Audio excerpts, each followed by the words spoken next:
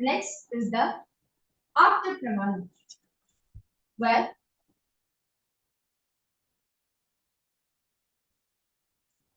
this after pramana is taken from the Srimad Bhagavad Gita, chapter 11, verse 8, where Bhagavan Shri Krishna vigorously says to Arjuna, न तु मां शक्यसे द्रष्टुम् अनेनैव स्वचक्षुषा दिव्यं ददामि ते चक्षुः पश्य मे योगमेश्वरम्. The translation goes, but you cannot see my cosmic form with these physical eyes of yours. Therefore I grant you to give one third eye vision. Behold my cosmic opulence. In the Hindu Purana, in the Srimad Bhagavad Gita, Bhagavan Shri Krishna initiates Arjuna for a third eye. See, behold the Vishwarupa darshan, the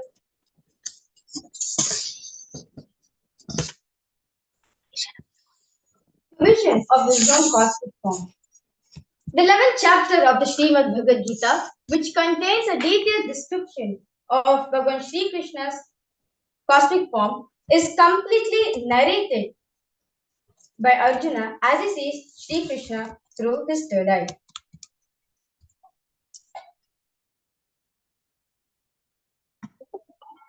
Inside and outside broke. The first experience is that I was able to see everything around me, above me, the whole 360 degree, 10 direction, below me, everything. I realized not only I was able to see, I was able to feel, experience. I felt that the skin of the stone on rock on which I was sitting and the skin of this body both carry me.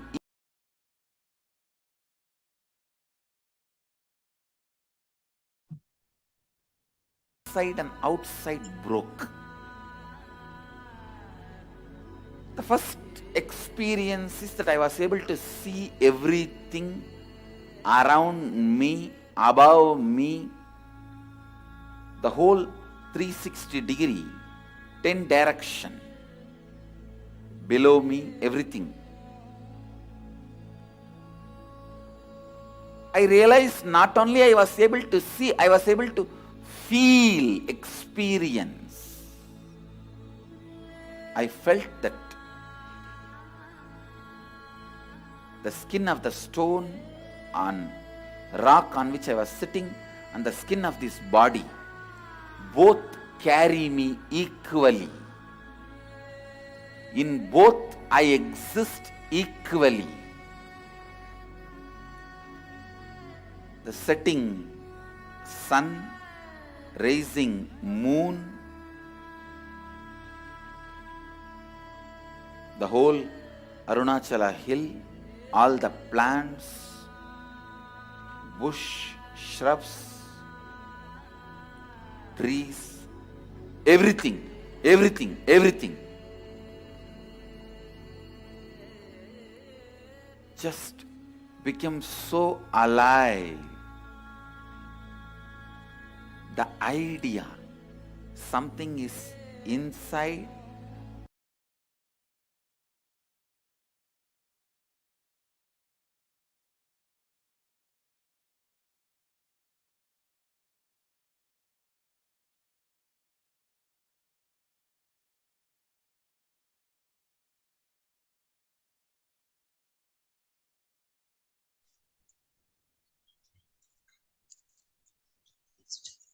And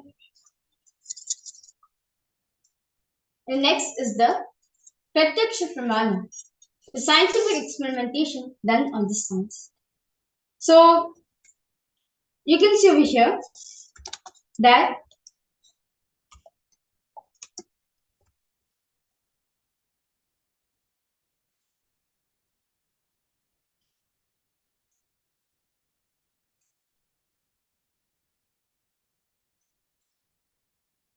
study was done on the Supreme Pontiff of Hinduism.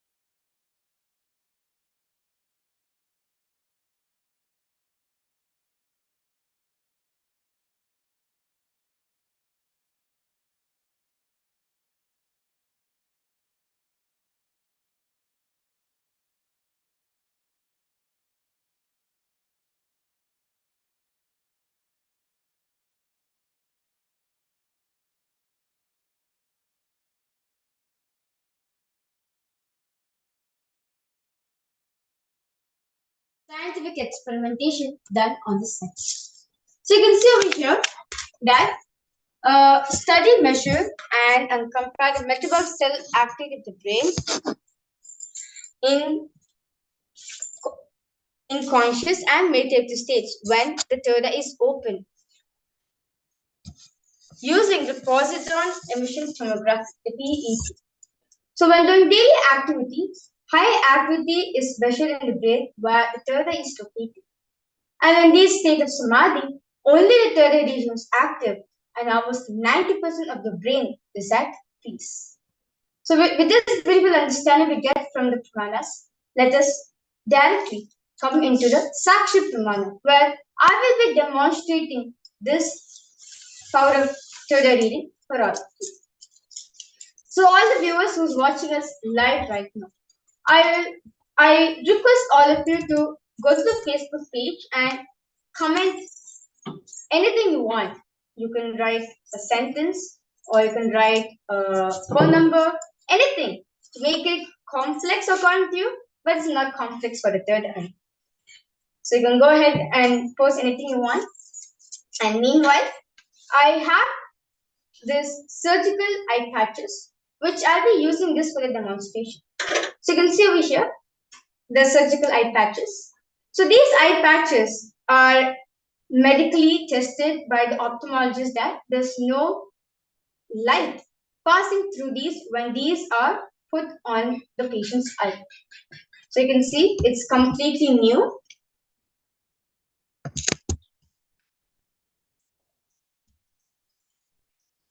And yes, during this whole demonstration, Masoni will be assisting me to show that this demonstration is done completely with full authenticity. So now, Masoni, I request you to put the eye patches on.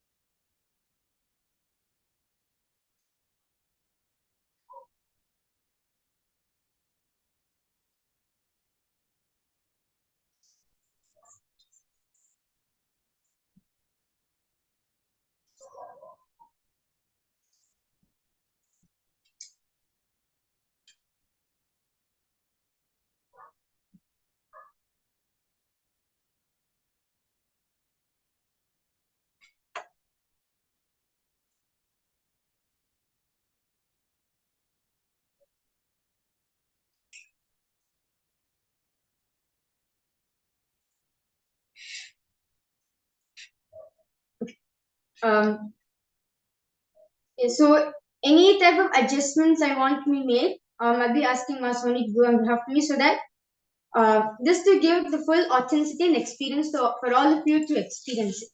So Masoni, I request you to just adjust this eye patch. Yes.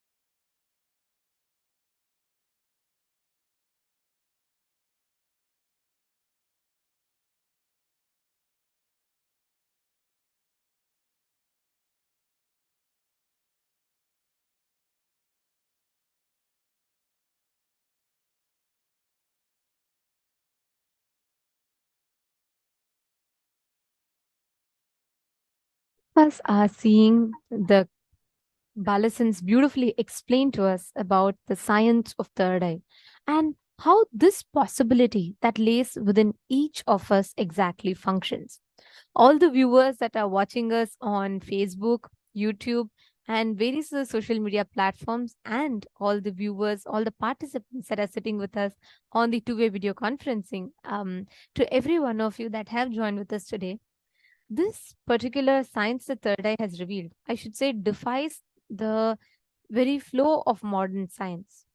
Because one thing in particular, we all saw about how Ma Virja was applying the eye patches. One thing is very important to note here is that the seeing through the third eye happens completely independent of light. Typically, for us to be able to see anything, right? What are we dependent on? The very science of seeing normally happens with the photons passing through our eyes and then we being able to see because of the light. So that is why light is very, very important to see. But for the third eye, the very first fundamental thing that happens is we are completely covering the light particles from entering the eye when we close the eye. And that is why these kids are not just putting a mask, they are putting a surgical eye patch, which will completely arrest the movement of the eyeballs and at the same time block any kind of light passing through. So that is a speciality. And now we all can see how these kids are going to be able to see through the third eye, completely blocking out all the light and only using their third eye with the eye patch to see.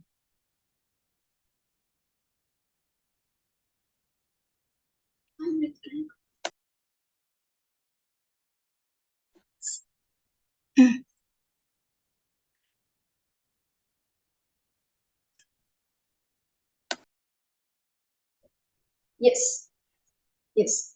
So yes, so now I will also verify to all of you that I have no sort of speakers or um, earphones around me to like basically to get any sound from the computer and in a smart Sony. I request you to check my ears if there's anything like that.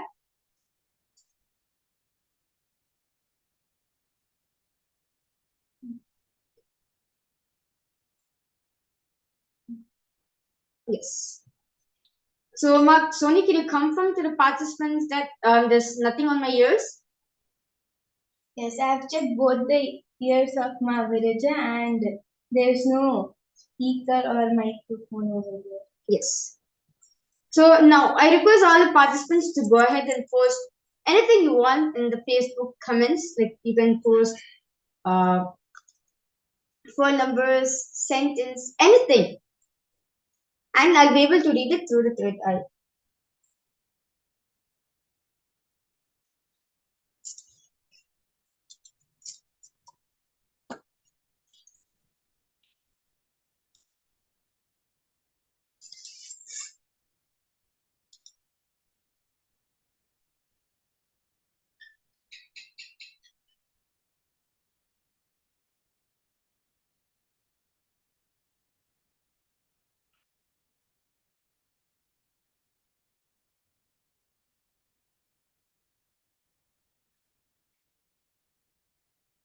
Yes, I request the comment sections to be enlarged.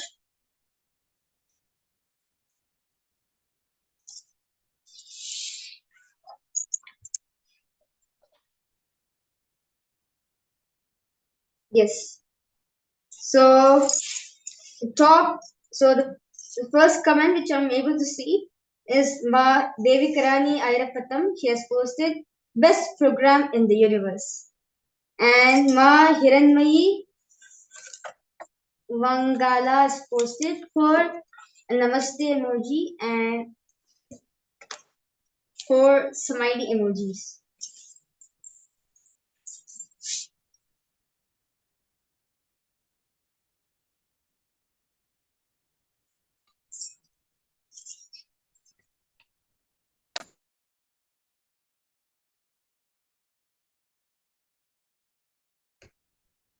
Yes, I request the participants to continue posting in the Facebook group,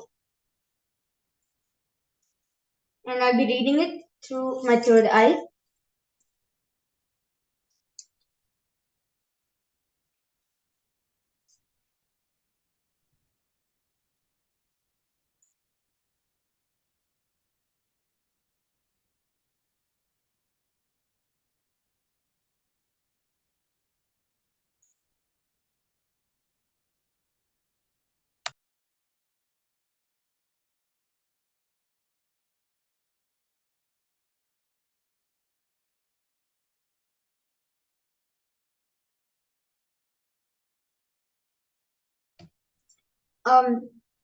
You can also post in different languages like Spanish or Chinese or anything. And I have a note. I have a A4 sheets and a marker so that I can write down whatever you have posted in the chat.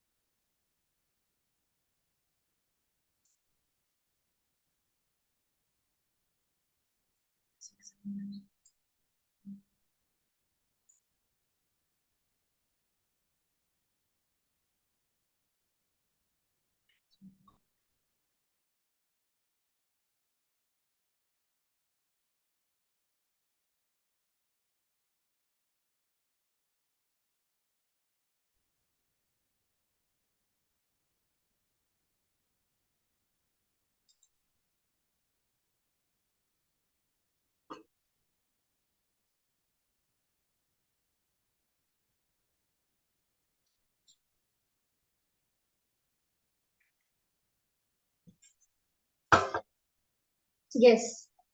Ma Shanti Bhas has posted deep gratitude Amayapane, Arunachala, Kailasa Nithyananda Paramashivam, and a lovely emoji and Namaste emoji. And N. Sriram has posted Om Namah Shivaya. And I request the comment section to be scrolled down. Yes. Ma Kirtana Manoharan posted an emoji where a girl with pink color hair is holding a heart. And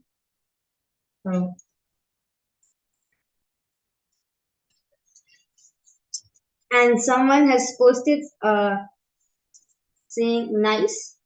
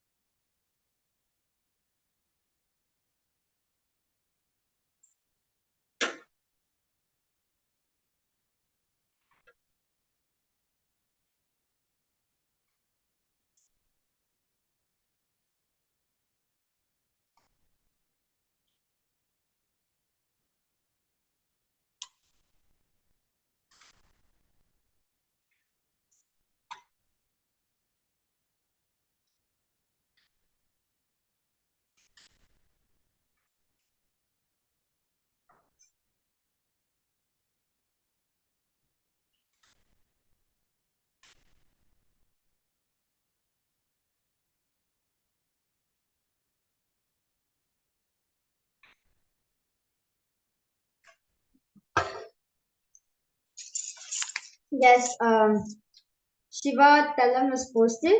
My love to Guruji for giving knowledge. And Mohini Deb has posted Kal Kal Bhairava.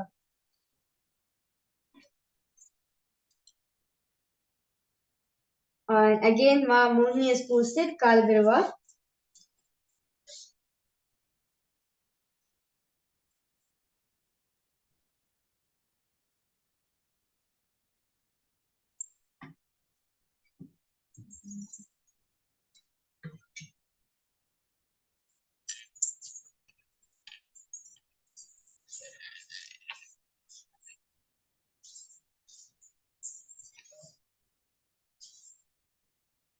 Yes, and Sri Ram has posted Har Har Mahadev and Swamiji. And yes.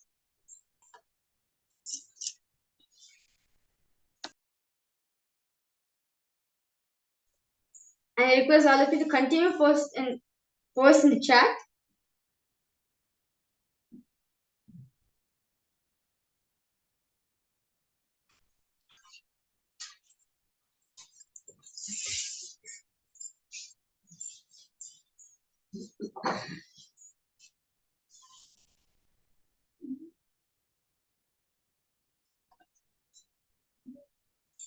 Yes, so yes, Ma Mohini has written back saying correct.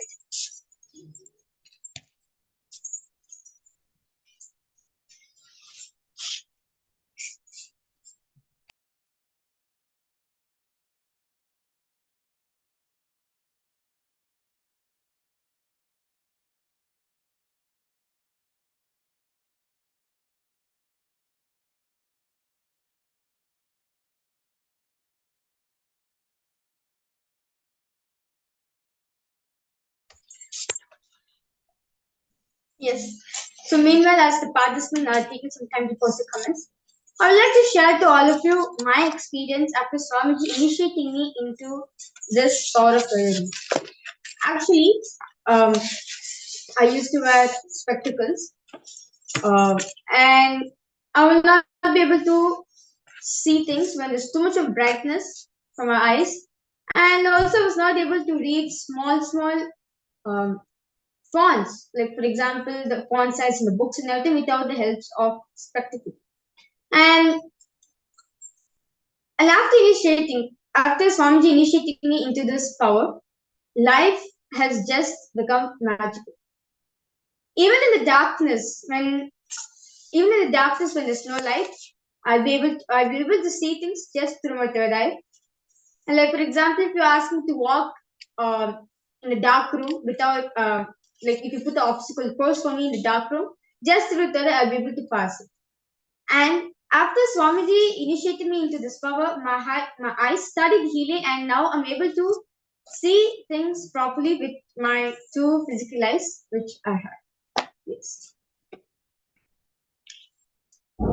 Yes. So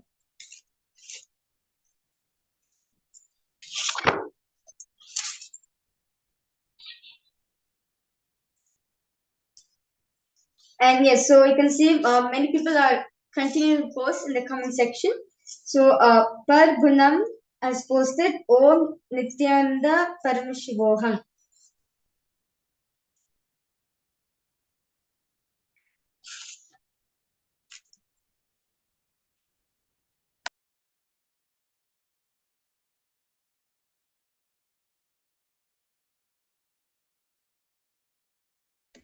Yes. So along with me over here, I have a book. Yes. So now I'll be reading few pages from the book, and Ma Soni um, will randomly be opening the book and giving the page number for me, and she will be verifying whether what I'm reading is right or wrong.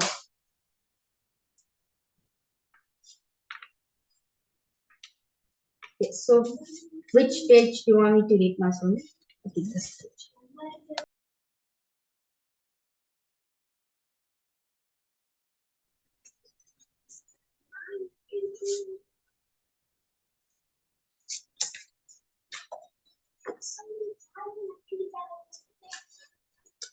Okay. So the title of here is written Power to See One's Thought Currents and Emotion Currents. The ability to read someone's thought, seeing emotions as an aura is another power currents. It's another power currents happens when a person is able to connect with their being, their very core, as there is no being who's unknown to Sadashiva, who is the embodiment of the cosmos itself. When someone connects with the others through the third eye, their inner space becomes visible as well. The power can manifest as ability to read the thought currents that run a person's life, or as their as the ability to read their minds, the things on their mind, for example, any action they want to take, any objects they desire. Often it manifests as both together. Yes, so Masuni, I want you to verify whether what I read was it correct.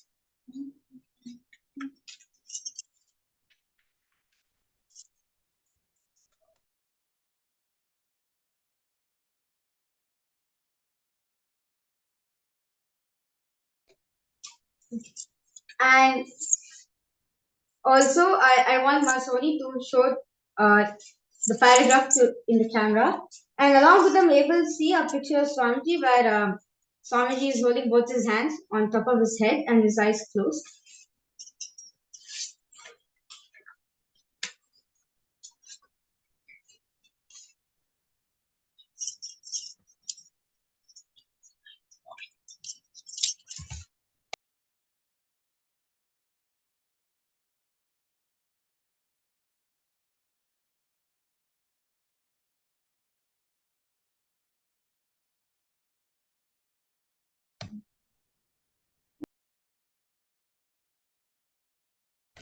Yes. Thank you, Sonima.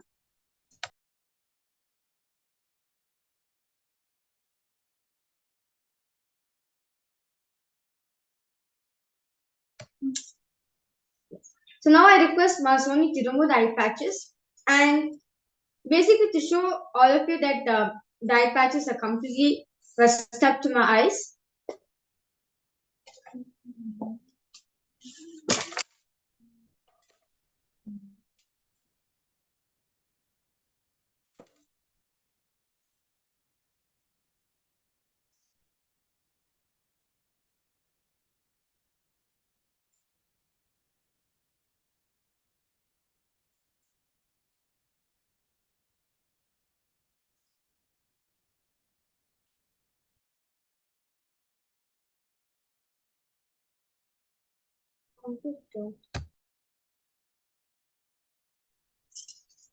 Yes. This whole demonstration was to show all of you that these possibilities are there, each and every one of us. This is not for it, it's not for me to show that only I have these powers or a few selected beings have these powers in this planet. No. It is to show all of you that each and every one of you has these powers within themselves. You just need an avatar, an incarnation to awaken these powers within yourself, these higher possibilities which is there within yourself. As Swamiji says very beautifully, a person who has a head has a third eye. So these powers are just sitting inside you, locked, which can unlock just by one initiation of an avatar.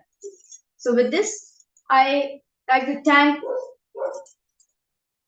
everyone for witnessing this beautiful demonstration. And with this, I would like to conclude this segment of power manifestation.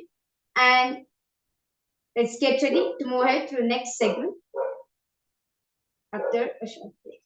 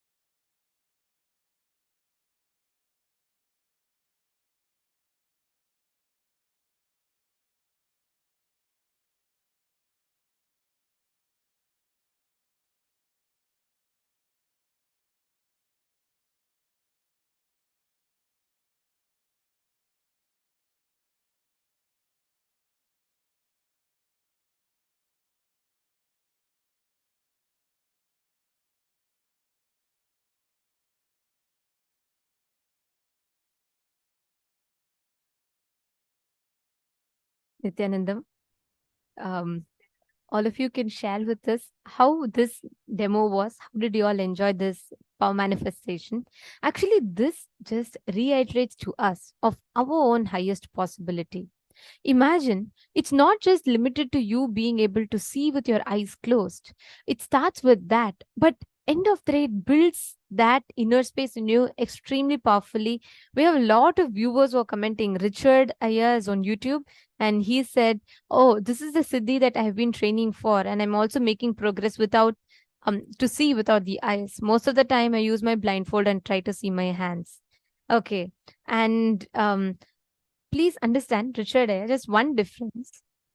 This is possible as a practice. We all would have heard about something similar to this called the midbrain training, where people train to awaken one part of the brain.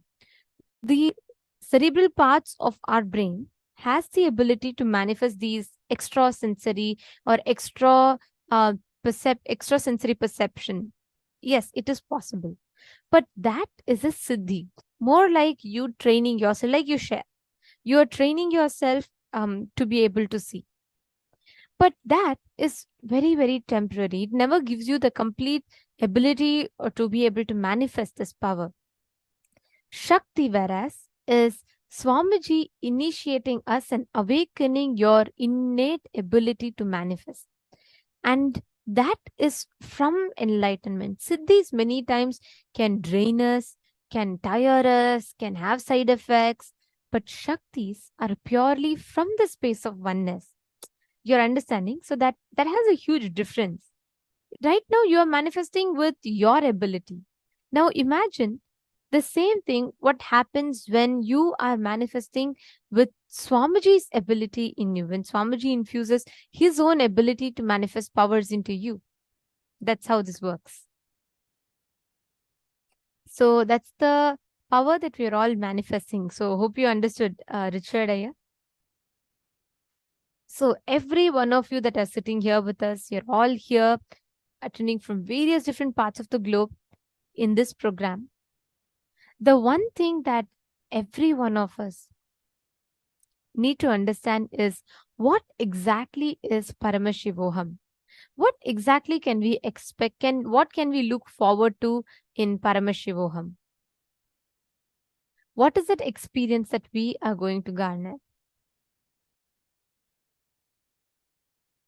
Is going to be about that. We are going to be learning that in this very first session. And see the program that we all are experiencing right now. This program is open for everyone. It's like you can be from any country, you can be of any religion, nothing matters, because Swamiji says not just all human beings are equal, but all beings are equal in Kailasa, because every single being is infused with consciousness. Swamiji has opened this to all of us, and we are all going to be learning and experiencing some of the many, many, many profound truths, profound revelations. I have one request to all the viewers that are watching us. Please make sure you're able to be tuned into the sessions as much as possible. As much as possible, please do not miss out on any part of the sessions, because the intensity with which you are sitting, the intensity with which you are practicing, the intensity with which you're listening, all of these directly influence and impact the experience you would be having. Today, especially when we are going to be experiencing some of the most powerful initiations, like today we are going to learn the science of manifesting the reality that you want to manifest. Whatever you want, anything that you want in your life, you would get the key, the master key to manifest that. And that is what all of us are going to be actually entering into right now. I just wanted to request every single one of you here, please make sure you're tuned in throughout the day. And whatever questions you are having, feel free to ask. You can comment on the Facebook Live, YouTube Live, especially all the viewers that are watching us through the Facebook Live of Kailasa's SPH Nithyananda Paramashivam Facebook page or Kailasa's SPH Nithyananda Paramashivam YouTube channel. All of you can post it in the comments section. And we will be taking your comments live. We'll be reading out your comments and answering your questions if you would have any. And same way, all the participants that are sitting with us on the two-way video conferencing, actually, you all have an added bonus because today during the darshan, you're also going to be able to experience the darshan where you're also being seen by the avatar. It's called as Nayana Deeksha. More on this topic in the later part of the day. And now let's enter into our very first segment, the session where we are going to be learning about what exactly is this Paramashivoham program. And the Paramashivam program, what are we going to actually be learning in this? Let's listen to the revelation now from Swamiji. Listen. Simple, straight introduction. I am Paramashiva. Paramashiva himself is manifesting as Paramavatara in this body. He will do it. He will do the Paramadvaita, ultimate superconscious mutation for all of you.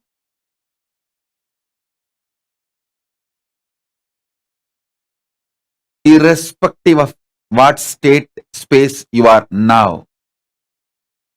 Forget about what state, space you are now. All that does not matter.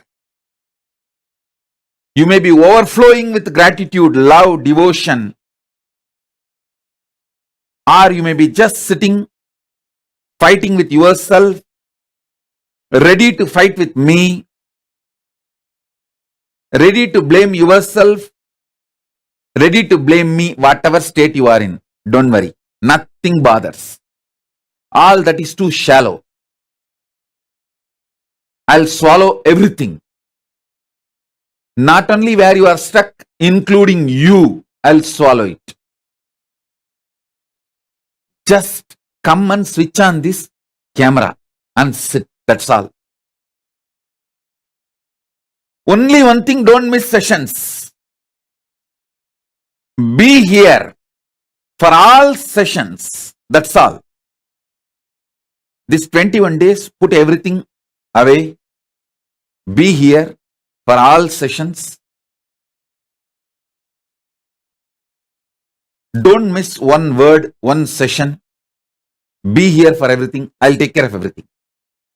See, I know the human mind more than you know you. More than you know you, I know you. And I have a solution. I only have to do, I'll do it. I will do it. Listen. Actually, I just want this 21 days time from you. That's all I need. And I am interested in manifesting in you.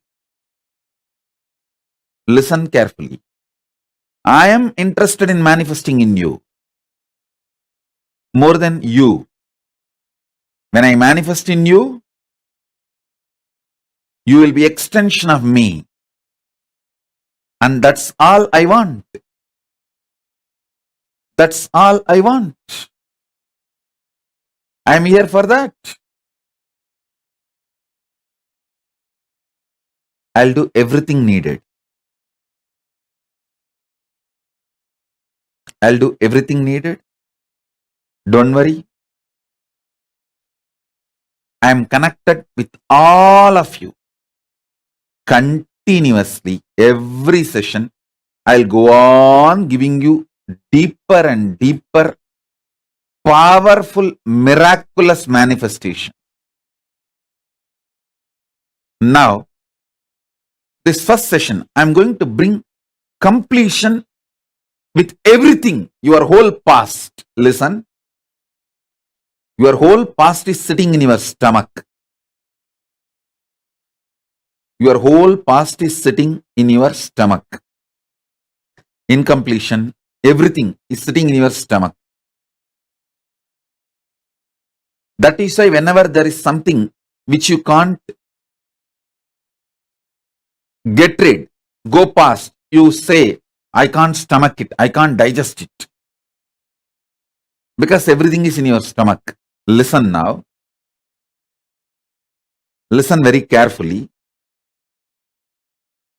I'll swallow everything, all of you, and your incompletions and finish it up. This one session, listen, last almost 4 years. In 2018, I withdrew from human society and stopped meeting public. Only very few handful of people I met after the 2018. 2018 is the last people saw me in public. Now it's almost 4 years.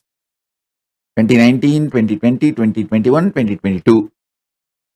Almost 4 years. Only few months, less than 4 years. Listen. My whole being is fully charged for this superconscious mutation process. I just need 21 days of your time so I can really make it happen inside you.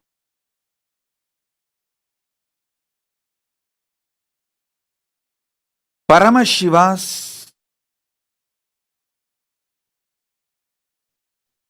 superconscious mutation manifestations.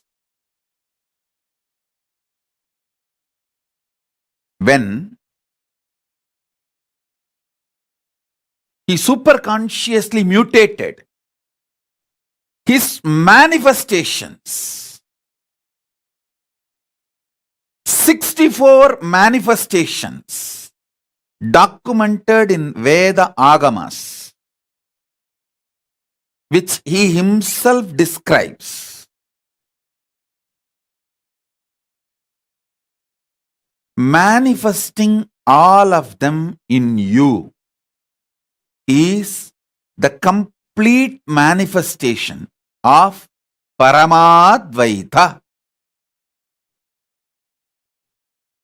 Listen. Paramashiva's own superconscious mutation manifestations, 64 manifestations he himself describes in Vedagamas. Lingamurti, Lingodbhavamurti, Sadashivamurti, Mahasadashivamurti, Umamaheshwaramurti, Sukasanamurti, Umeshamurti, Somasgandamurti, Vrishabhantikamurti, Natarajamurti, Dakshinamurti, Mahakalabhairavamurti. His own 64 superconscious mutation manifestations, initiating all of you into this, making all of you manifest this 64 is the message from Paramashiva directly from Mahakailasa. Listen, all these are 64 forms of Paramashiva. Ardhanarishwara. Listen carefully. First time ever I am initiating people into this. First time ever I am initiating people into the superconscious mutation manifestations of Paramashiva, all the 64. See, separately I initiated people in Dakshinamurti manifestation. Separately I initiated people in Kalabhairava manifestation. Separately I initiated people in Nataraja manifestation. Separately I have also initiated people in Lingamurti manifestation. Like different individual manifestations of Paramashiva I have initiated, like Lingodbhava darshan. Through that Lingodbhava Murti initiation I have done. But first time, all the 64, this Paramashivoham, you are going to experience all the 64 and this whole Paramashivoham. Initiation into superconscious mutation manifestations of Paramashiva. All the 64 manifestations. Like Gajasamhara Murti is one manifestation. Tripurantaka Murti, Sandhya Nritta Murti, Gangadhara Murti, Jwarabhagna Murti. Each of these manifestations, Kshetrabala Murti, Kalantaka Murti, Bhikshadana Murti, Pasubhada Murti, Varaha Samhara Murti, Brahma Sirascheta Murti, Gauri Leela Samanvita Murti, Ekabada Murti, Jvalantara Vada Murti, Agorastra Murti, Vatuga Murti, Lagulishwara Murti, Guru Murti, Tripada Trimurti, Gajantiga Murti, Kirada Murti, Veerabhadra Murti, Abattuttarana Murti, Kamadahana Murti, Matsya Samhara Murti, Rakta Bhiksha Pradana Murti. All these are various superconscious mutation manifestations of Paramashiva.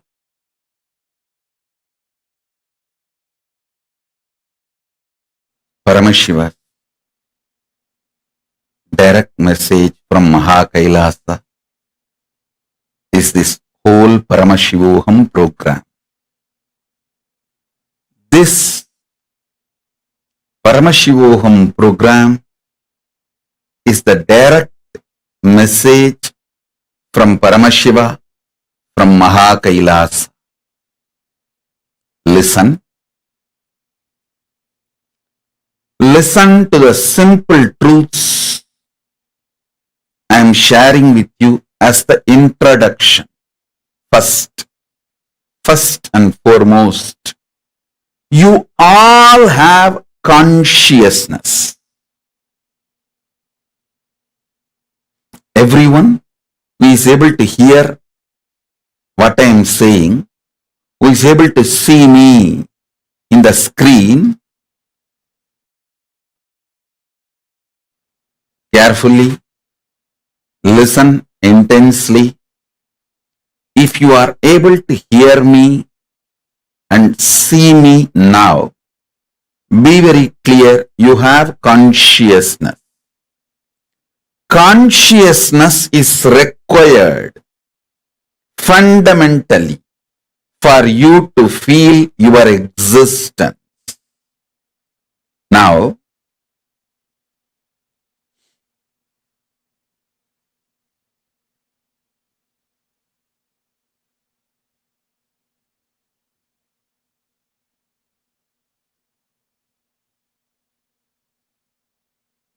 through various programs in the past, I helped all of you to manifest various possibilities and powers of your consciousness. Listen. Now listen carefully. Let me repeat. You all have consciousness, and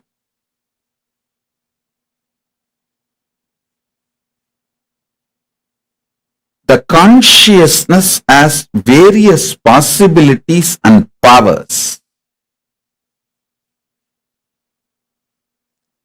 Through multiple programs,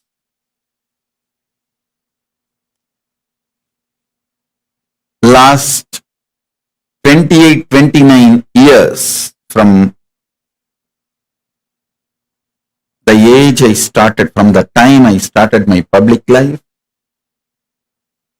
till now, I have given various programs to help you, support you, initiating you to manifest various possibilities and powers of your consciousness. Now, in this program, I am bringing a new upgraded beginning, something extraordinary, grand. Listen. Something extraordinary, grand, absolutely new. I'll tell you what it is. Your consciousness can act like an airport. Your consciousness can act like airport for Paramashiva and various beings of Kailasa, gods of Kailasa,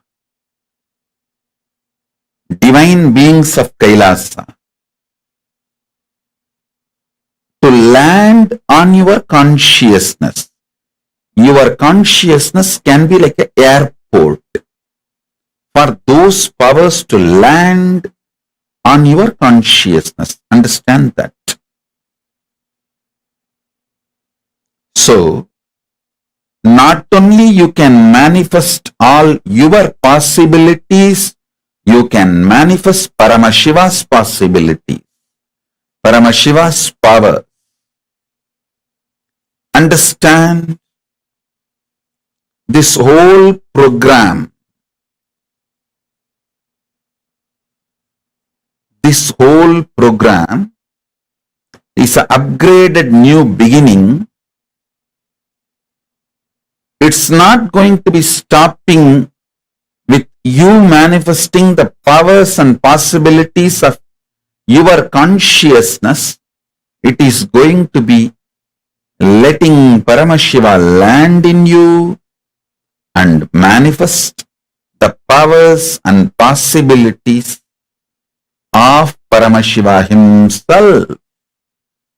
Listen.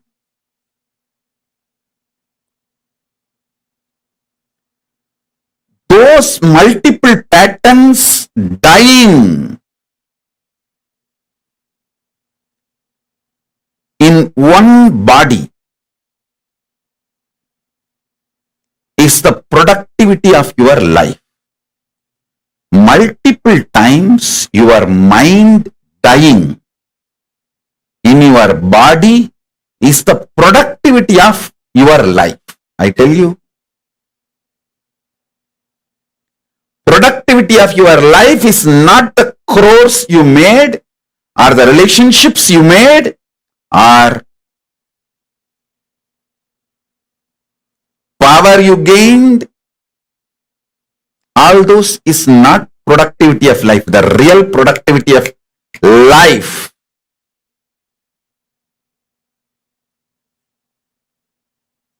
is multiple time your mind dying in one body, in your body. Wasting of life means same mind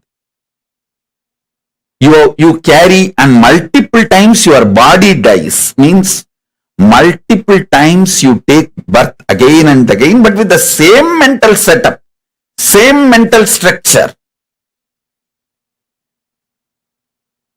That is what I call it wasting of life. Listen,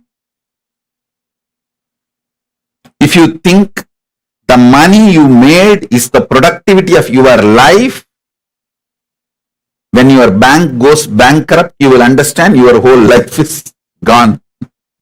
It just melts down with the zeros for which you spent day and night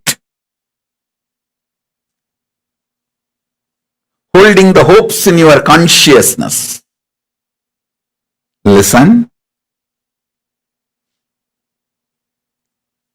If you think the buildings you built, the organization you developed is the productivity of your life, no, that is productivity of your country, who inserted greed in you, his productivity, not yours. Listen carefully. If you think the buildings you built or the organization you created is your productivity, be informed, it is the guy who inserted the greed in you. It's productivity of him. When you die, the country is going to have that building.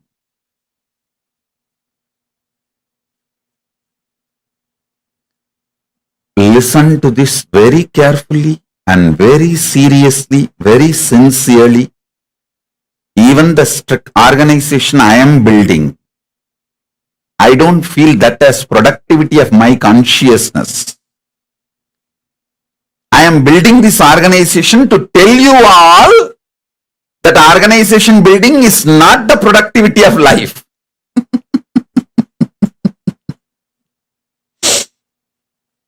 To give you the truth, I am building this. Truth is this. Productivity of life is the number of times your mind died in the same body. If you can kill multiple times your mind in the same body, your life is productive. Your life is productive.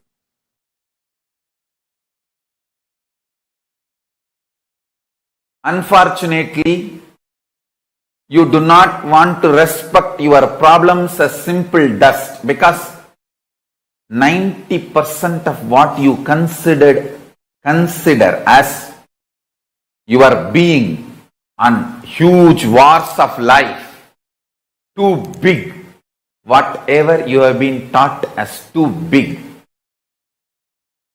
as core of your being, is mere dust.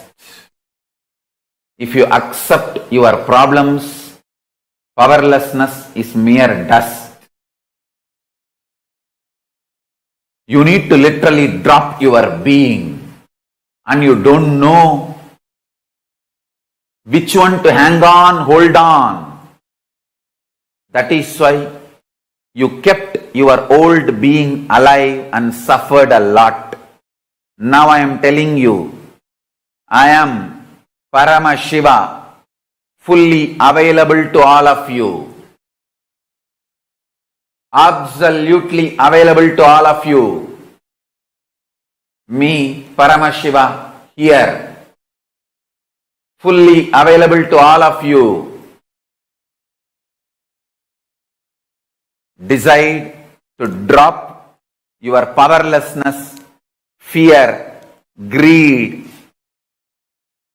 non-integrity, a low way of existing. Drop all of it. I am available now here. Understand?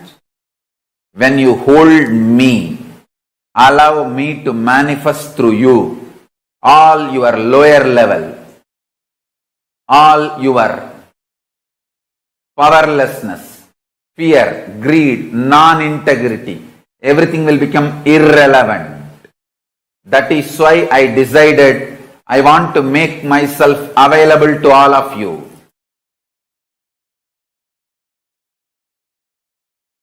That is why I broke all the social structures,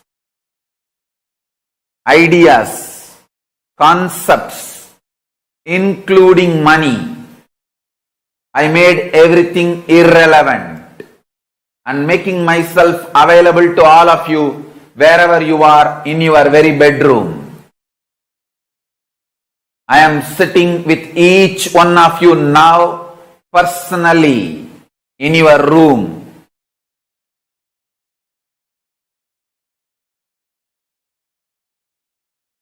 If you want to test, put a chair in your room and keep the form, photograph, Atmamurti of this form. Check. Every night you will have the impression on the chair I sat. The chair will have the impression of me sitting. And the manifestation of Vibhuti, Kumkum, Akshada, Jnananjana, all the auspicious energies. I am sitting with each one of you personally, individually, and making myself available. This being is now available to all of you, to each one of you.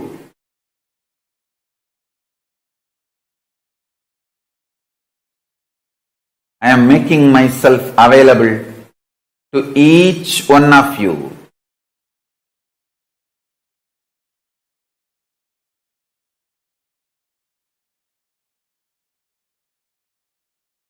To each one of your being.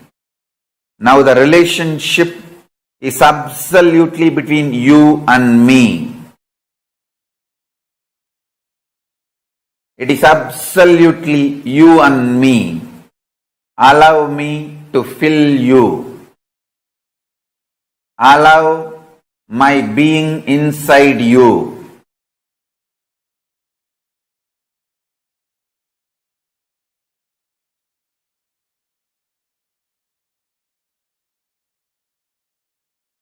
When you start tasting my being, all your past fears, greeds, powerlessness, everything will just become irrelevant.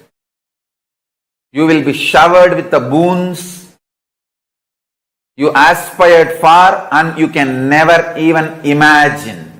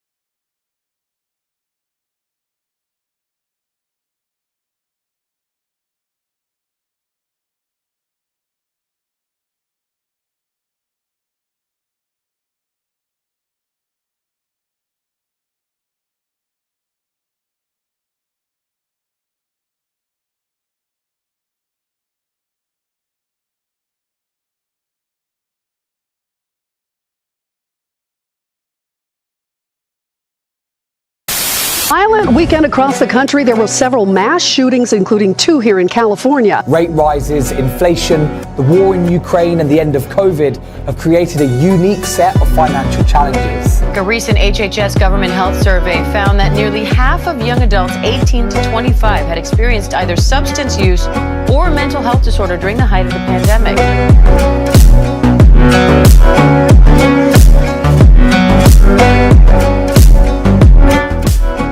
And visualize yourself as Sage Vashishta.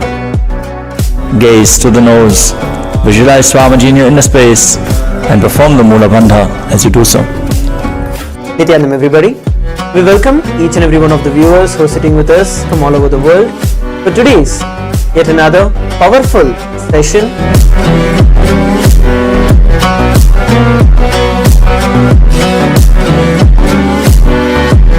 Followed by the very special darshan of the Supreme Pontiff of Hinduism.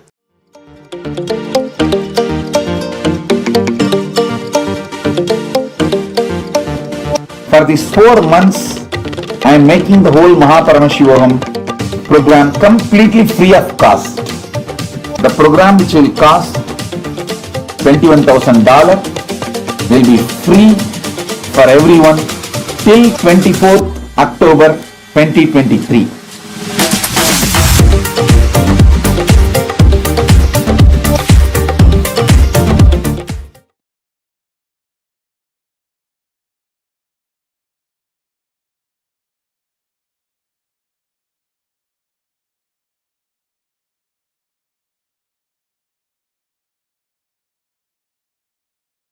The Paramashivoham is gifting this exact science that Swamiji explained to all of us through this 21 days. In fact, through this whole Chaturmasya period.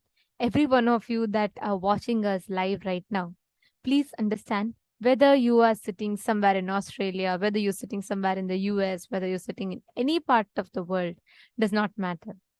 Because here, in the presence of the avatar, in the divine presence of the avatar, you literally have you are incubated to be able to manifest this science, and literally provided that the most conducive atmosphere for you to experience the phenomenal transformation that this science can lead you through. Actually, the most exciting part is how Swamiji, without even our effort, or you don't need to do something as like your effort into this. You just need to be here, just listen. Swamiji would transform your life completely. Like how Swamiji said, all you need to do is make sure you don't miss the sessions. Make sure that you are not missing any part of the day. You just listen and participate. You just be here. Swamiji will take care of everything. Swamiji will give you what exactly you're looking for and much, much more. And Swamiji beautifully explained one thing. He said the productivity of the life is not you building organizations. It's not about you building some huge buildings. That is the productivity of the society that instilled that greed in you to make you go and build a certain building, or for you to be able to build an organization. The real productivity of your life is the number of times that your mind dies in you and you are able to give rebirth to yourself. This Paramashivoham constantly rejuvenates your inner space. It is focused on the real productivity of life. It's not about you, how many times you are building, like how many buildings you're building in your life. No, it's not about how much money you're making in your life. It's not about how many relationships you have in life, successful relationships you have in life. It's not even about how much of contribution you're doing to others in life. No, the first key thing here is how many times can you rediscover yourself? And have you harnessed your complete potential to be able to rediscover your inner space? What exactly is happening in your inner space? What exactly goes on in your inner space? You being able to rediscover yourself completely. That is the real productivity of life. And Swamiji had so beautifully taken all of us through that to explain to us the science, how you, a normal human being like us, can experience these extraordinary abilities of being able to discover our inner space, be it anger, greed, fear, lust, any of these emotions that we are all stuck with. Many times, which we feel, most of which we feel are beyond our control, completely is taken care of by Swamiji here so beautifully. Can I request all the viewers and participants, can all of you take few minutes and write what did you understand so far as to like what that you are looking for in this program? The whole program, the Paramashivoham program, is directly a message, that message from Paramashiva. You have conscious, and your consciousness can act like an airport of Shiva and various divine beings of Kailasa to land on. So not only that you can manifest your possibilities, you can manifest Paramashiva's possibilities. And how many times have we all wondered, right? Like, okay, so is this all that I can do in my life? Is this the maximum? Or sometimes you think you already know your peak potential. You think you already know this is exactly what I want in my life. But you will start noticing that even after you achieve that, you still don't feel fulfilled. See, that's because how much ever we are trying to run in this little rat race, like all of us are trying to achieve something. And we go on and on thinking that we're going to give fulfillment. Needs one car and I'm going to be fulfilled. Then you see that your neighbor has gotten a new job opportunity, and then you immediately want that. Like Swamiji says, when your neighbor buys a new AC, the temperature of your house suddenly goes up. See, this time, all of us are looking for that fulfillment. But the truth is that fulfillment is there within us. And we just need to learn to tap it. Now, what does that mean? It's not just you have to sit in meditation alone and like you don't have to experience your life. No. Swamiji says you have consciousness and your consciousness is so powerful. It's like an airport. All the divine beings, gods are real. Gods exist. Paramashiva is real. All the gods and goddesses are real. And they can come down and your consciousness. So our consciousness is like an airport. And that powerful experience is what one of the experiences you're going to be experiencing in this program. One of the most important aspects, in addition to this, is how you are becoming a platform for the divine energy to land in you. And what does that mean, right? If you see, many times we have so many different ideas, the constant things that we carry in us, the constant thought currents, I should say, inner chatter we carry in us. That's the right word to use, right? Even now, right now, as you're listening, your mind may be wandering off somewhere. Okay, what exactly will be happening in my office? Oh my God, I needed to submit this project. Oh my God, I'm going to be sitting here for 21 days. What about my work? Or you could even think about, okay, what's for breakfast? Our mind takes us all over the place.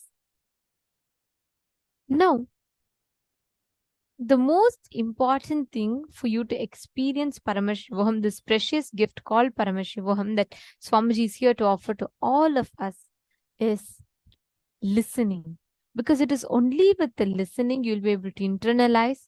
Only when you internalize, you'll be able to live the truths. And only when you live the truths, you'll be able to experience them as reality in you. So it is very, very important that you first understand, you listen. And this listening is the key to experiencing all the gifts that Swamiji is giving us in Paramashivoham. Now, let us do a very quick exercise.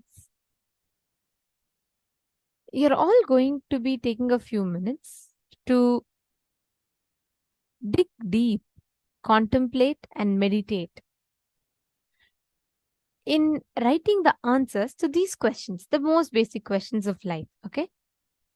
What is the purpose of your life? What do you aspire to be? What motivates you to wake up every single day? And what do you value the most in your life? I request every one of you to take a few minutes. Let us start. Request every one of you to write down.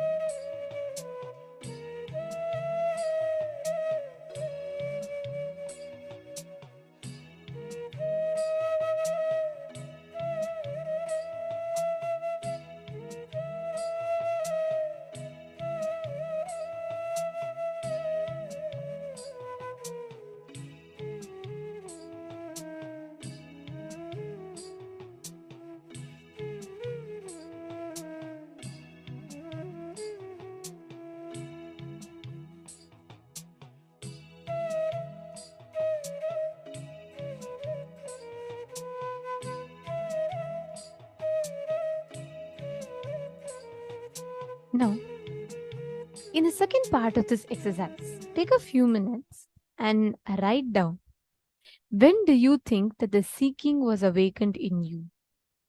Have you had any spiritual experiences before? And how did you come to know about the program?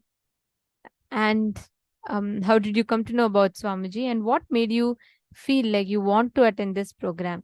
I request every one of you to take a few minutes and share this with us. You all can also post it in the comments, and I request all the participants, you all can post it to us in the chat.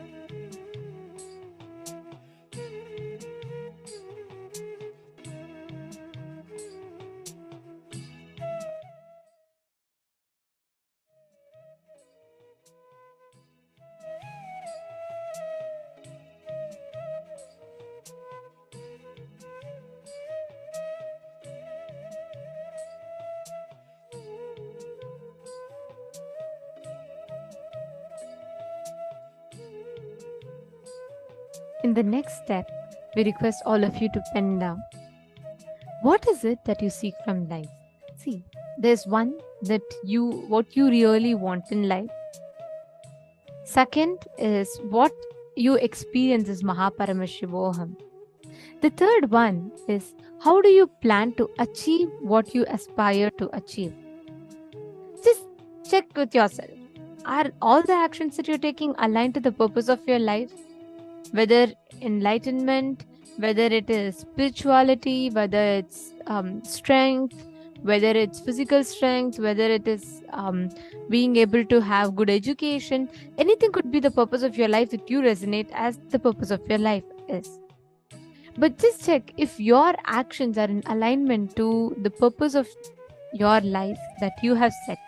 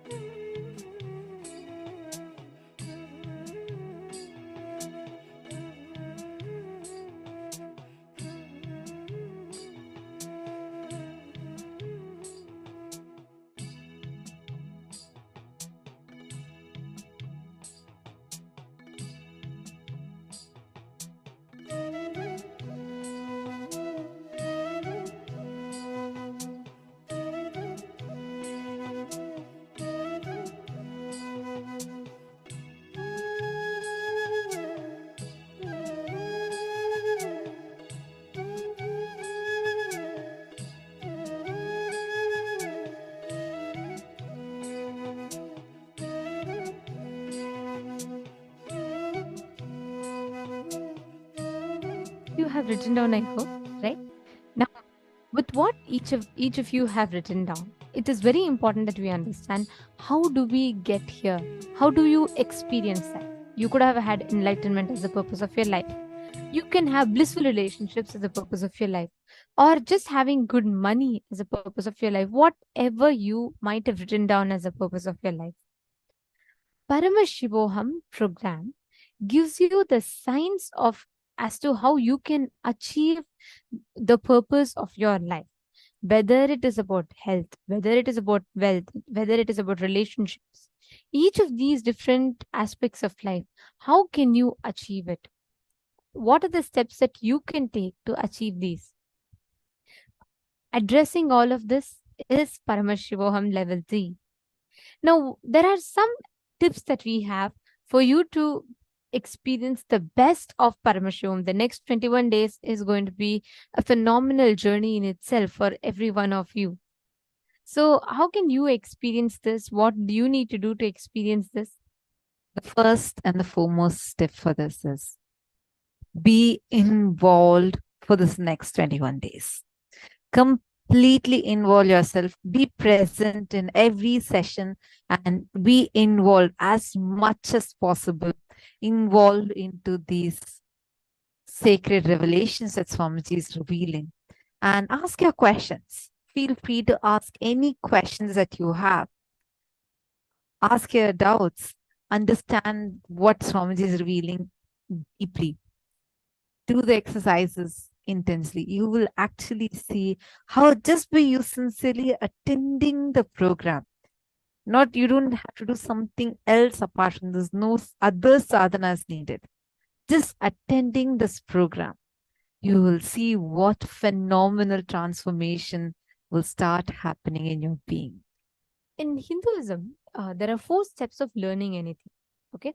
So one is Shravana. Shravana is where you listen to something. Like, for example, you're learning the science of completion. You're listening to it and you're learning it. That is Shravana. The first 25%. The next 25% is Manana. Means you internalize what you listen to. You internalize the thoughts, you internalize the experiences. And the next 25% is you discussing, you analyzing, understanding the subject and enriching about that. asking questions, questioning your answers, answering your questions, both. And the last 25% is nididhyasana, living these extraordinary truths and practically applying them in your life to see what is the outcome of these extraordinary truths and how do you apply it and what do you need to change for you to gain the maximum benefit of these truths. And in this Paramashivoham, you are going to be learning like so many different truths through the day. The only thing you need to do is make sure you cover these 4 steps for learning. Shravana, you listening, the 25%. The second 25% is Manana. The third 25% is Khandana Mandana or Vakyartha Siddhas, Vada Prativada. You discussing on this, you answering your questions, questioning your answers on this. And the last is by living it, practically applying these truths. I see many actually posting. I see many participants posting it in the chat. Ma Anita is saying, I came to know about this program through Swamiji's disciple. I've been listening to Swamiji's video and talk for the last 2 years, looking for the inner awakening, following spiritual practice for the last 10 years. That's wonderful, Ma Anita. Welcome. Lovely to have you here. And you can also share with us which part, which country are you from? And definitely, I'm very sure you would see, just be here in the program as much as possible involved. Like you can ask your questions and like, if even the understandings you have, you can share with understandings. You will see the transformation that starts happening in your being, the alchemy that starts happening in your very being. So lovely to have you here. And see, many of you have posted, Bhavna Paramar had posted that she just wants oneness with Swamiji and moksha and has known Swamiji since 8 years. Through my sister, I found Swamiji and completed all my karmas. Wonderful, Ma Bhavana. Thank you so much for sharing that. And you would actually see, I have been seeing you when in previous program also had attended very sincerely. Just continue the same sincerity.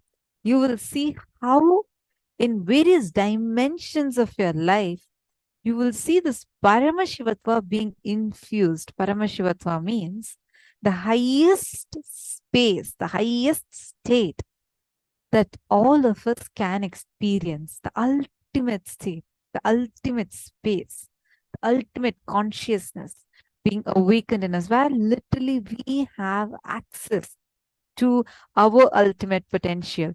And you would see how that powerfulness and the divinity is getting infused in various aspects of your life. And you'll see all your desires and the boons that you're requesting for is going to manifest as a reality. Wonderful, lovely to have so many of you here, Nityanandam. One of the most important aspect of this program is that all of these 4 happens, like whether you listening, you internalizing, you learning, but there are always certain parts which even we do not know we have, which are called as blind spots. Like even you don't know the unsaid, the unknown part components of you, which even many times you will not know how exactly you need to tackle them. And with an avatar, an incarnation, who's that highest manifestation of the superconsciousness, he simply transmits that as an experience to us, and he removes even the unknown components sitting inside of us. Now, the next step that you all need to know to experience the best of Mahaparamashivoham is continuously interact. Be there with us through the day.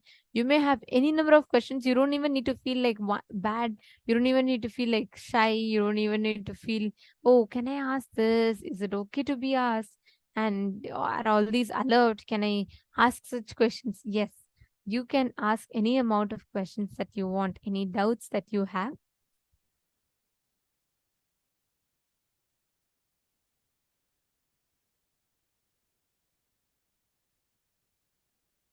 tip we have for all of you is invoking the presence of Swamiji where each of you are sitting through the most powerful the physical presence you can invoke through the Atma Murti.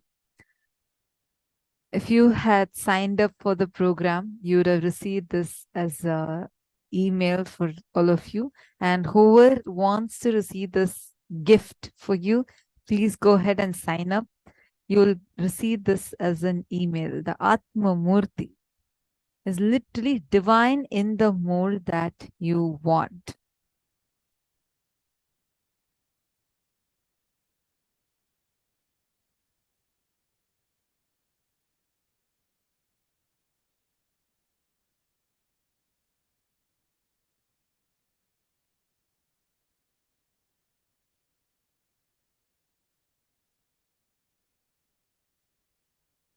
Next is the Nithyananda Sabha.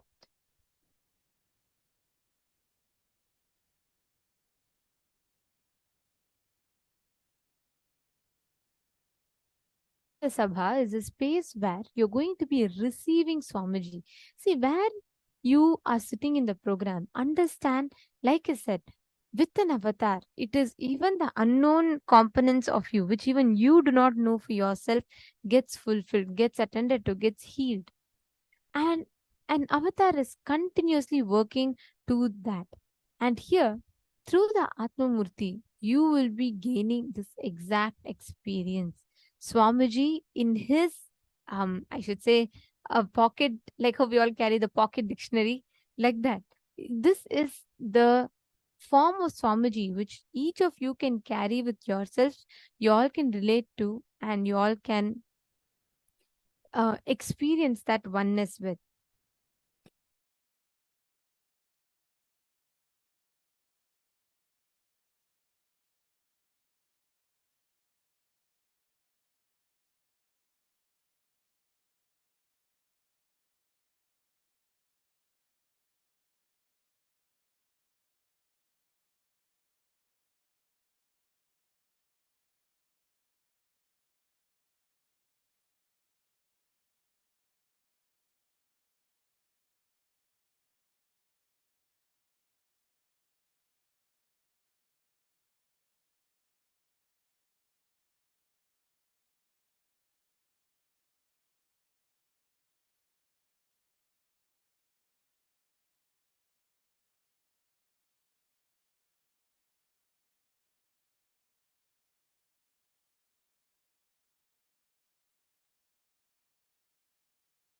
Ji had given a boon. Swamiji said that all the program participants, especially like all the Paramashivam participants, Swamiji had given a very powerful boon. Swamiji said that you all can keep the Atma Murti and put like dedicate one asanam for Swamiji in your room, wherever you are in your room. And you can just keep that, like make sure you cover it with a cloth. You will see during the darshan, and make sure that it's in your Nithyananda Sabha. We'll be explaining what is Nithyananda Sabha now. Just keep it during the darshan. Make sure it's in front of the camera. You would see how literally you will be able to see Swamiji's imprint. Like if someone sits and gets up, the cloth will have certain imprint. Like you will feel that you'll know clearly someone has sat and gotten up. You will exactly see that right after the darshan in the asanam that you have kept for Swamiji. It's a very good one. Literally, Swamiji will be manifesting physically for us through his Divya Sharira during this program. And the Atmamurti helps a lot for us to be able to experience this in the best way possible. Because the Atmamurti is like a physical form. It's physically Swamiji in the mold that you want, whichever form that you are connecting with, that of Swamiji, you can have that as your Atmamurti. We have specific Atmamurti, which is blessed and energized by Swamiji. We'll be sending that as a gift for all of you. And you can print that and it should be printed as a 3 feet deity. And Swamiji will be blessing that and energizing that. We'll detail this out in the email, and we'll be sending out that email to all of you. And the next we're going to be setting up is the Nithyananda Sabha.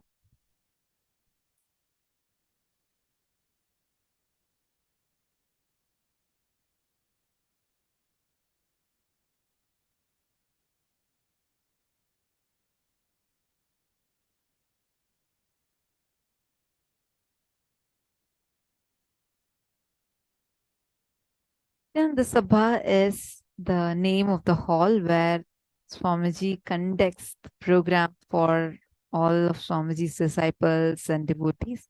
It's a place and a space where the energy and presence of the Supreme Pontiff of Hinduism is felt very strongly and powerfully.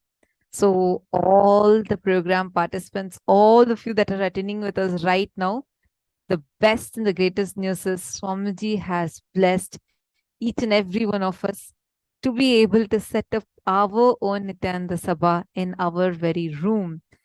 Wherever you are, you can set this room up and you will be able to experience Swamiji. You'll be able to experience his physical presence, experience his energy there. Nithyananda Sabha in your very room for Supreme Pontiff of Hinduism to bless and energize the space and entangle with you through the energized space.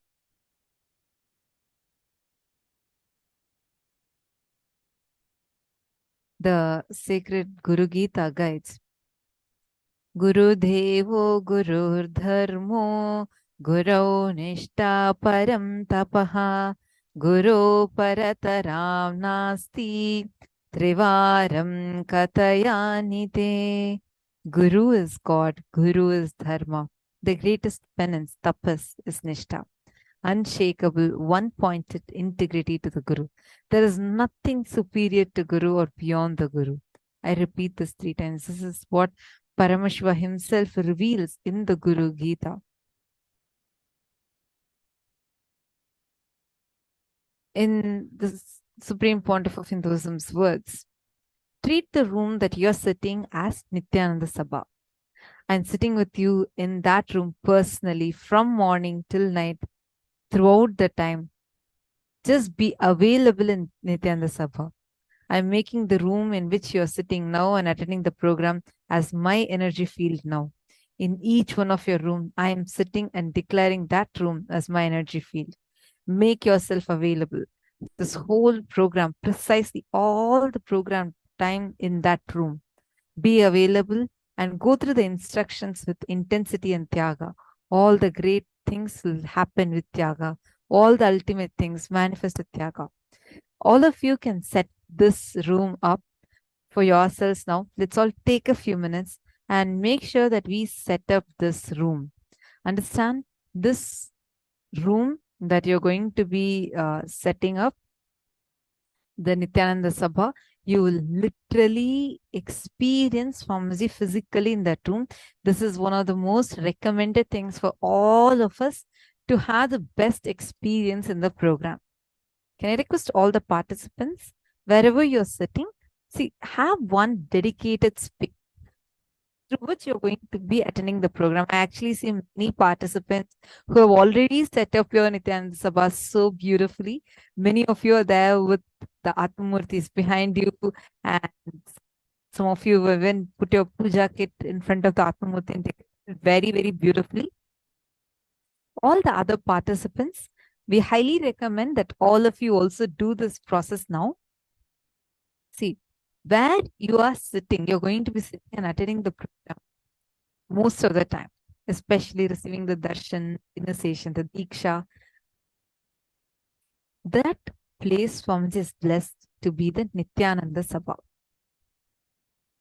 Literally, this is a sacred sthala.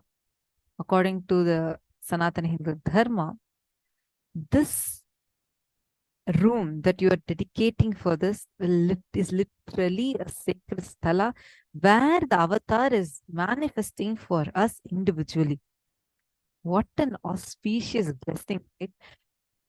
our own. You don't even need to do some tapas, go somewhere, travel somewhere. Literally, Swamiji extended himself such that he will manifest for us right now, irrespective of where you're sitting and which corner of the world you're sitting in. Swamiji is manifesting right now. He will be landing and gracing with the darshan to all of us. So place a simhasan, even don't have a simhasan or svikasanam, even at least a chair you can dedicate it for Swamiji. Decorate it beautifully, put a beautiful cloth and decorate it with some flowers and fragrance, and place the Atma Murti on the chair or on the asanam, like how it is shown in the picture. You can offer the sacred oblations, puja, and the Naivedyam to Swamiji. And Swamiji is literally sitting with you right now. Understand? We'll listen to Swamiji revealing this earlier in the session. Swamiji is blessing all of us with this powerful boon. All of you can set it up. Take a few minutes quickly and set it up. All the participants that are sitting with us on the one way, meaning you all are sitting, watching us live through some social media platform, we highly recommend that you also prepare this in your room, wherever you might be. Dedicate a space where you would be learning these revelations, where exactly you're going to be receiving these truths from. See, this really helps a lot in terms of how your experience is going to be, how exactly like you are going to experience the sacred truths in you. So please make sure that this room is separately dedicated for you receiving this program.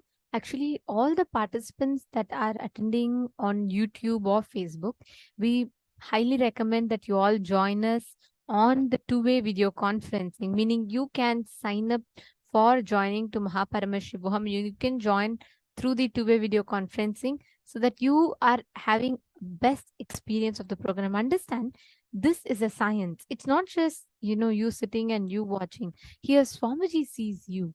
Swamiji initiates you by looking at you. Swamiji's eyes falls on you. So that itself is a very powerful experience in itself. So I request every one of you, Ma Lucy, Ma Chetana, Ma Zingjing, Ma Krista Menard, Ma Natali, every one of you, just have, when you sit with the Atmamurti and you will see the kind of a powerful effect that itself will give you.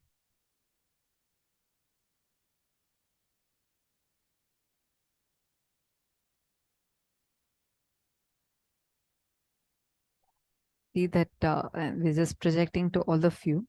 See, literally Atma Murti that all of you are seeing right now. It's an energized deity of Swamiji. Literally your customized version of Swamiji just for you to relate with. Literally Swamiji is sitting with you for you to connect with your own Swamiji, your Swamiji. And so he'll be available for you 24/7, 365 days a year in this form of Atmamurti. You can offer your prayers, and you all need to know you can even talk to Swamiji. Swamiji literally respond to you through the Atmamurti. So many participants have had this as a powerful experience. How many of you here, all the program participants that are here with us, can all of you post how many of you here have an Atmamurti and you talk to your Atmamurti? Literally, you will experience Swamiji is listening to you. And you know very clearly he's listening to you. Many times he'll even respond to you.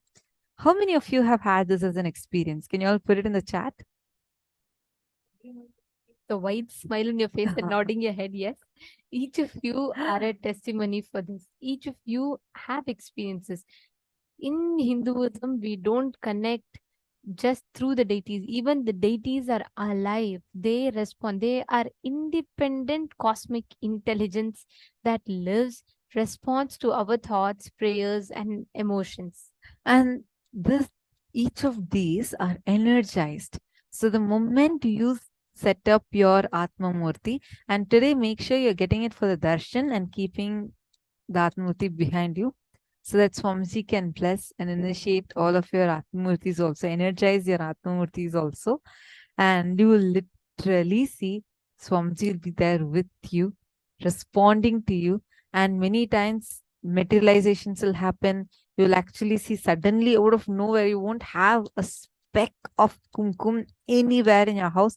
Suddenly you will see from Swamiji's Atmamurti so much kumkum just materializing.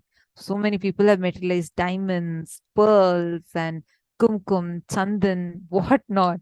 See, understand the power, like you will actually experience Swamiji sitting there with you. And you can talk even casual things. You can express your love, gratitude. Swamiji says, even what your anger, you want to fight anything. You can express your frustration. You can do anything you want. He will respond to you back because he is alive, a living deity there. He's there with you. I see many of you asking for the Atmamurti. Yes, definitely. You all can just sign up and we will definitely send the Atmamurti link to all of you where you all can download it. Now, the next tip for you to experience the best is just relax. Relax from your identity. There's such a great opportunity for us to sit, to experience Upanishads from the very source of the Vedic tradition, from the very root. So all you need to do is only one thing, relaxing from your identity. There is no judge, no ranking, no grading, no competition. It's first time, entire time you're going to give to you, your growth. So just relax. Be comfortable, but please do not lie down. And also if you're able to keep your spine straight, head, neck, and spine in a straight line, the straight back will also help you focus in the sessions as well as keep your Kundalini Shakti flowing. So we recommend you all to keep your spine straight and sit straight.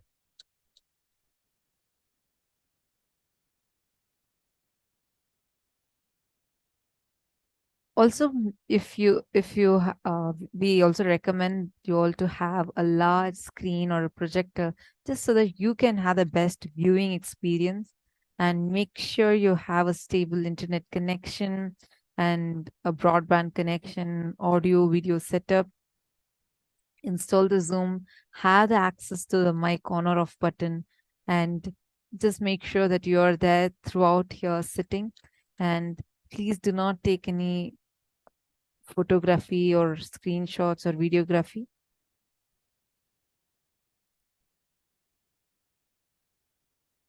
And these are the items that we request all of you to have ready with you. First is always have a notebook, notepad, and pens, pencils with you. This will be needed for you for throughout the day sessions, like whereby we are going to keep telling you, giving you the exercises that you need to be doing, and we'll be guiding you. So you would be required to have a notebook and a pen with you. Have a opaque cloth, preferably a black cloth, to blindfold yourself. This will be required for some power manifestation sessions as well as some meditation sessions. Or you can even use a blindfold. And a coconut or a round fruit like orange. If a coconut is not available, please have this also ready. This is also for power manifestation. Then have some basma and kumkum if available. If you all have already received an Atmalinga, please keep the Atmalinga with you and make sure you all, and if you have a mirror, definitely bring a small mirror also with you. This will be required for certain processes that we would be doing. And make sure you are always hydrated. See, we understand how It's a 16-hour program. Many of you are coming from various different time zones from across the globe. Literally, we have all time zones people sitting here with us.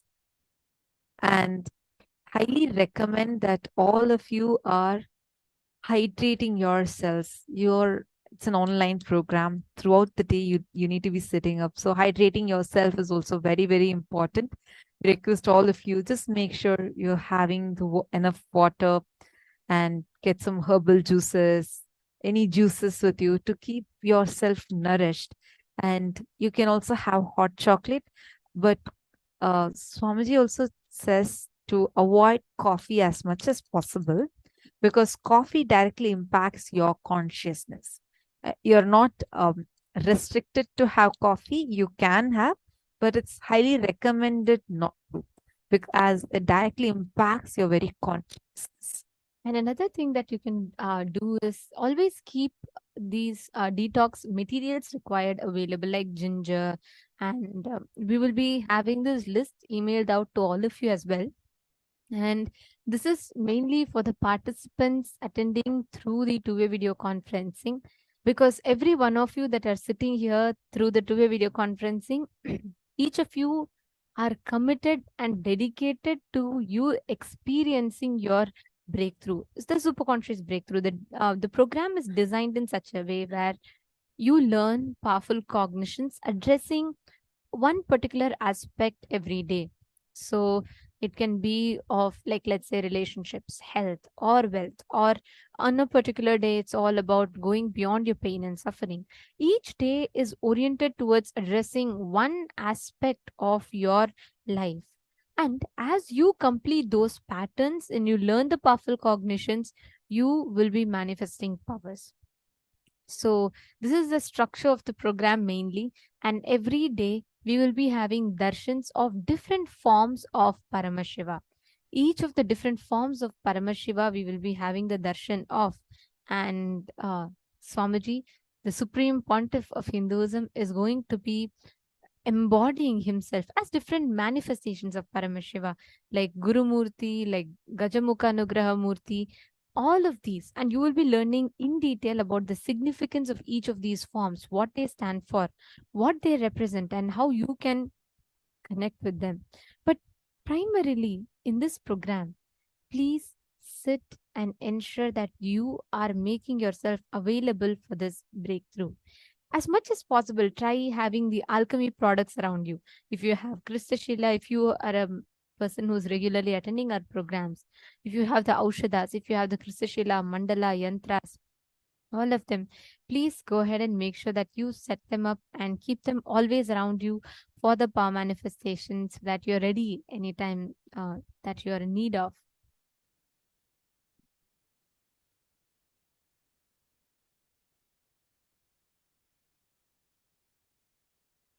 And make sure that there's blindfolds, pen that you have, notebook that you have. And also for power manifestation, please always have different items that are required. Like, for example, you can have coconut, a blindfold, a paper, and then having weighing scale, weighing machine, measuring tape, or having the silicone gadgets. Any different things, you can have it with you for you to manifest. And if you have bhasma or kumkum, please keep that with you. And for the deeksha itself, each day there will be different items that you will be needing. Like, for example, tuning fork. If you all have a tuning fork, please arrange for a tuning fork, arrange for a thermometer where you measure the temperature, or your BP and pulse monitor. And also please have, for initiation, the special initiations every day, you will be needing some water, drinking water, and fruit, some fruit. Just every day when you receive the initiation, for you to offer, you can have betel leaf, betel nut, dakshina, a coin, the 1 unit of your currency, any currency that you have, just 1 unit of that, a clean towel, and you can have some food, offering of some sacred food, naivedyam that you'd like to offer, anything. So keep all of these, whatever you have, whatever you're able to arrange for, please try and keep all of these, because this will enhance your experience of the darshan. Ma Gokila from Malaysia is asking if she can have any of her favorite photos of Swamiji as the Atmamurti. Ma Gokila, Atmamurti is specifically blessed and energized by Swamiji. So only the Atmamurti that we'll be actually sending it to you as an email, you should have only that printed as Atmamurti, because this is specifically blessed and energized by Swamiji. You can, of course, always keep the other forms of Swamiji also with you. We see so many people here who have like a gallery of Swamiji's pictures behind them, that I know all of us enjoy that. Surely you can, Ma Gokila. But Atma Murti as such is different, where only a particular energized photograph of Swamiji's and that particular energized form of Swamiji's can be kept for you to connect to as Atmamurti. Right? So you can have all the other images to you also to connect with Swamiji. And the next one is the dressing. Through the program, please make sure that you are having comfortable clothes on. And most importantly, if you have traditional Hindu clothes, like for example, if for a female body, you can have saris and half saris or some traditional attire. And for male bodies, you can have a dhoti and a kurta. Literally, every day is a celebration. So, as per Hindu traditions, you are going to be looking your best. Traditional Hindu clothing, saris, or even chudidar for women, kurtas or dhoti for men, and vibhuti and kumkum on your forehead, jewelry if you wish. But understand, celebrate your happening. Celebrate you being here. Celebrate the fact that you're experiencing enlightenment. You're experiencing all super conscious breakthroughs. And most important part is Nayana Deeksha. Every one of you that are sitting on the Zoom, the two-way video conferencing, please understand you are all receiving the Nayana Deeksha, where not just you are going to be seeing Swamiji, Swamiji is going to be seeing you. So be on camera and do not turn off your camera. Even if you need to step away for a few minutes, you can just put in the chat and then you can step away. And during Swamiji's sessions, please do not turn off your camera, because each of you are going to be receiving the personal darshan and blessings from Swamiji. And most importantly, all those who are in the Zoom, in the two-way video conferencing, you will be getting Swamiji's own responses for your messages. So do not miss.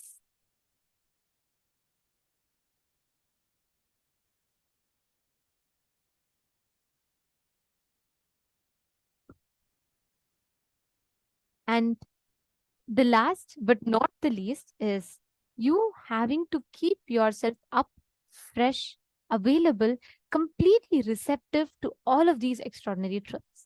For this, detox is a must, along with yoga and Jalaushan. So during this program, you will be experiencing daily, you will be doing the rare Dvitiya Vinyasa Krama. It's a sequence where 208 yogic asanas sequence is put together in less than 3 hours. And this is to prepare your physiology for receiving Paramashiva.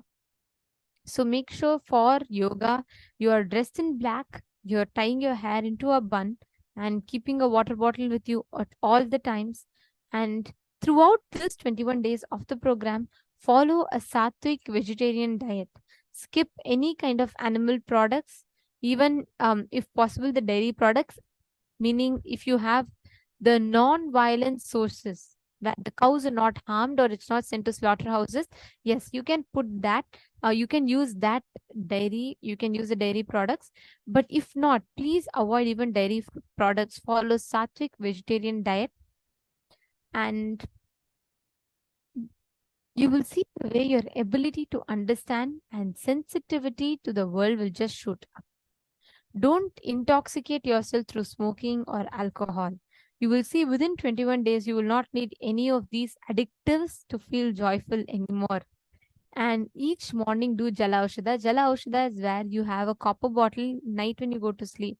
Fill the copper bottle with water, chant the Mahavakya a few times, energize the copper bottle, and once you energize the copper bottle, the water in the bottle, it'll get charged. It'll get charged with the copper substance and it'll act as a conductor. It'll hold the energy of Mahavakya vibrations. So you are going to be chanting Mahavakya, energizing that water, and the entire 1.5 liters of water, you're going to be storing it overnight. And next morning, you will be drinking that water fully before even you brush your teeth. This will be the first thing that you will be doing after you wake up.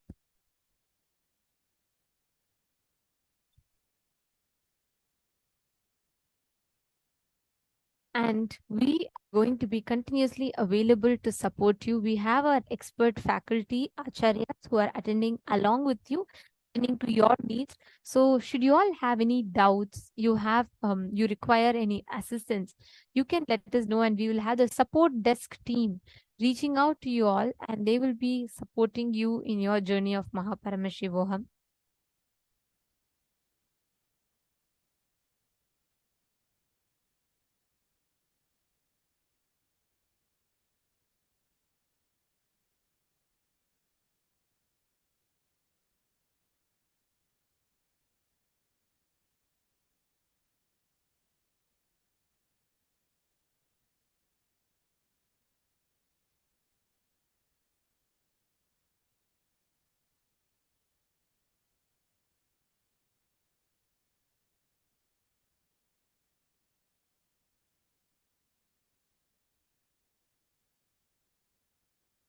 And we request all the participants to take a few minutes, set up and sit back, relax and enjoy. Ma Sri Lakshmi Kotapalli, understand you doing the Dvitiya Vinyasa Krama even as much as you can. Let's say you're not able to do the whole 3 hours, but even just standing and moving your hands, you just do whatever is the bare minimum that you can do with how the acharyas are guiding you, and you will see how much that will help you. So, Sri Lakshmi Kotapalli, don't worry. Whatever you can do, do it, but don't skip it. Because it's very important that you add this experience to yourself and prepare yourself physically to receive these initiations.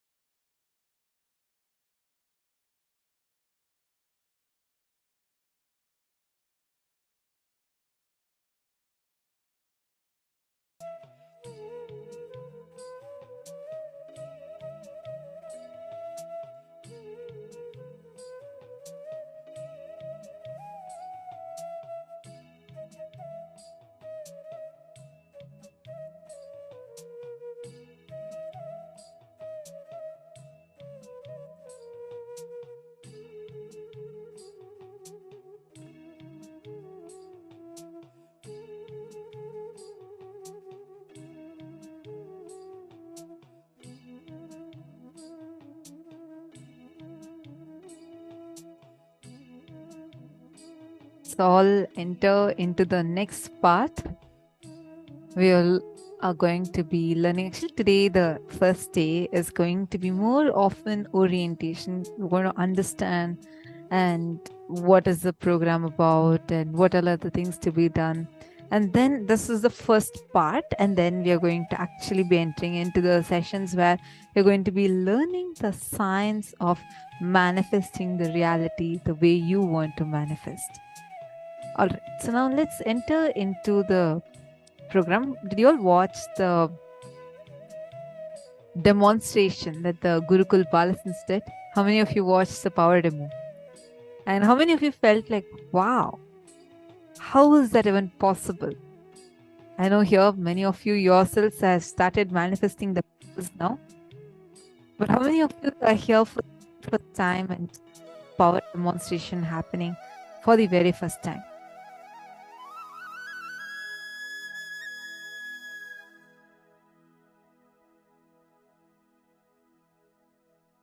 You all can put it in the chat if you are here for the very first time.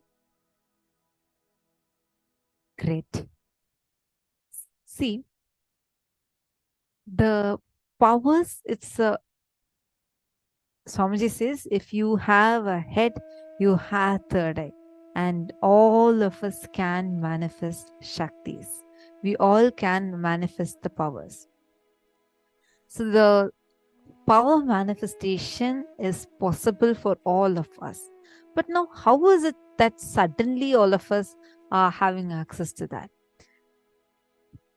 Actually, if you read our Puranas, our Vedic texts, and if you read our scriptures, you will understand in so many Puranas, there are various references to these powers.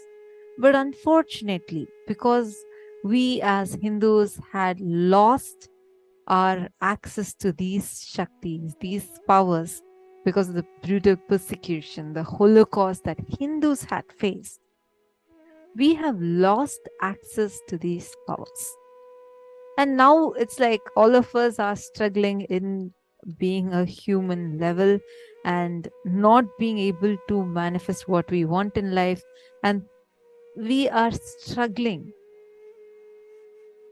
We are not able to really enjoy the life like how actually we could have enjoyed if we had access to these Shaktis. To change this, Swamiji has descended onto this planet, making all these powers as easily accessible for the modern day humanity, giving us all this powerful experience. Like how Swamiji says, God minus third eye equals man. Man plus third eye equals God. All of us are having the potential to manifest God through us. And that is what we are going to be experiencing throughout in this program. Now, when we say we again and again we are saying that Swamiji is descended down. What do we mean by that? In this next segment, we are going to understand a science of descent called as the Avatara Shastra, which literally explains why an avatar lands and what are the attributes of an avatar. How do you know that this is not a normal human but an avatar who has actually descended?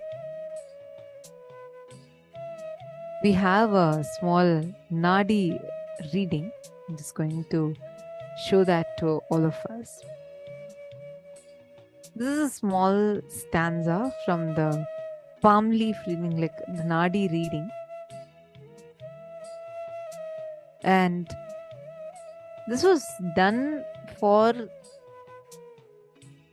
a disciple of Swamiji, and that too, this disciple of Swamiji who had gone to this Nadi reading person, he had not even introduced himself saying that he's connected to Swamiji or anything.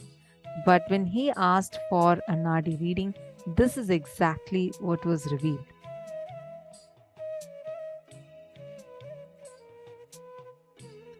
I'm first going to be reading out the Tamil verse, and then I'm going to be explaining the translation. சொல்லை நீங்கள் முற்றிலும் கேட்க வேண்டும். சிவபெருமான் உலகம் காக்க நித்யானந்த உருவில் பல கோடி சித்தர்களின் தவ பயனால் பரமசிவன் பரமஹம்சராய் வந்திருக்கிறார். You should understand the words completely. In order to save the world, Lord Shiva has come in the form of Nithyananda as a result of the penance of many crores of siddhas. Paramashiva has come down as Paramahamsa. And Nadi readings, these are the records of the happenings of the past, present, and future, detailed as a conversation between Paramashiva and Devi Paramashiva Shakti, Parvati. Now, who is an avatar? And we're going to be learning about how avatars come to give the breakthrough with each happening. And what are the attributes of an avatar? See, when Bhagavan Vishnu incarnated to bring Vedas and Agamas back from the dark energy, see, there are totally 5 times life has been completely wiped out. And this is the 6th time again life has come back to the earth. Understand, Swamiji had revealed this so many years ago. Recently, the scientists have also proven this as how life has become extinct on this planet at least 5 times before, and this is the 6th time we all are existing. And now we'll see how in Sanatana Hindu Dharma this is described. Very beautifully, Swamiji explains. The first time when life became extinct was when one Rakshasa actually takes the planet and submerges into the ocean, and like he hides the Vedas and Agamas. And when Bhagavan Vishnu incarnates in the form of a fish, the Matsya Avatara, and landed it on the planet Earth and gave the Vedas and Agamas back to Lord Brahma. Second time, after the great deluge, Bhagavan Vishnu brought Manu's boat and Veda and Agamas, the whole thing, and restarts the whole civilization. That is why the Pandya kingdom, which is the earliest kingdom, has fish as their emblem. Understand? I don't know how many of us even know. Actually, Swamiji revealed this directly from the Akashic record.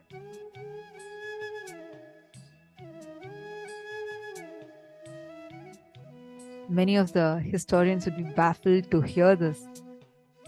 The Pandya kingdom is one of the most ancient kingdoms to have existed on this planet, and there are tons of references to it. Like if you see, even in excavations, very ancient excavations, be it the Kiradi excavation, which was found very recently in the southern part of India, and which is dated way too ancient, even before the modern historians could calculate. They very clearly are seeing the existence, the remnants of the Pandya kingdom. And the Pandya kingdom's symbol is a fish, because when the second time life was wiped out of the planet, Bhagavan Vishnu had come in the form of a fish. And we all learn about Noah's Ark. In various traditions, this is represented in multiple ways.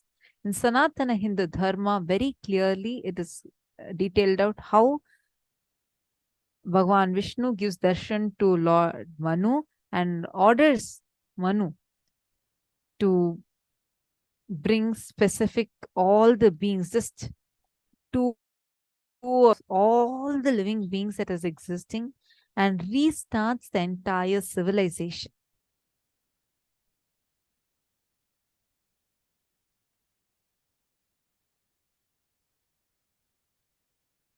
And third time, when it was completely wiped out during Ravana's reign, 7 crore people were there, and Bhagavan Sri Ramachandra Prabhu incarnated to save the 54 desas from the evil reign of Ravana, And this is detailed out in the Ramayana.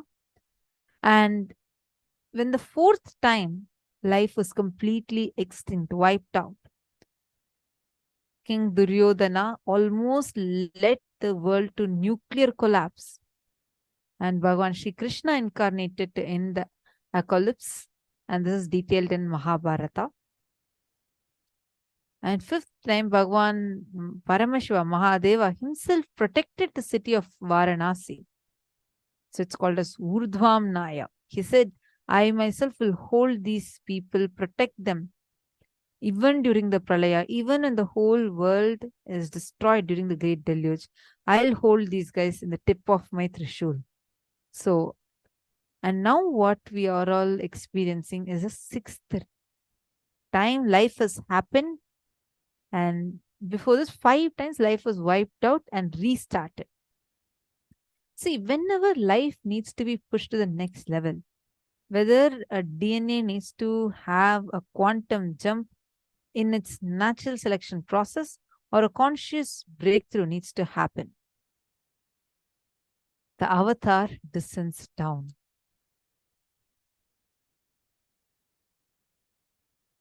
The Sanskrit word avatar, it comes from the word avatarati, means the one who has descended. There was a horoscope prediction by the family astrologers, are Venkatasamy Chettiar, who you can see in the left, and next is Tanjavur Swamigal, 1978.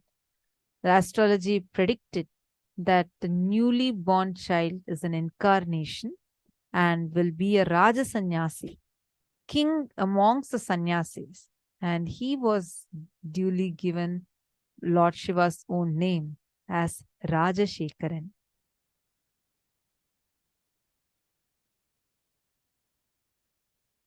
And the world was going through a huge phase, like a dire need of the avatar to descend. The population growth rate per day and the death rate are moving at the same rate. We are looking at the human civilization to decline in next 3 generations. The IPCC, Intergovernmental Panel on Climate Change, warns we are on a crash course towards catastrophe if the global temperatures are allowed to rise. And the window to slow or even halt some of these worsening impacts is rapidly closing. All the countries have piled up the atomic weapons enough to wipe the whole planet Earth 700 times. Each year, over 1.6 million people worldwide lose their lives to violence.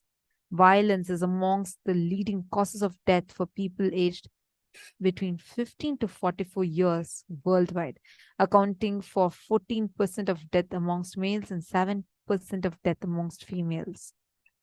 You all can see these statistics. See, there's also a warning that says 2 more years and you won't have water in your taps anymore. UNICEF census estimates half of the world to face water scarcity by 2025. While for some of us, this is the future, for 30%, 2.7 billion of the world today, this is a reality. They suffer from inadequate sanitation, suffering from waterborne illness. By 2050, global warming is expected to cause additional 250,000 deaths per year. While the planet was facing such a huge catastrophe, and it's literally in the need of the hour. Many yogis, rishis, great enlightened spiritual masters prayed to Paramashiva to descend. Whenever humanity is in need, the cosmos, out of extreme compassion, comes down, descends down, and this time again, out of immense compassion, Paramashiva himself has descended. And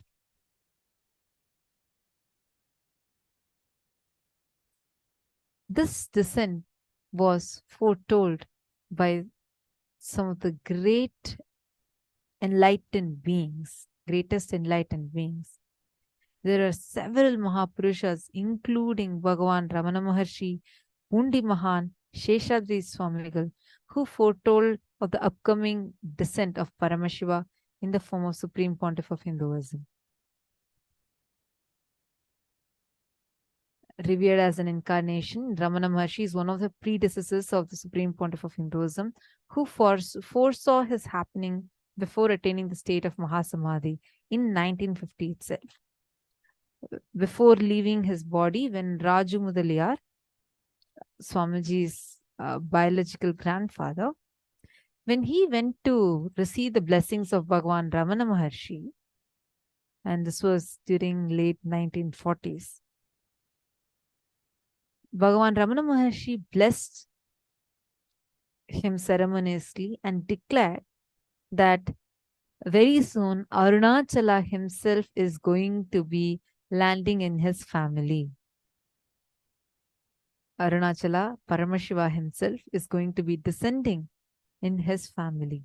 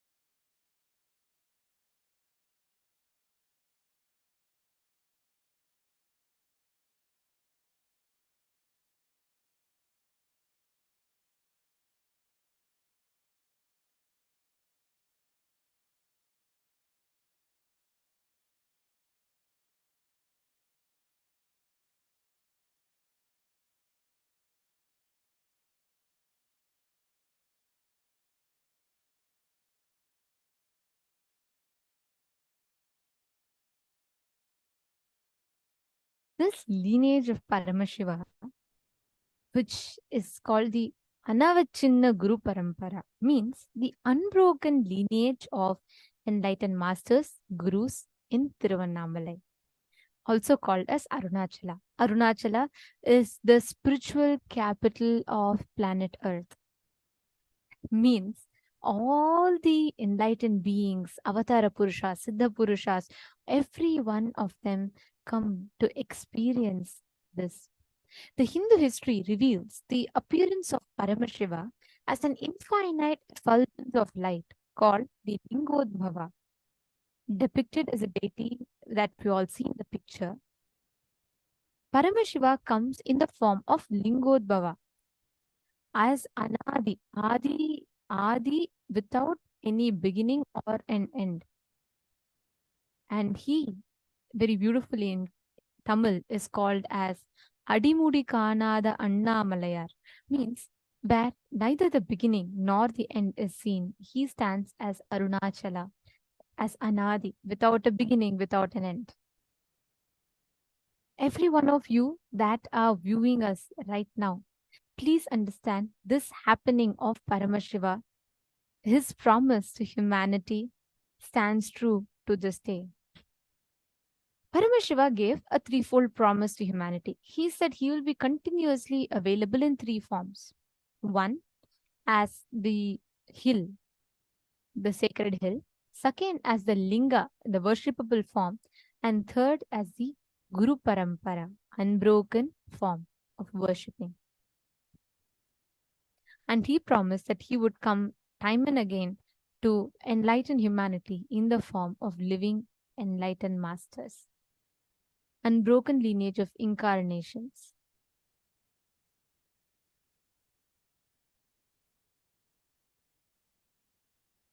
Here we can see Arunagiri Yogeshwara, Sheshadri Swamigal, Bhagavan Ramana Maharshi, Yogi Ram Surat Kumar, and now currently the 1008th living incarnation of Paramashiva, who happened in that very lineage as our beloved Swamiji, the Supreme Pontiff of Hinduism. An incarnation is a being who gives breakthrough in our very DNA level, in our very conscious level, in the societal level, and in the global level, and in the individual levels.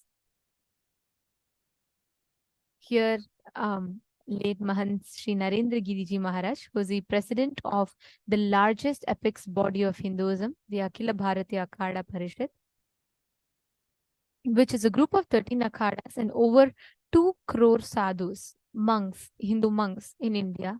And he beautifully shares how one day the SPH Bhagavan Nithyananda Paramashivam Swamiji is going to be called as a Vishwa Guru, the Guru of the whole world. And he is going to be the spiritual guide for the world. The peace will spread in the world. Sri Sri Shantavira Mahaswamiji, the head of Koladamat, the oldest recorded mat in Karnataka, dating back to 6,500 years, declares this with his authority. He says, whenever humanity falls into suffering, pain, Ishvara, the divine himself, does the austerities, the tapas for their upliftment. Ishvara is the embodiment of divine light. He goes on to say, Nithyanandaji Maharaj is seated as the embodiment of that divine light, spreading the world peace and serving the whole humanity from India. There are various different attributes of an avatar. The 12 main attributes, and understand, Swamiji beautifully teaches us how everything is taken from Hinduism, exactly as it is described in Hinduism.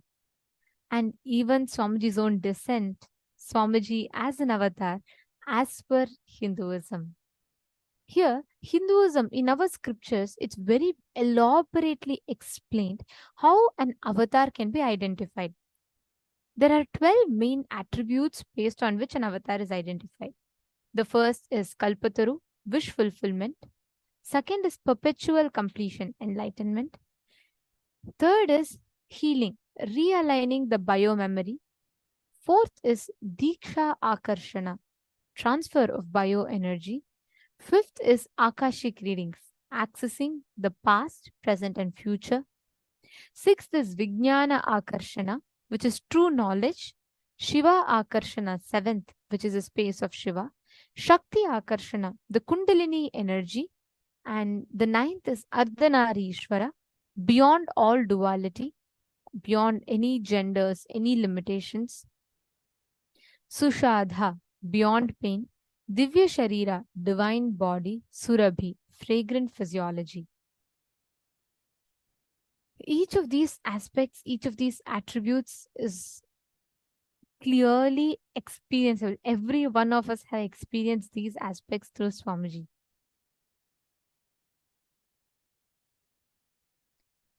Kalpataru is a wish-fulfilling divine tree described in the Hindu Puranas. Avatar is known as Kalpataru due to his special attribute of being able to grant the wishes, fulfill the wishes of the devotees through a blessing or initiation. The second is perpetual completion. The ultimate state of enlightenment is the no-mind state, or to put it more accurately, the state in which the observer is disassociated from his emotions, thoughts, leading to a significant drop in the number of thoughts created per second, the TPS. Here,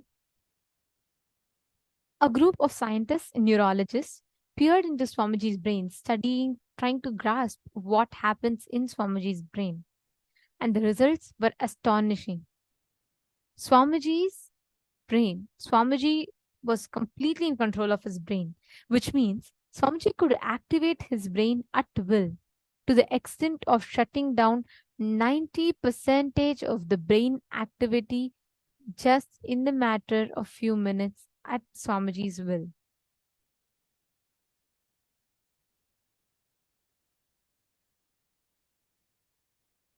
Swamiji has participated in over 50 plus brain studies to show humanity how the no mind state is a reality, not just no mind state.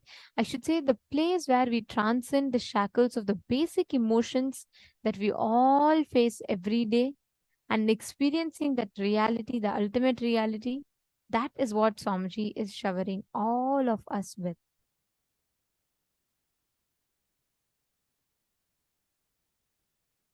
The next is spiritual healing. The spiritual healing process, actually, I'd like to start this with a question. How many of you here, how many of the participants here have experienced the spiritual healing dimension of Swamiji? Can I request all of you to post in the chat? At least one healing, whether it is healing from a headache or whether it is healing of a very big disease that you are suffering from. How many of you have experienced this healing from Swamiji?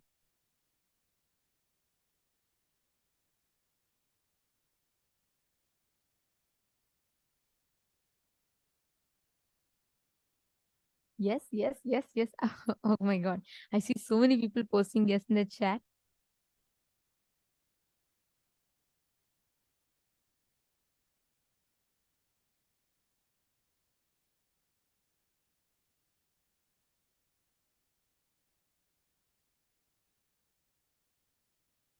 Yes, Ma Lucy, Ma Sonia. Great.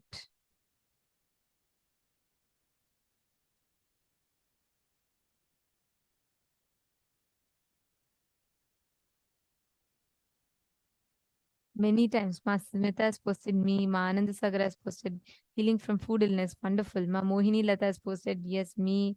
And Ma Irene, Ma Lalataksha, Ma Jnana Yogini. Ma Maheshwari has posted, yes, Ma, my thyroid completely healed. Exactly. See, the most important attribute of the avatar is healing. Where by channeling the ultimate spiritual energy, the avatar realigns our very biomemory and enables us to be able to heal ourselves completely.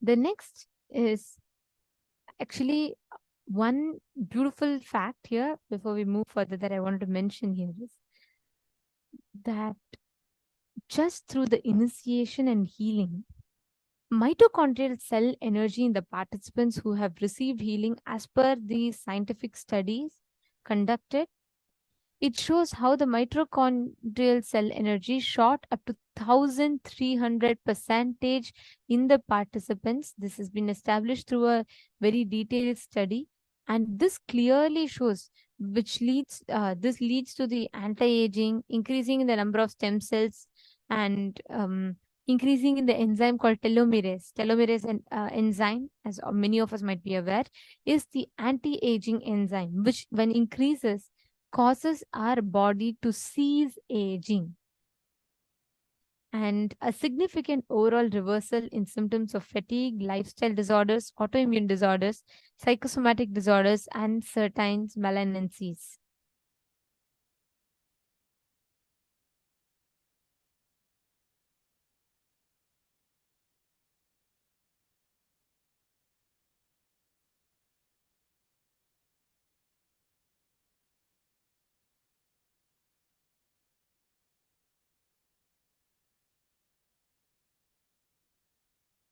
Actually, these aspects, right, of an avatar represents the power that an avatar comes down with, the purpose, his compassion that he comes with.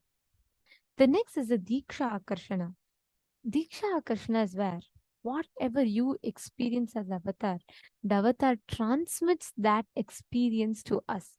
He gives us that experience. He enables us to experience that extraordinary bliss, joy, whatever we call it. That is the power of the avatar. The attribute of initiation or Deeksha is unique to enlightened masters and avatars. And as an avatar, Swamiji, the Supreme Pontiff of Hinduism, is able to initiate the disciple into achieving entrainment or coherence with his own attributes by transferring to the disciple the immense quantities of pure cosmic energy in the form of bioenergy. Actually, that is the best part of the Diksha, where what we see as an avatar, right? How we see an avatar experiences. We receive that exact same experience. The avatar transmits out of his extreme compassion. He transmits that experience to each of us to receive the same state of consciousness as that of the avatar. Next is a Diksha Akarshana. Special Dikshas like the Third Eye Awakening, which invokes the ability to manifest the higher powers through us, harness the higher abilities in us. The next is Akashic readings. I think every one of us have been a witness to this, right? Where Swamiji can access the past, present, or future, the Akashic records. And all of our past, present, or future is stored in the Hiranya Garbha, the cosmic womb. And Swamiji can access, only an Avatara Purusha, an enlightened being, can access, have the key to the cosmic archives and reveal it to us in completely unadulterated manner. And that is exactly what Swamiji is doing for all of us. The next is Vijnana Akarshana. True knowledge, intuition, and right cognition are the specific attributes needed for a being to get enlightened. Swamiji affects this in his principles through the special processes involving initiation, teaching, and transforming the disciple to live in a state of completion, which decreases the number of normal thoughts and increases the clarity and energy. And Vijnana Bhairava, Vijnana Akarshana is where the latest of all the tools and mechanisms are used to transmit that experience of enlightenment and that experience of that highest form of energy into all of us just through the avatar.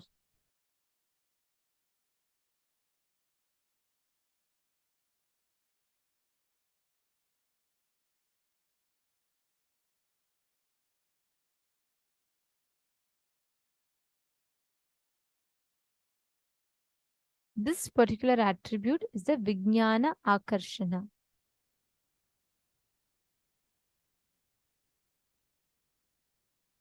The next is a Shiva Akarshana. The Shiva Akarshana is where the Shiva Agamas, the authoritative scriptures revealed directly by Paramashiva himself, declares that we are all nothing but Paramashiva. And hence the mantra Shivoham, I am Shiva, or Nithyanandoham, I am the eternal bliss, are used interchangeably, as the avatar is nothing but Shiva himself, as are all of us. Swamiji beautifully tells one of the most, I should say, most loved quote of Swamiji's is where Swamiji tells, I am not here to prove that I am God. I am here to prove that you are God. Swamiji is here to prove to each of us that we are that divine. We have the ability to experience that divine. And to transmit this experience as powers is the next one, the Shakti Akarshana. Constantly creating, constantly expanding, constantly manifesting in life is Shakti Akarshana. Every one of us experience this like a grand expansion that keeps happening in us. For us to harness our highest potential, the Shakti Akarshana. And an avatar's most important quality is this, because it's not just Swamiji alone does it. He transmits this experience to each of us. Today, so many of you here can manifest rolling of a coconut, or you can manifest seeing through the third eye. You can manifest being able to walk around with the third eye, play around with the third eye, run around with the third eye. All of this is possible because of the Shakti Akarshana dimension of Swamiji.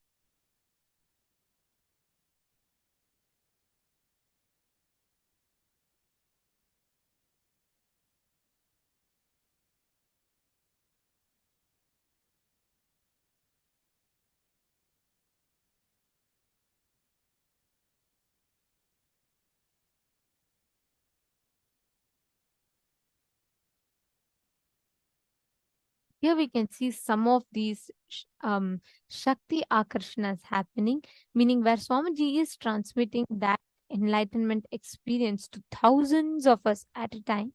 And here it was Kumbh Mela in Nasik in the year 2015.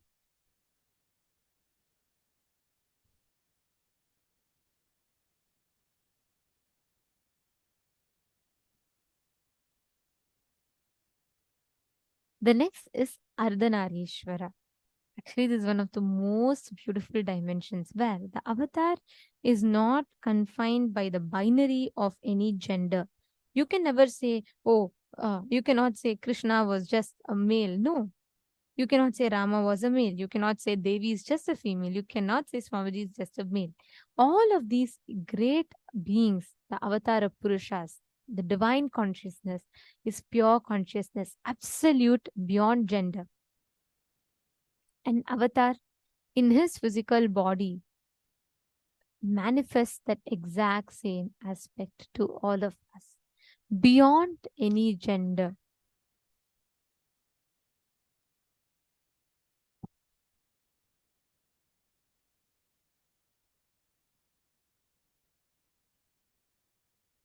And last, the next one is where the avatar manifests the Sushadha dimension beyond any physical pain, where there is no pain, no suffering, nothing. The avatar does not carry a pain. And this has been seen in multiple occasions. One thing that we can see like very clearly is not just the physical pain, even not allowing the emotional pain or the mental pain as we call it. Even when Swamiji had so many people attacking and so many people targeting, trying to attack Swamiji to bring him down, Swamiji never ever allowed any of this to even touch Swamiji. Swamiji only went on contributing, contributing, and contributing to the humanity.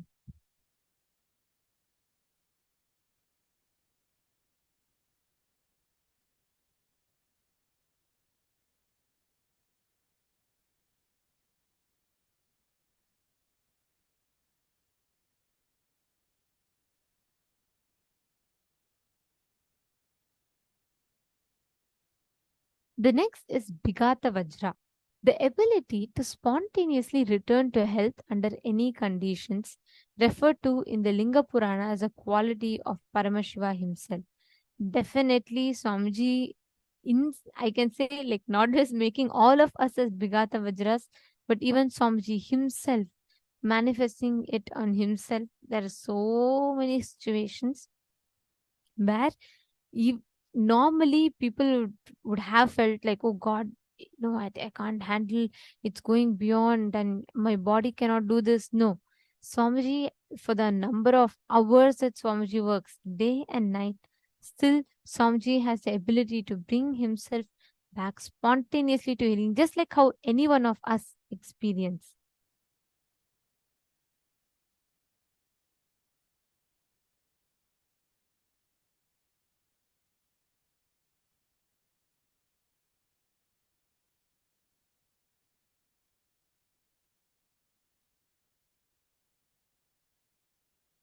And last but not least is manifesting of the divine Shaktis of the avatar, being able to manifest the powers, being able to awaken others to manifest these powers.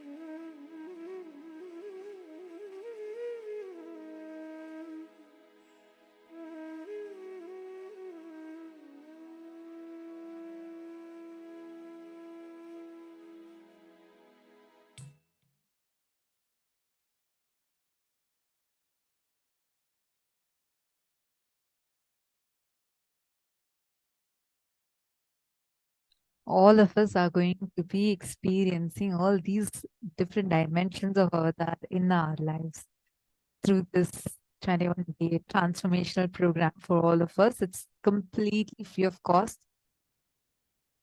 And now let's enter into the next session. In the beginning of the program, during the demonstration of the powers, we listened to a small clip Swamiji was telling about how it's really time that humanity needs to take a breakthrough. We all have evolved from amoeba to fish, fish to monkey, whether it was a physical breakthrough, physiological breakthrough, psychological breakthrough, and a conscious breakthrough. Now we are in a time where a superconscious breakthrough is needed. We're in dire need of it. We keep hearing so many news. We hear about the catastrophic floods or cyclones or the climate crisis that we are facing. Or on the other hand, we see about the violence that the whole humanity is suffering. We hear about how so many things people are suffering with, gun violence and whatnot. Why do you think that this time only humanity is experiencing this at its peak? Why? Understand, because right now, unless we have superconscious breakthrough, there is no other solution for this planet, for the life to survive on this planet. Superconscious breakthrough is a real necessity for us to be able to actually live further in this planet. And this superconscious breakthrough, what do we call a superconscious breakthrough? Why is it so important? This is what we are going to be learning next. This is what we are going to be understanding about next.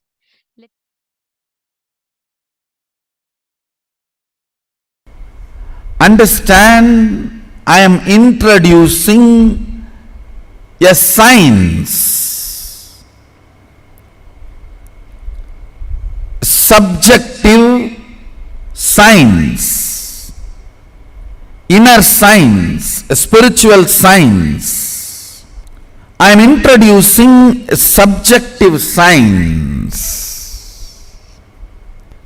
inner science.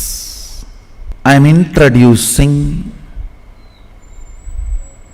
a science which can be experienced, manifested.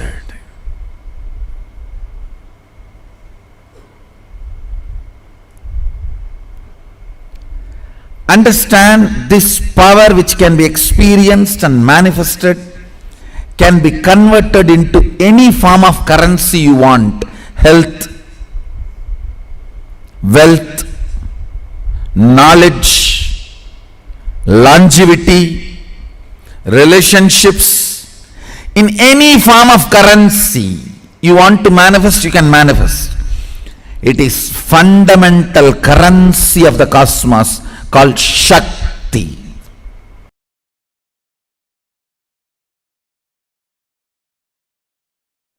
Understand this fundamental truth. Your thought currents, the thought currents which you encouraged by cherishing them, and the thought currents you made it into reality by supporting it with your action or inaction. For example, you want to do puja. If you do puja, if you do the action called puja, that thought current will become powerful. You want to be in depression. If you don't do anything, that thought current will become powerful. So, there are some thought currents which you made it powerful by acting on it. There are some thought currents which you made it powerful by not doing any action, acting against it. All these put together is what I call consciousness. What you engage, what you entertain, what you entrain, all these put together is your consciousness.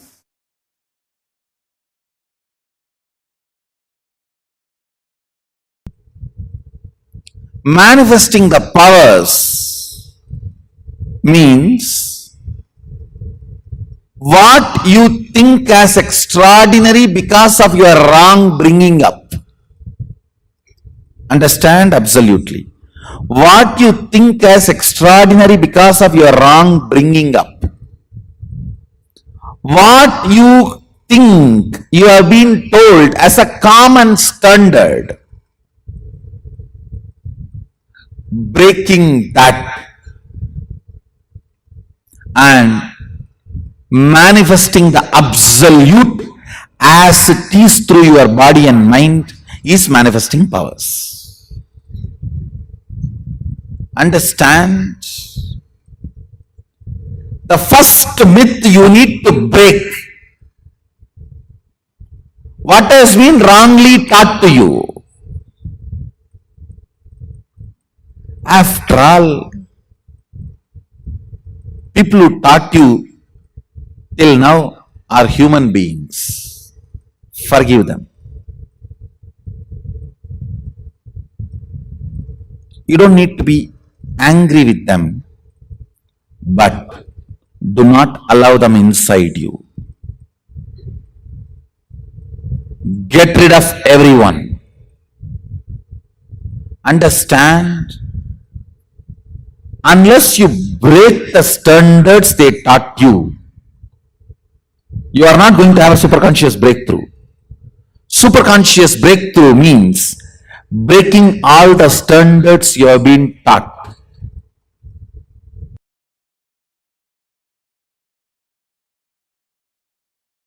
When I say conscious breakthrough, your very experience of I, aham, I expands and perceives this cosmos, cognizes the universe as I in you continuously.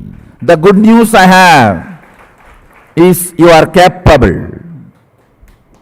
The great news I have, you don't need to do anything, I'll do it for you. What is superconscious breakthrough? What is Kundalini awakening? What is third eye manifestation? All these are actually different words for one experience. It is nothing but perceiving whatever exists, that's all. 120 vision, 120-degree vision is 2I, the individual I, consciousness. 360-degree vision, perceiving everything, whatever exists, cognizing it.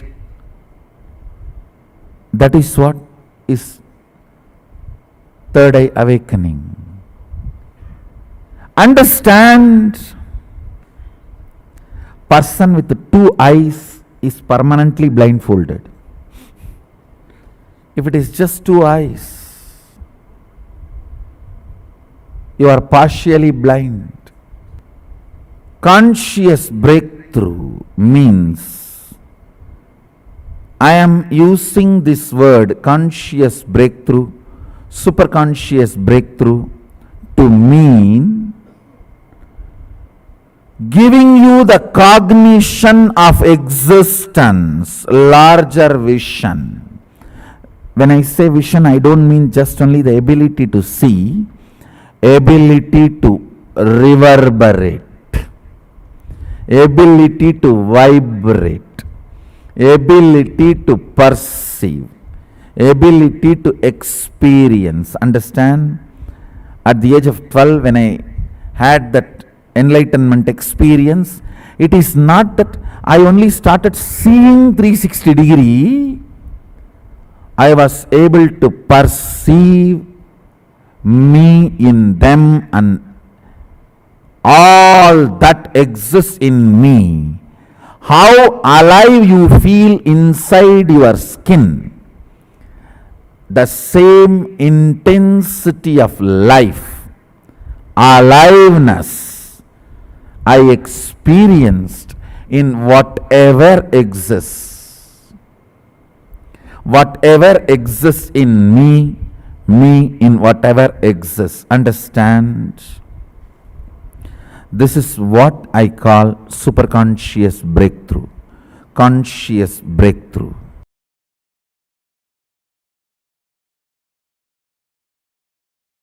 Your soul and your consciousness. Listen, listen. When I use the word soul, I use what you perceive as you, your sensations, your experience of life. Let me define. Your experience about life happens through the body,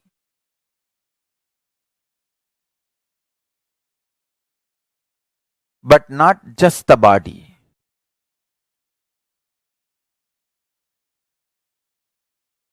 You need to listen very carefully.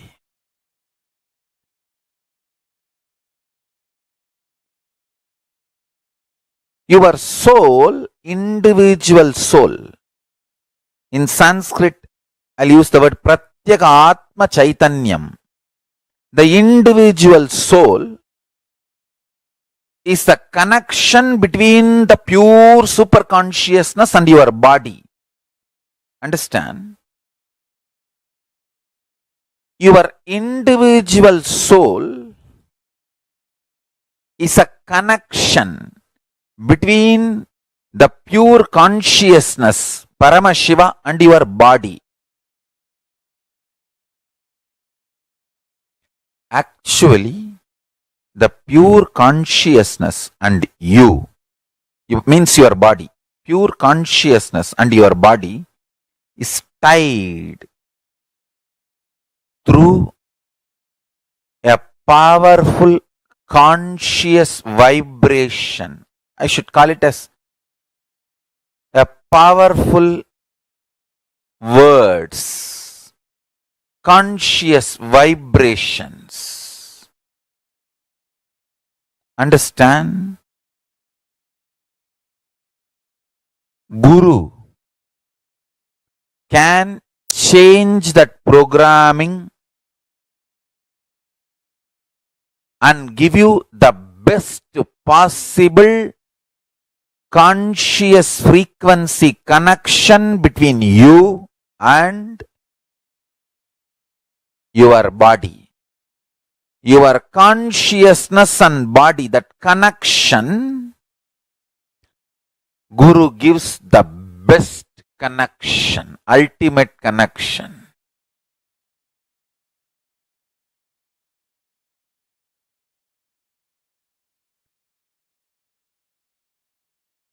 Understand? That connection awakens powerfulness in you. Listen carefully. If the powerfulness is awakened in you, whether you have wealth or not, you will live powerfully. That is what I call enlightened life. Listen carefully. If powerlessness becomes your thought current, the core frequency, whether you have wealth or don't have wealth, you will die in utter suffocation. You will live and die in utter suffocation. Understand? Wealth, luxuries, sex, life itself, whether you have or not,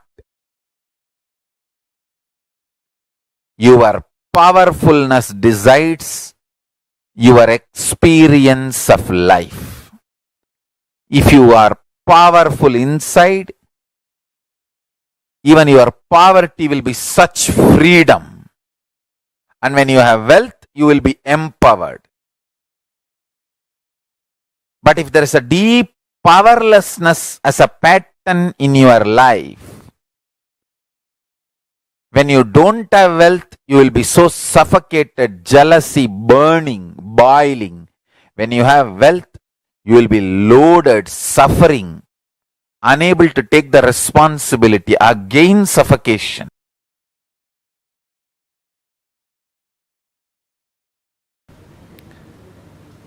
So the first thing power manifestation needs is Shaktipada.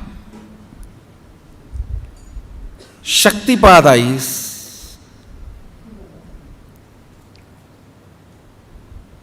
connecting with enlightened space, Chidambara, a conscious space. In the conscious space, nothing happens as a compulsive thought pattern or unconscious flow current. Listen carefully. Thought or mood or ideas or incompletions, nothing moves unconsciously.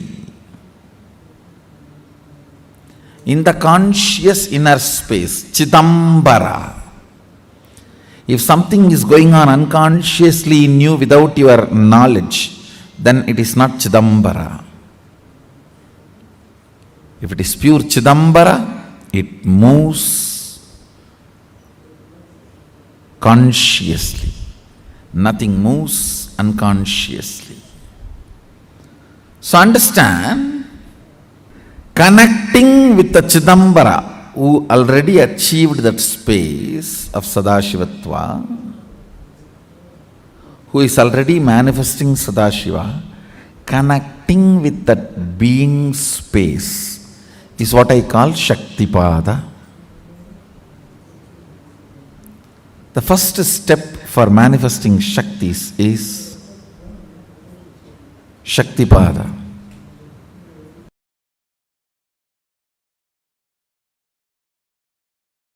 Let me give an introduction about what is Shaktipada process. Please understand.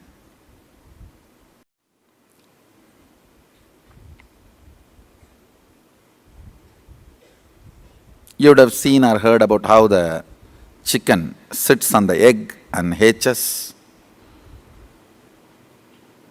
Of course, in the modern countries, this does not happen. Machine sits on the egg and or egg sits on the machine. In those days, originally when hens and chicken were getting produced on the planet Earth, the hen used to sit on the chicken and hen used to sit on the egg and the chicken will come out of the egg. See, same way, Sadashiva sitting means the ultimate cosmic energy sitting on the individual soul and making the individual soul into cosmic energy is Shaktipada. Hen sitting on the egg and making the chicken happen, same way. You may think, how come, what is going on here? That hen is only sitting just by the body heat of the hen, the egg is becoming chicken. Because no surgery is done and nothing goes inside. It's only sitting. Same way, it is just sitting. It's only the presence.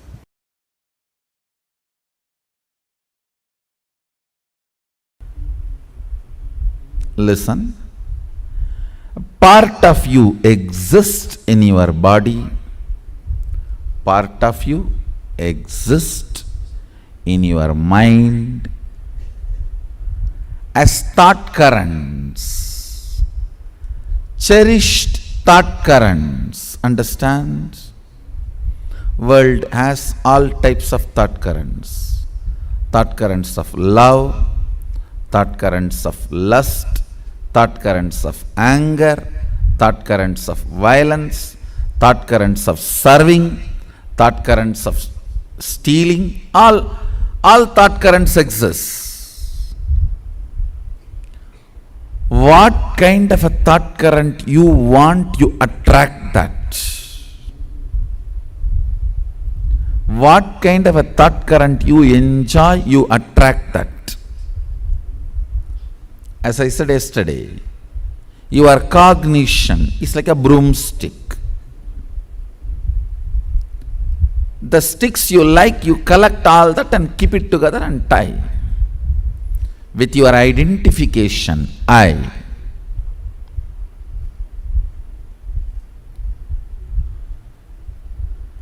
Part of you exists as your body, part of you exists as your thought current, part of you exists as Shakti, consciousness. Listen, that part of you which exists as Shakti, I am rekindling it, awakening it, so it takes over your body part and mind part. Listen, making your conscious part take over your body part and mind part.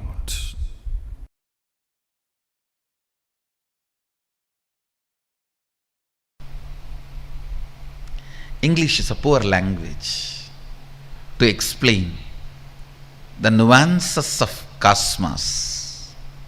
Definitions matter.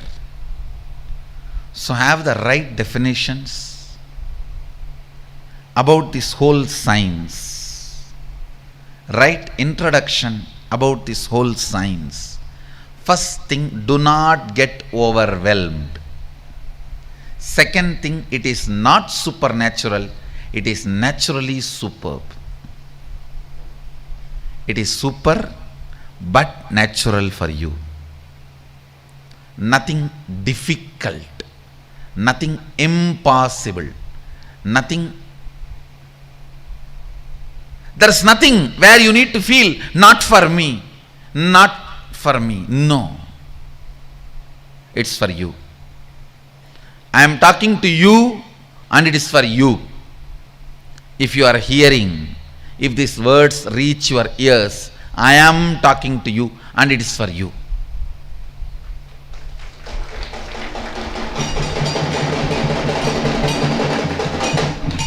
It's a simple, very simple science. All you need to do is detoxify the intra-organ, the physiological organ called third eye, then detoxify the psychological mental setup you are carrying, incompletions you are carrying, and simply, physically, it manifests, third eye manifests as reality.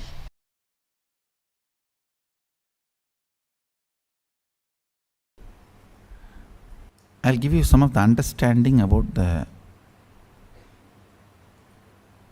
units of physics and chemistry and biology.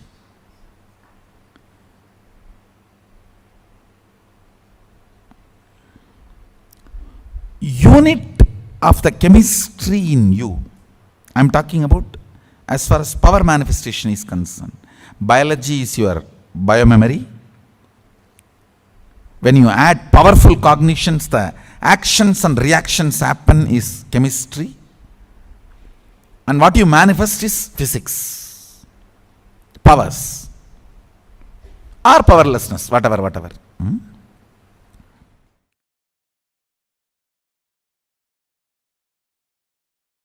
Unit of physics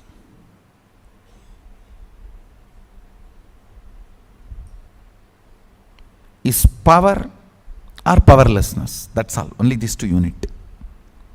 Any happening is only these two. Deva, Asura, that's all. Nothing else. Everything else is attribute. Attribute is different from unit. When I say unit, I am talking about the fundamental unit. Everything else is attribute.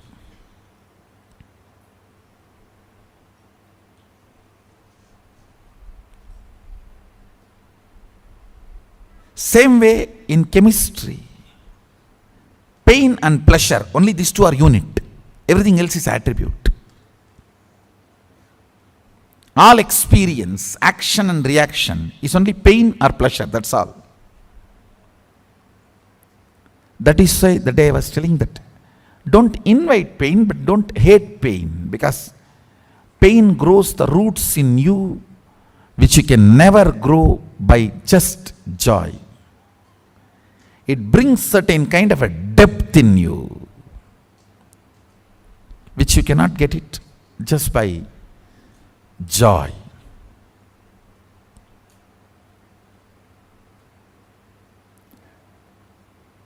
Kind of a stability, maturity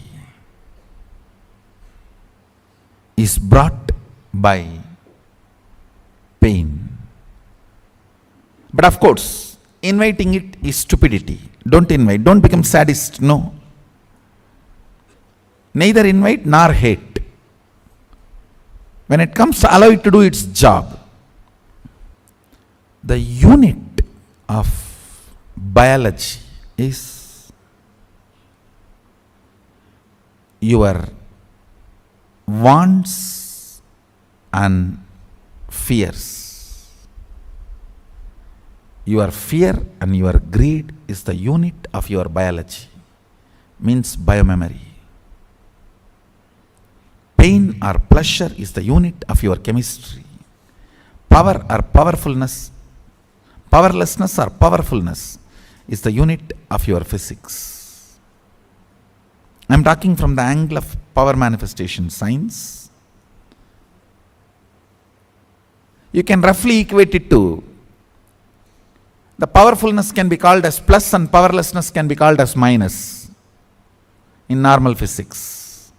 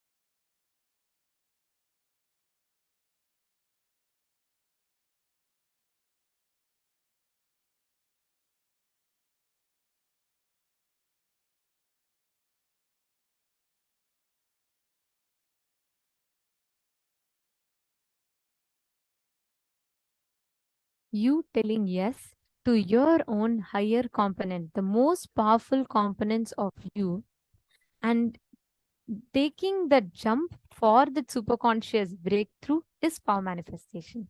So beautifully, Swamiji explained to all of us about what is this superconscious mutation, why, how it is different from the normal understanding that we all have, correct?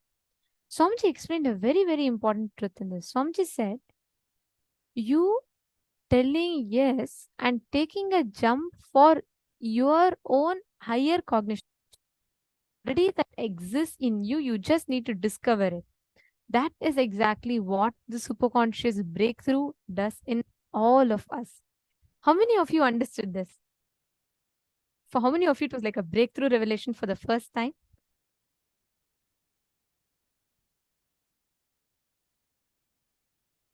Okay. I request every one of you to let us know. Please share with us on Facebook, YouTube, and all the social media platforms. You all can share in the comment section. And to all the participants, please share with us on the chat. You all can let us know what each of you are understanding, because this is a very, very important thing that all of us need to grasp. The science of being able to manifest powers.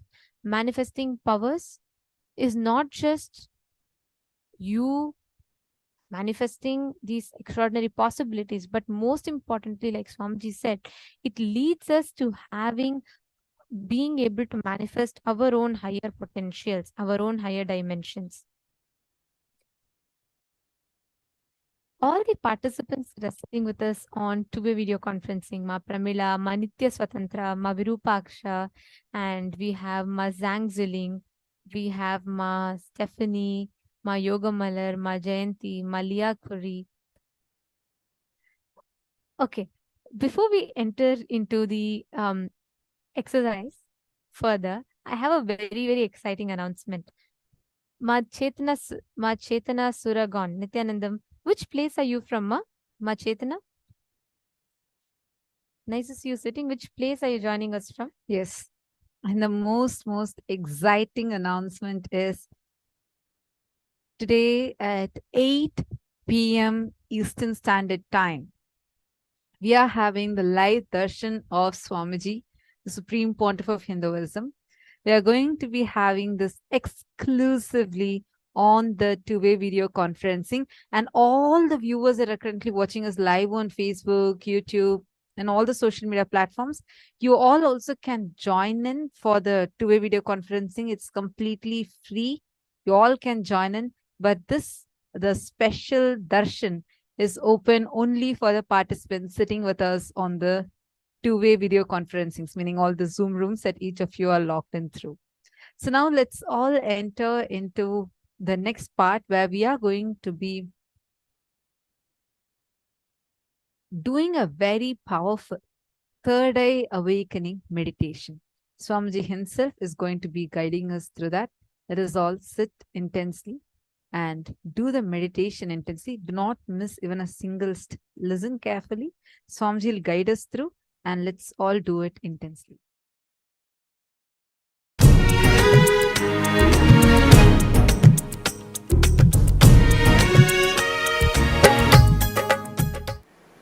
I welcome all of you with my love and respects. Third eye. The techniques I have designed are most safe. To tell you honestly, I have not even designed this technique. I took it from Shaivagamas, Mahadeva's teachings to Devi. I took it from that and organized it. Only the permutation combination is my contribution. Otherwise, the original technique is from Shaivagamas. I have taken this techniques, organized it. It is time-tested, foolproof. No wrong, bad, ill side effects. The only side effect is bliss, knowledge, and enlightenment. I'll initiate all of you into that process. Listen to the technique. properly. Now, this technique is a two-part. First part, with your open eyes, start visualizing the center of your forehead, means where I have the kumkum, the red dot. Center of that spot in you, means your third eye, is open. Your third eye is open. You are looking through the third eye. First few minutes it will be little difficult, but you will catch it within 4 or 5 minutes. Let your eyes be open, but look through your third eye. See, visualize, feel you are looking through your third eye. Second step, close your eyes, visualize the intense golden light is entering into your being and functioning on your third eye, actively getting centered on your third eye. Please understand, the first step is visualizing you are looking through your third eye, and now my third eye photograph will be projected. Look into my third eye. Look through your third eye to my third eye. First step. Second step, close your eyes and visualize intense light.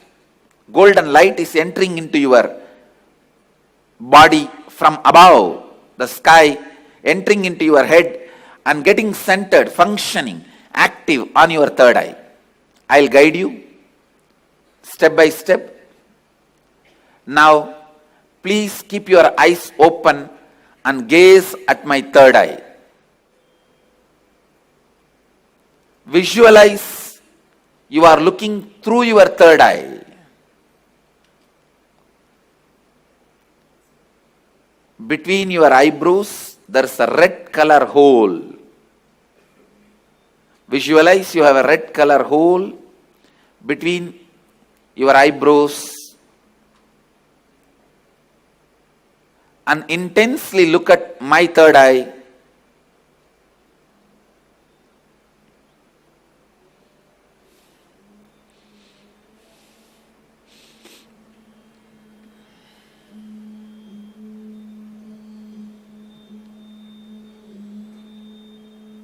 Shiva, Shiva, Shiva.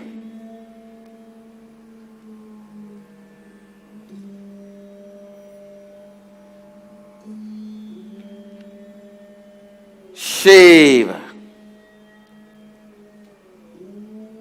Your eyes can be open, but visualize you are looking through the third eye.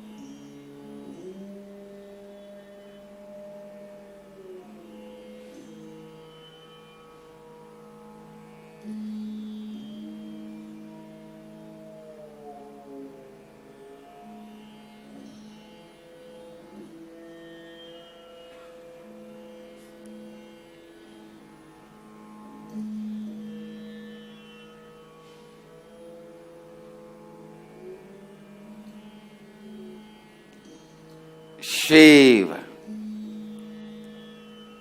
Shambhavi,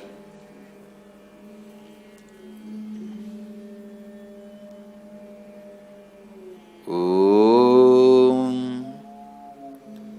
Hreem, Kundalini, Kula Kundalini.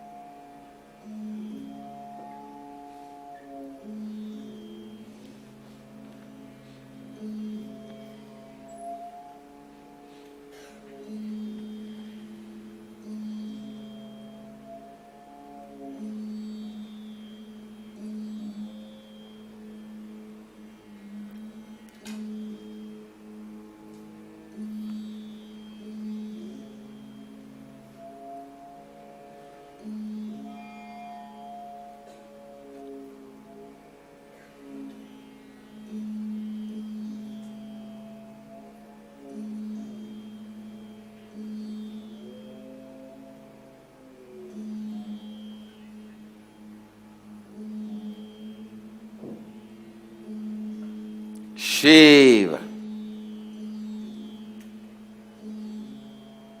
Now, close your eyes.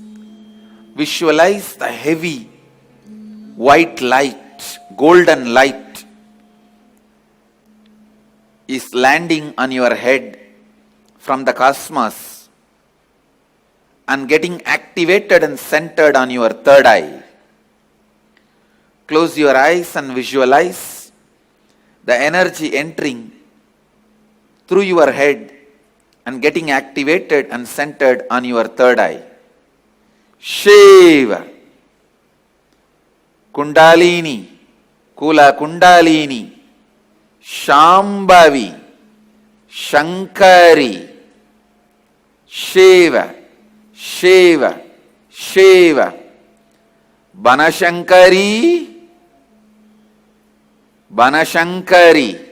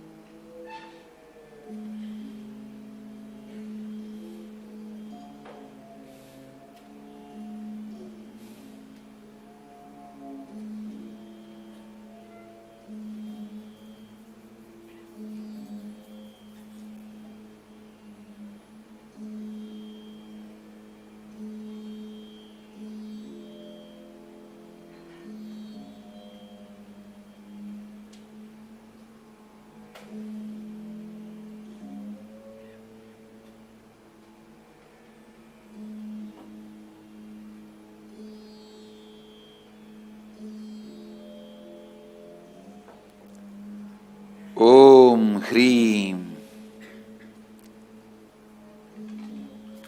Sa Ka Ha La Hreem Ha Sa Ka La Hreem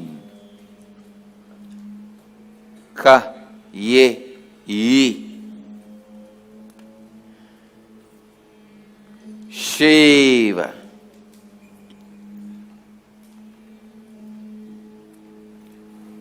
Shiv.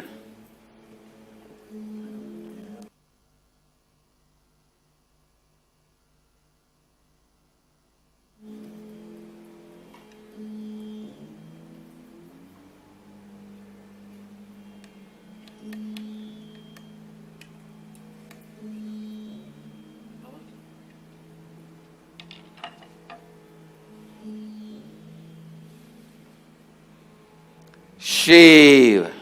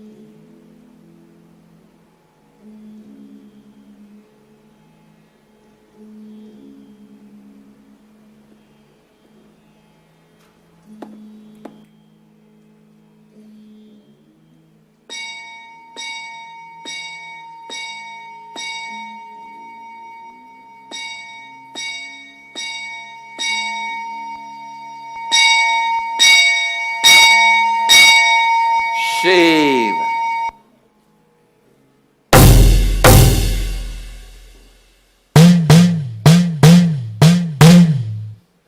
Shiv. Shiv.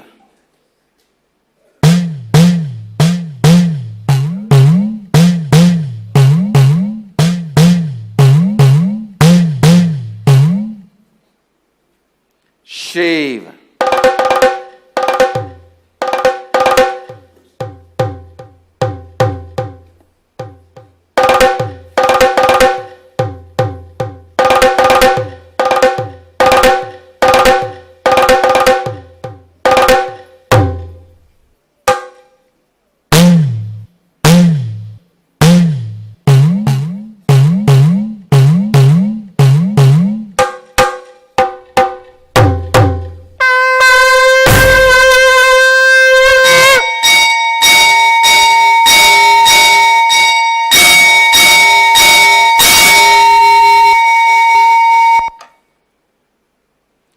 Shiv. Shiv. Shiv. Shambhavi. Bhairavi.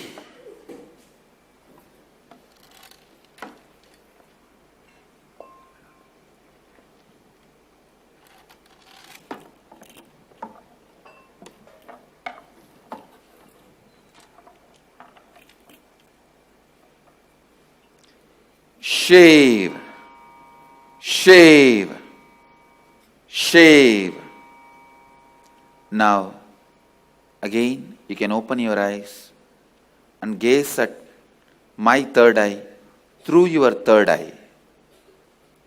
Look through your third eye to my third eye. Shiv.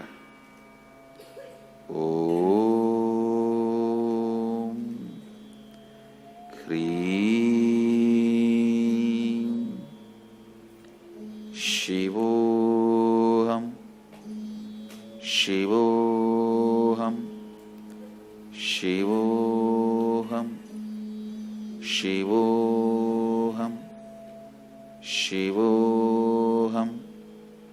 Shivoham. Shivoham. Shivoham. Shivoham. Shivoham, Shivoham, Shivoham, Shivoham, Shivoham, Shivoham, Shivoham, Shivoham, Shivoham, Shivoham, Shivoham, Shivoham, Shivoham.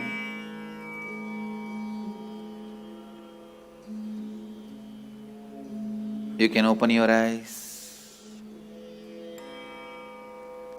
Shivoham, Shivoham, Shivoham,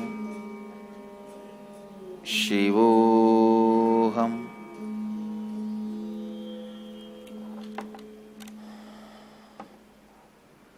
Shivoham.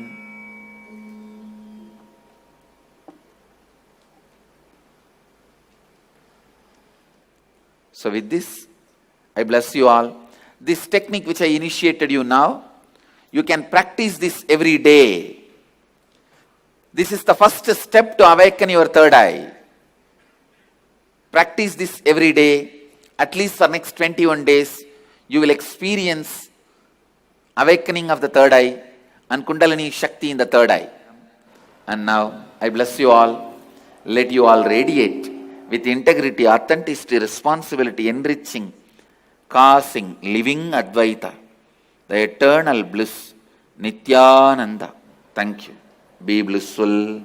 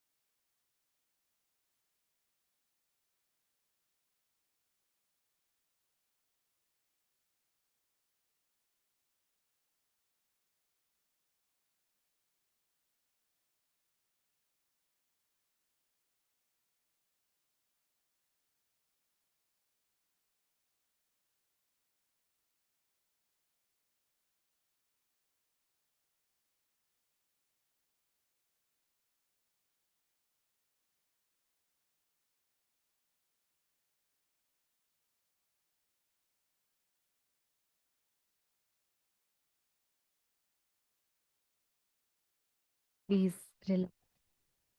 Slowly, slowly. Please relax. Open your eyes. How was the meditation? I saw so many of you just sincerely sitting and doing the meditation. How was the meditation? Did you all enjoy it?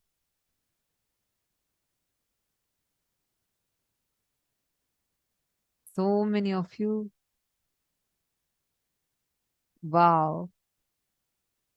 Understand now with this meditation, you will be able to manifest the powers. See, if you are here for the very first time, we request you all, you can be seeing the power manifestation, but you will start manifesting powers only after the initiation from Swamiji. Even if you have done one program and got one initiation from Swamiji, that is enough. Ma Chetana is saying, yes, first time attending from the beginning. That's wonderful. See, now if all of you are here, even if you're here for the first time, but you have done some other program before, got an initiation before from Swamiji, it's totally fine. You can manifest.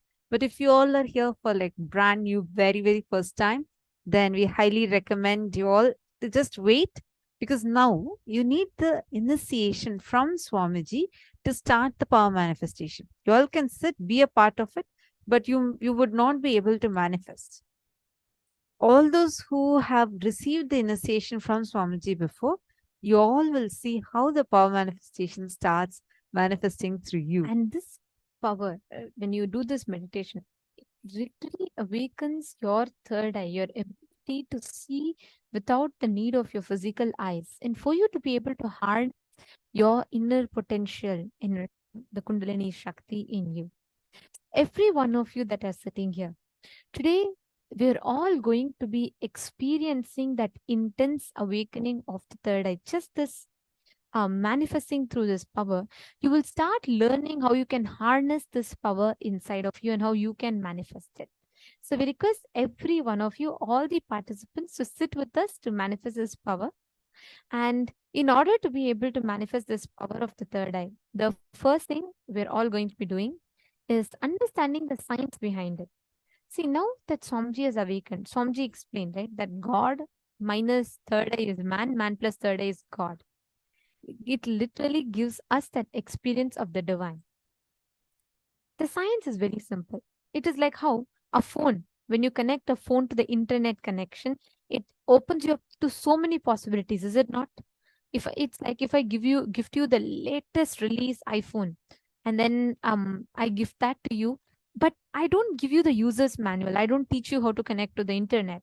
But if I just give that to you, and you also think, oh, such an expensive phone, very nice, and use it just for calling and messaging, is that the right use of the phone? Absolutely not, right? Same way, our body is having so many powers that is inbuilt with. We have so many extraordinary capabilities that we can, but without knowing the science, without understanding how we can manifest it or how we can experience it, we're all stuck. It's like we all use a whole smartphone to just call and message people. This awakening of the third eye literally is like opening up of those powers in us, where Swamiji like enables us to harness our own higher potential, what we can manifest. The reference to third eye can be seen in various scriptures, in so many different scriptures in Sanatana Hindu Dharma. Actually, this third eye, like we call it as the pineal gland. Like we have an internal organ called as the pineal gland, right? But the pineal gland itself is not a third eye. Pineal gland is a region where a third eye exists. And researchers show how the pineal gland also has these rod cells and cone cells, the same cells that's found in the eyes is there within the pineal gland also. We had an elaborate explanation about how our brain functions, how we see the third eye very beautifully. The Balasans from the Nithyananda Gurukul had demonstrated it to us just in the beginning of the program. Now, let's understand how the power actually works. See, this can be found in various Puranas, like the Shastra Pramanas, the scriptures, the Vedas and Agamas refer to the existence of third eye, techniques to awaken the third eye, whether it's Vijnana Bhairava Tantra, Kularnava Tantra, all of these explain in detail, the Netra Tantra, these explain in detail, Paramashiva explains in detail how your third eye can be awakened. Like the Shastra Pramana is Kapalantar Manonasya Tishtanmilitalochanaha Kramena Manaso Dhadyat Lakshaye Lakshamuttamam. Here, it is very beautifully described how when you fix your mind on your inner space, when you fix your complete awareness on your inner space and center yourself with the idea that you are consciousness, that time you start manifesting the ability to awaken or start observing everything beyond the physical sight. Actually, there are so many scriptures that speaks about it. Not just the, actually every civilization goes to the point of awakening the third eye. They all seek for it because this is the seat of enlightenment. When the third eye is awakened, right? It is that one experiences enlightenment. And Hinduism has mastered the science of not just awakening, I'll say, even being like for us to be able to know the multiple uses of the third eye. And understand, Hindus have been adepts in this. We can find the references of how our ancestors have lived the science. For example, we all know Bhagavad Gita, Mahabharata, Bhagavad Gita. How many of you here have heard about it or listened about it, like Swamiji's revealed in detail about Bhagavad Gita, revealing, decoding every single chapter? How many of you have listened to that? Great. Okay, wonderful. I see so many of you. Yes, understand. In that, in the 11th chapter, if you go to, the chapter is the Vishwarupa Darshana Yoga, how Bhagavan Krishna reveals his cosmic form to Arjuna. Just before he reveals that form, he tells Arjuna, न तु मां शक्यसे द्रष्टुम् अनेनैव स्वचक्षुषा दिव्यं ददामि ते चक्षु पश्यं मे योगमैश्वरम्. Bhagavan Krishna says, but you cannot see my cosmic form with these physical eyes of yours. He says, with just with your two eyes, you will not be able to see my cosmic form. And immediately he says, Divyam dadami te chakshu. I give you the divine third eye vision. Behold my cosmic opulence. And gives the whole Vishwarupa Darshan, his huge, glorious cosmic form to Arjuna. And Arjuna was able to see it. And he describes that the whole 11th chapter. It is through Arjuna's eyes.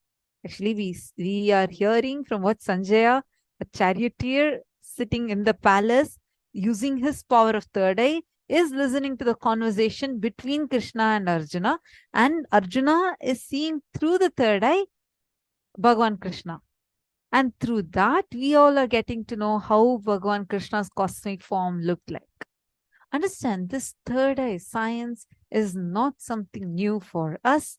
And this, we have been living with the science, mastering the science in very, very, very powerful ways. We have been mastering this science of third eye. Actually, this one thing is what I wanted to add. See, when we speak about third eye, in most of the places, it only tells us about awakening the third eye.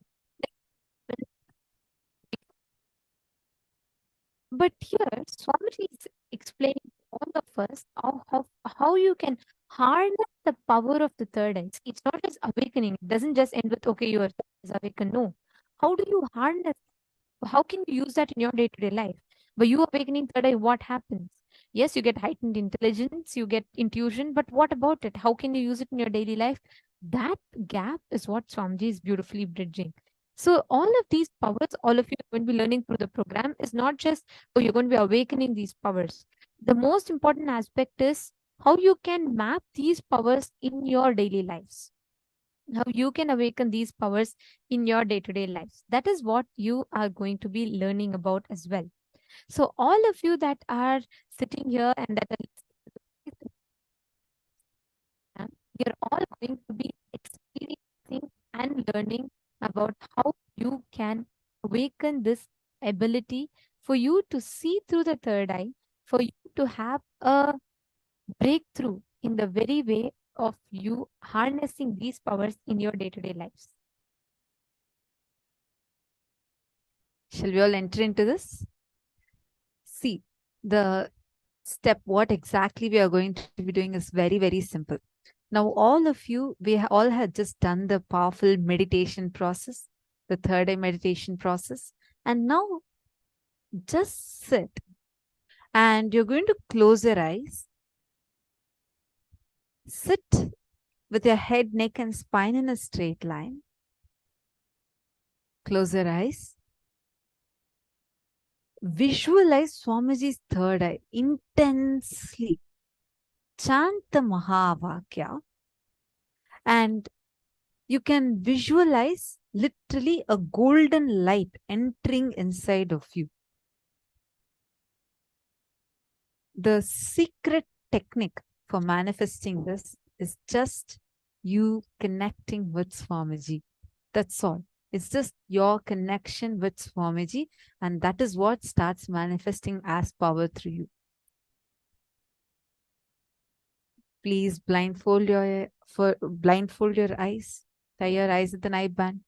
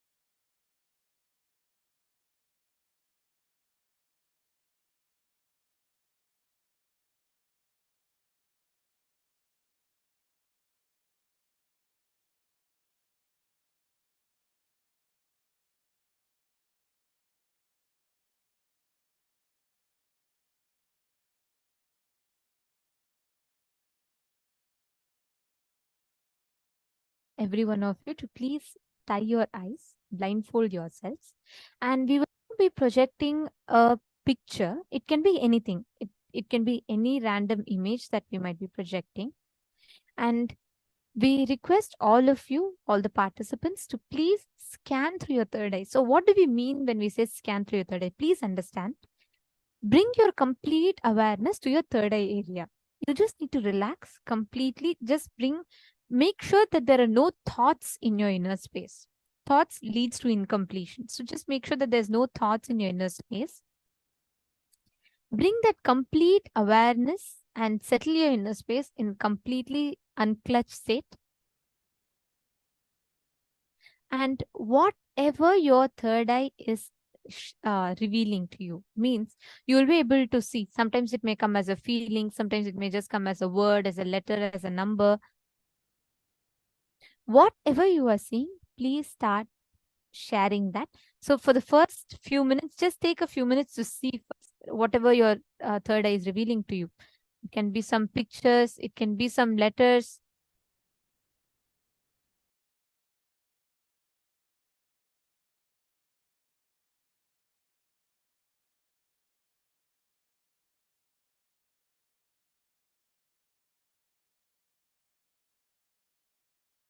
Now, chant the Mahavakya. Please sit straight. You're going to be seeing, it could be as patterns, it could be as shapes, colors, it can be anything different. Just scan through your third eye. Let your third eye show you whatever your third eye shows you. Just see it. It can appear, you may see as colors, you may see as pictures, you may see as letters. Whatever your third eye shows, please type it out.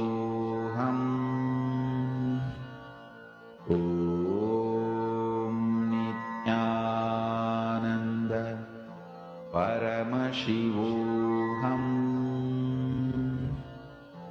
Om Nithyananda Paramashivoham. Om Nithyananda Paramashivoham. Om Nithyananda Paramashivoham. Om Nithyananda Paramashivoham. Om Nithyananda Paramashivoham. Om Nithyananda Paramashivoham. Om Nithyananda Paramashivoham. Om Nithyananda Paramashivoham. Om Nithyananda Paramashivoham. Om Nithyananda Paramashivoham. Om Nithyananda Now, Paramashivoham. please relax. Please relax. You can remove your eye bands. Whatever was revealed to you in your third eye, please start writing it in the chat. Whether you saw some colors, you saw some picture, or many words appear to you, whatever came to you in your third eye, please start writing that down.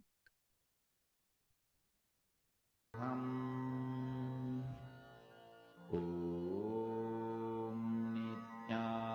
Nithyananda Paramashivoham. Om Nithyananda Paramashivoham. Om Nithyananda Paramashivoham. Om Nithyananda Paramashivoham. Om Nithyananda Paramashivoham. Om Nithyananda Paramashivoham. Om Nithyananda Paramashivoham. Om Nithyananda Paramashivoham.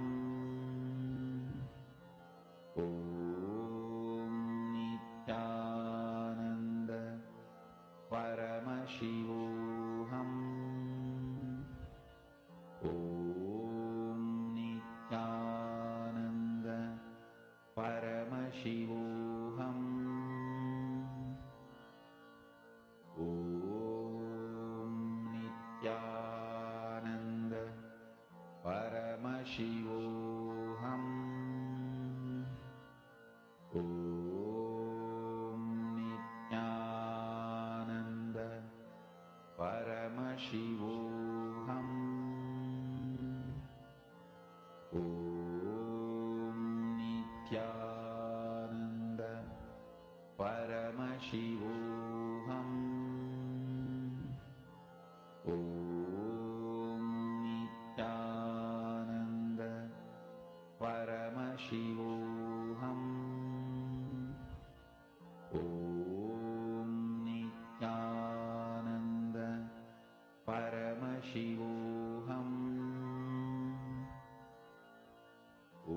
Yes, I see lot of answers coming. Let's see what the answer is. Are you all ready? Shall I show the answer now?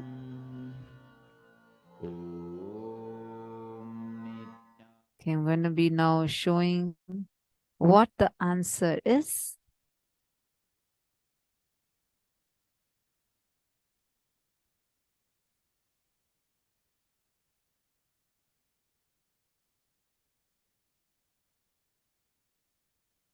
It was this picture. I saw some of you, so many of you have seen so many different gods. Actually, maybe all these are the different deities that each of you might be relating with Swamiji as. This is Swamiji just at the age of 3. And Swamiji started his very first Chaturmasya. So it is that picture. This is a picture of Swamiji, and this is what was shown. How many of you feel you are manifested?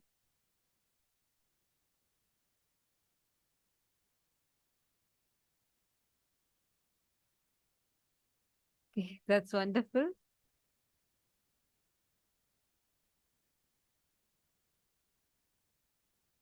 Yes, me. Okay, okay.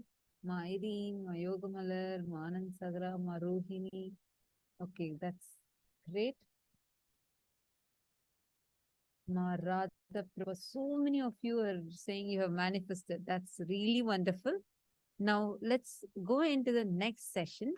In this segment, now, Swamiji is going to be revealing to all of us. See, we all just learned the power of third eye, right? The next session, Swamiji is going to be revealing to us how all of us are endowed with extraordinary energy and the science of how you can 3D print the reality that you want. What is the possibility that your inner space has?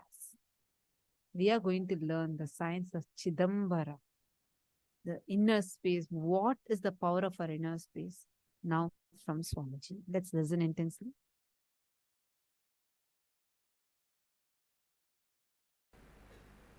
People should be able to celebrate your presence.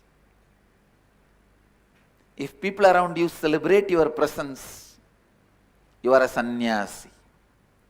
Otherwise,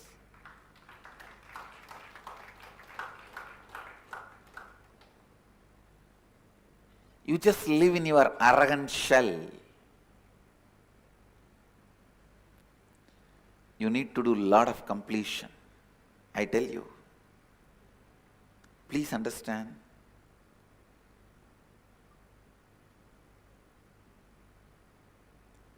These are some of the law of life, may look paradoxical,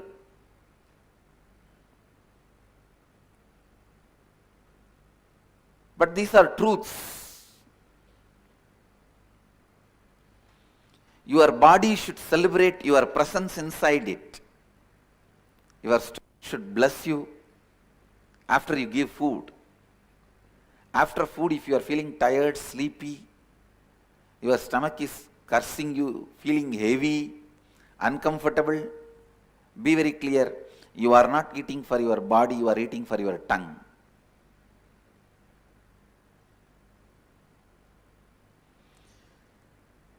Few inch muscle can destroy your whole life.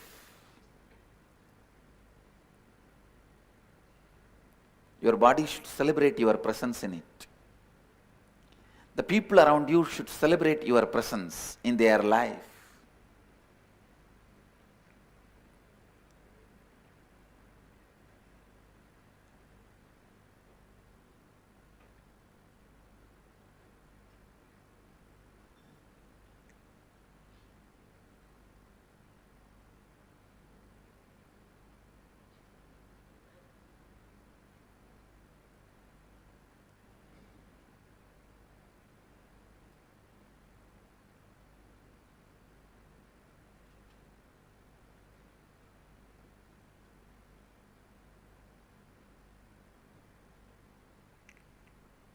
Somehow this not being in tune with life is considered as one of the spiritual quality or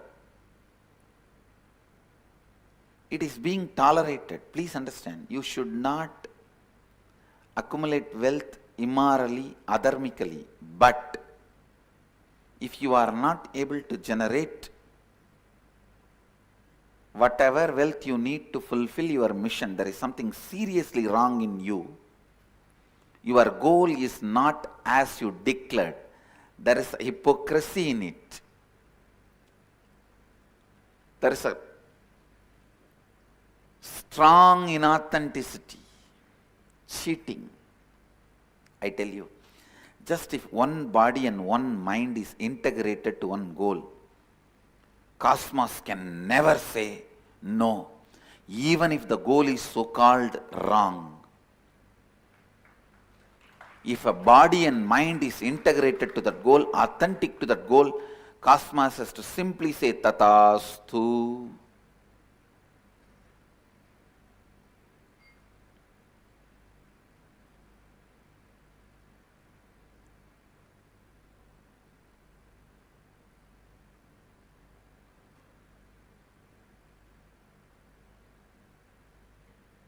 From Tiruvannamalai Mahant, I received a mail.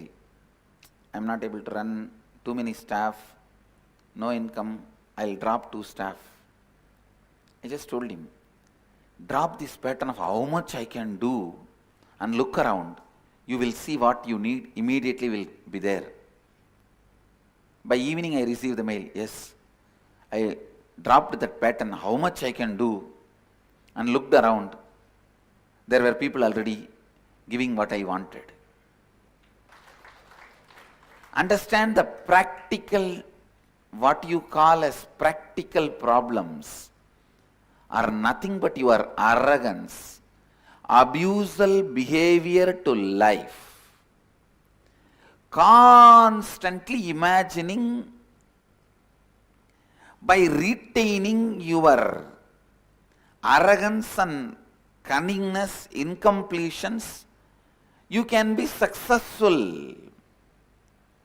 Understand, law of life does not work that way.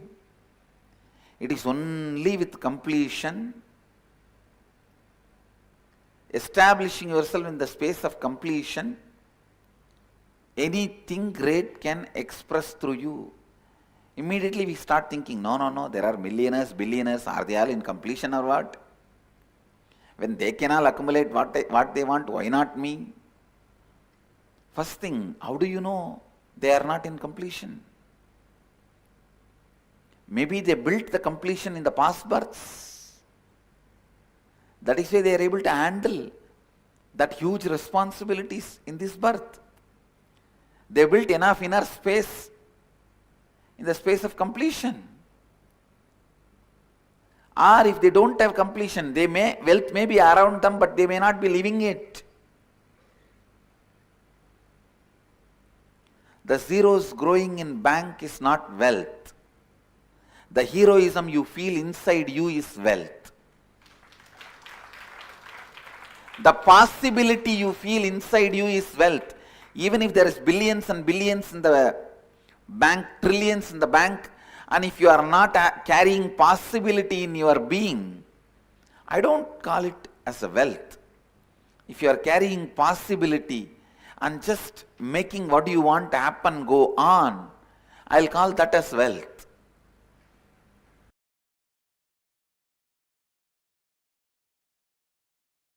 Only human being has the capacity to play with Paramashiva, super consciousness, like a clay.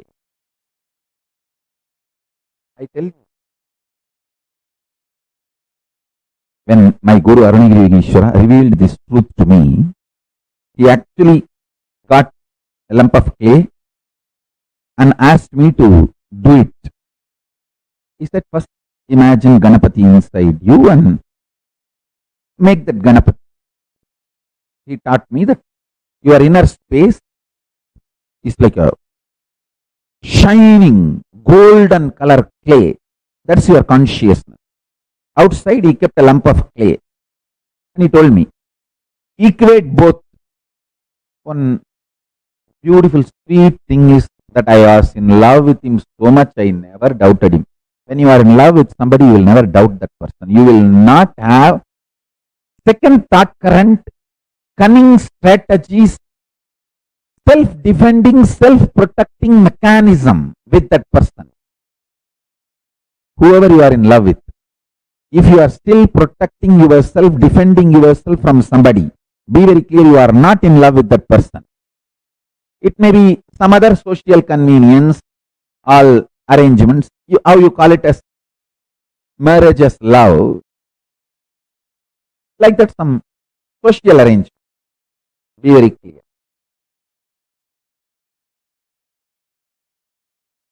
And he was sitting in the same position which I am sitting now. With left hand, he was holding small, like a needle, cleaning his teeth. Very casually. That's the way he will talk to me. So he was instructing me in Tamil to see my inner space, my ability to visualize, and the clay outside as one and the same. When he said, I just saw. Then he said in Tamil, Puliyar Pudra. Means make Ganapati, make Ganesha.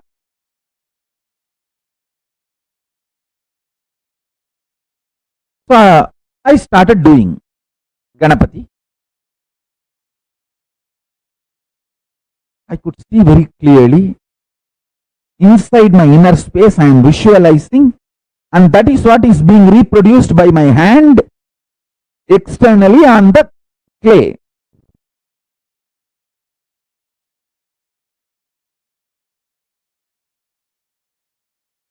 By the time I was about to complete, that greed came in me.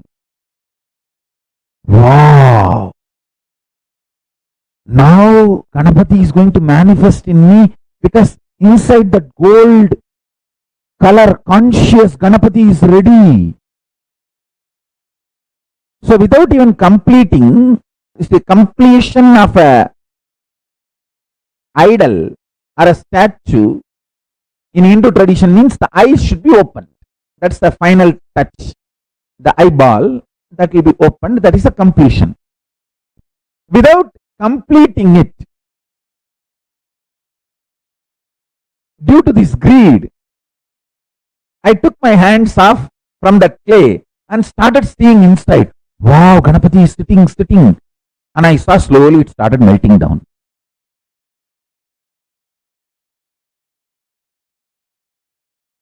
I opened my eyes and started making the Ganapati again. Again I saw inside it became solid. That I saw Ganapati hands moving inside, and that big elephant face moving, and I saw that pot belly, and I put the snake around the pot belly, and I saw that snake becoming alive.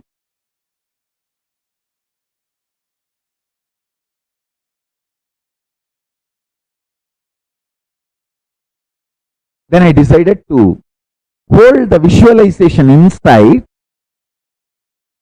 in my inner space and keep the eyes closed and continue to do.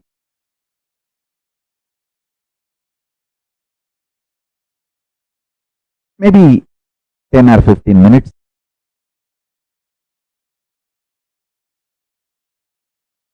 I felt I have completed the Ganapati outside. I'm just repeating it as it happened without making any mistake.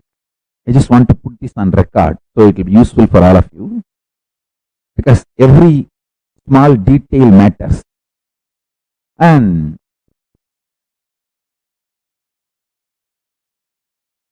finally I opened my eyes and put the eyes for Ganapati, opened his eyes. The three eyes supposed to have. Ganapati is considered to be three-eyed. All four of them, Ganapati, Subramanya, Paramashiva, Parashakti, all four of them are considered as three-eyed in Hindu tradition. So I put Ganapati also the three eyes. and opened all the three eyes. And I was very happy that Ganapati is complete. In few minutes, I saw inside, because of the greed Ganapati should manifest, I started having fear. Because the greed and fear always comes together. I try to possess that form inside. That Ganapati's form.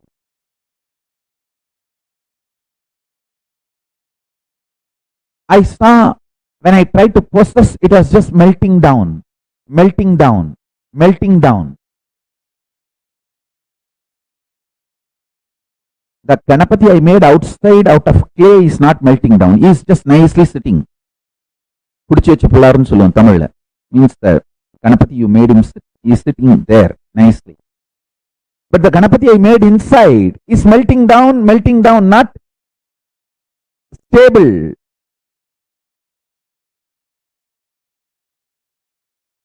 I opened my eyes and looked at him. Arunagiri Ishwara. Sitting beautifully and with one corner of his eyes enjoying the whole thing I am going through and cleaning his teeth. He will always get a small neem stick. Ask me to get the neem stick, and in that neem stick he will pick up one small piece, and then with that neem stick he will be going on cleaning. All of you should develop the habit of cleaning your teeth. Your tooth cleaning, that stick should be neem stick. And once in a while you should also bite that and take the juice inside. It will be very healthy form of keeping your not only teeth clean, the hygiene of the whole mouth will be very high. If you taste neem, if you start tasting neem, the dental hygiene, then the tongue, teeth, lips, the whole mouth, hygiene of the mouth will be very high standard, very high quality.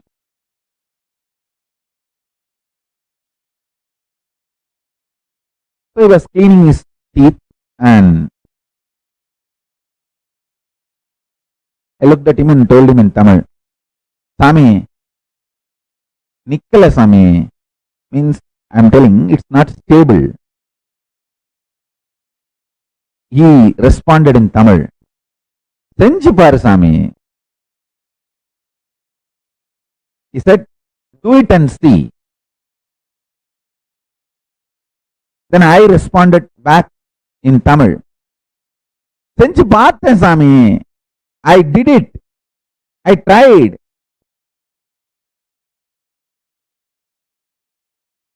Only when I am complaining to you. That's what I meant. When I said, Senju paathen Sami. Then he replied, Sonnada mattu seyyi Sami. Kandadayella yen seyyira. He told me, do only what I said. Why are you doing whatever you see or the other things? Then I asked him, no, I did only what you told. Sonnadava Sanjay Swami, where enna panna? He turned his head and said, Naan sonna Bible solli. He asked in Tamil, did I tell you to get frightened, to have the fear whether the Ganapati will be stable or not? Did I tell you to have the fear? I was shocked. I know he knows what goes on inside me. He said, I told you only to make Ganapati. I did not tell you to get the fear, or I did not tell you you should keep it protected, possessive, forever.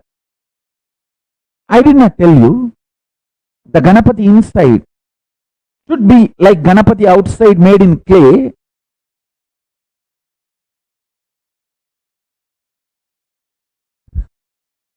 I just realized I did, which he did not tell.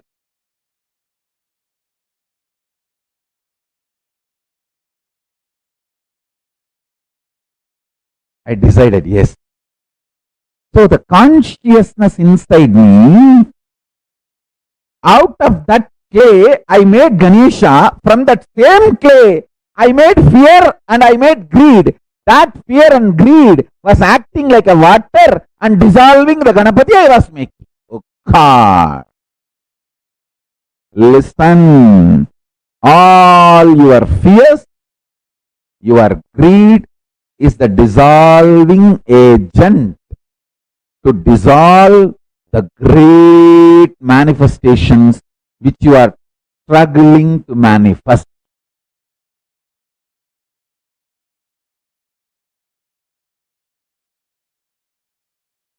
I looked at him.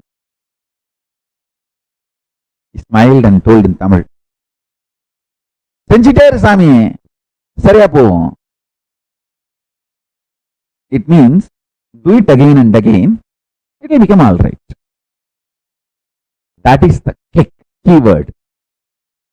Do it again and again till you stop doing what is not told to you. I have not told produce fear, greed, try to hold on. No. Till you stop doing what is not told to you, go on doing what is told to you. That is what I call it as Paramashanta Swarupa. I could see clearly.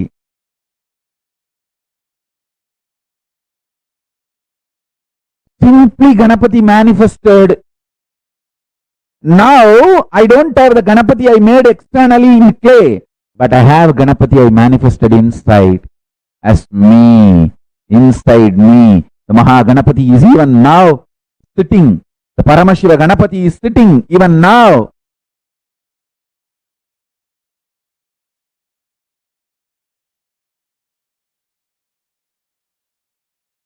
Smiling, waving his head, blessing. He is sitting even now inside.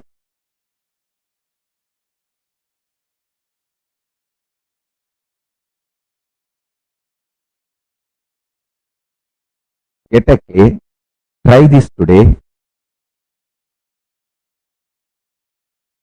If you are feeling bored or tired, just rest. Try again tomorrow.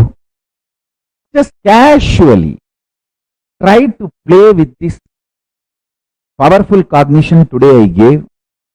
For a few days, you will realize that biggest click will happen inside you. Your unnecessary, stupid fear and greed, and you giving life to it, is the reason for why you are not manifesting what you are supposed to consciously manifest.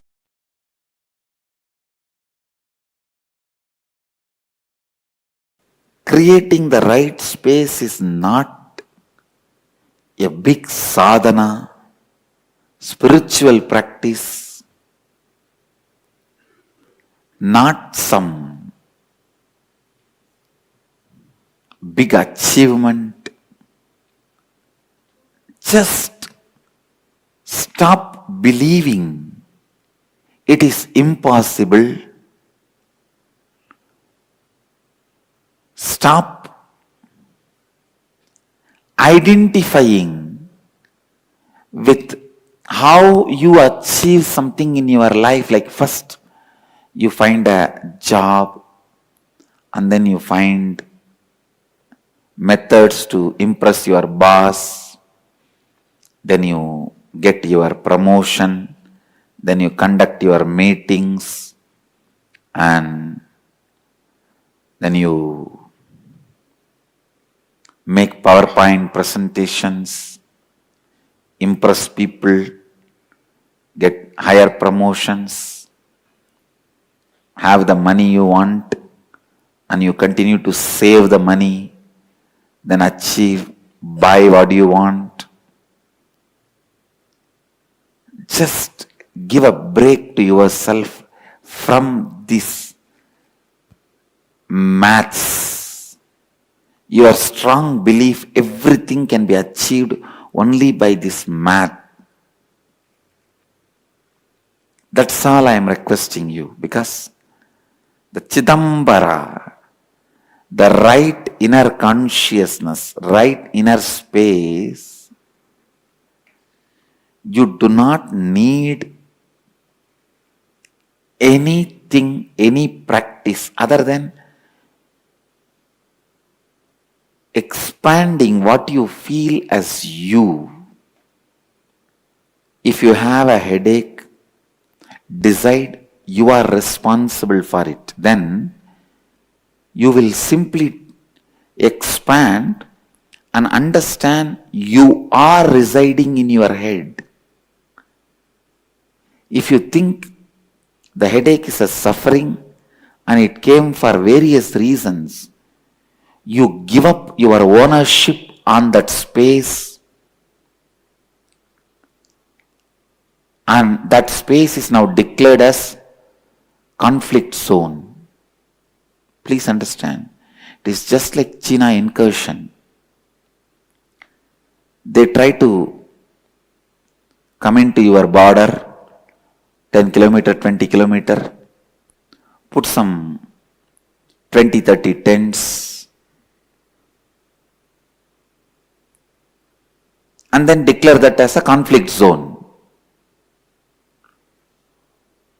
After they declare that as a conflict zone, they take a two strategic point and say, all right, you give up ownership over this 2 point, we will give up all these 18 points back to you. Negotiate, finally they get the 2 point and give up this 18 point. We think we won, and we come and give a big press meet note, media news that we won, boast ourselves. But actually what happened? We lost 2 points. 2 strategic points, which will be very useful for them if there is a war. It is exactly the same way Maya does. You will have a headache, agitation, slight stomach pain, maybe little pain in the calf muscle. The moment you accept all that as a disturbance by the external reason, over. Your Chidambara, your Chidakasha has shrunk now. Now that zone is already declared as a conflict zone. Now it is conflict zone. Now Maya can negotiate with you. All right, you don't disturb me in this area. Literally this negotiation goes on. Your authenticity is your ambassador who is negotiating. Please understand. Maya will say, all right, unnecessarily don't try to express yourself. Don't try to show you are a big guy. You are under me. I will relieve you from headache. But just be normal. Don't try to be extraordinary. Don't try to go on believe these foolish things this Nithyananda is telling you. You are extraordinary, you are God. No, you are under me. When you settle down, okay, what can be done? Let me be out of the disease. You settle down. And now you feel you are healed. You come out and tell, see, I became all right, I became all right. But in the inner space, already you compromised. Please understand. The China incursion is the direct, straight, right example. It is continuously Maya is doing the incursions into you. Your inauthenticity is such, you go on allowing Maya to win, but you go on bragging you are winning.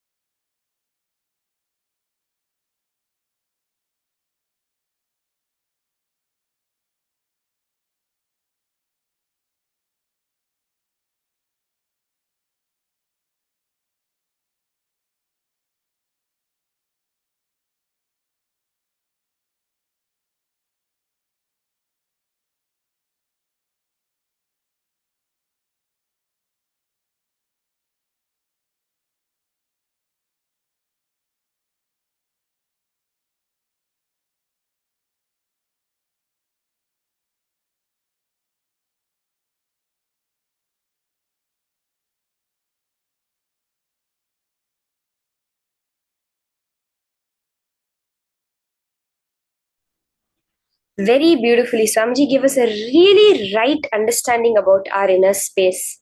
Till today, we would have had so many ideas like we're powerless, we don't know how to do things, we're a victim of fate, we're a victim of life. But this one satsang has empowered us so much. This one session has really empowered all of us. Every time I listen to this satsang where Swamiji tells, do not even allow the slightest incursion from Maya. I've listened to this before, but even hearing it again is a breakthrough for me. When the smallest of any small thing comes up, the smallest of things, 2 minutes, let me sleep in the morning. Or today, no, let me just do it tomorrow. These small things, when we ferociously deal with it, when we deal with it with our all, Swamiji gives the example from his life. One day morning, when he was in Ramakrishna Mutt, he missed the morning Mangala Arti. The first morning routine which happens in the Ramakrishna Mutt. He did not say, oh, where can I complete? Where is my blind spot? Why did I miss it? No. He took the ferocious decision, no more sleep. Yes, he would have been awake only for 3 or 4 days, not that he never slept after that. But Swamiji says, no longer did sleep have a say in my life. No longer did I have to fix the way I ran my life based on my sleep. And he never missed Mangala Arati again. That is with authenticity dealing with the Maya. Then we can manifest any reality we want. As Swamiji said, if your reality is not manifesting, there is some inauthenticity in it. It's not. You have to understand this. Okay, this is a very subtle concept that Swamiji has explained.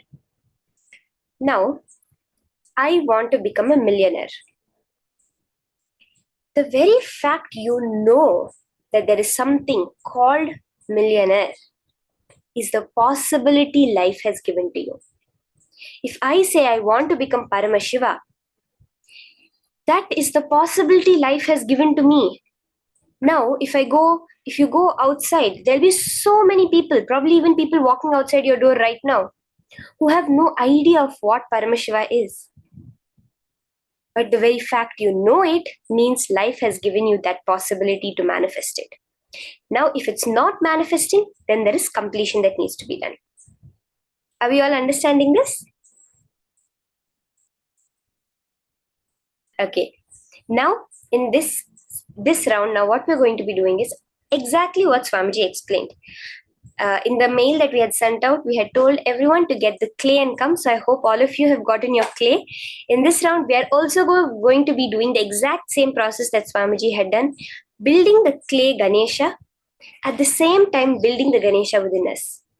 See, when we are able to connect to Ganesha, when we're able to mold our inner space the way we are molding our outer space, then we will understand how any point of reality, all the reality you want to cause for yourself, a job promotion, healing some disease which is in your body, anything you want to manifest, as you mold your inner space, you'll be able to mold your outer space.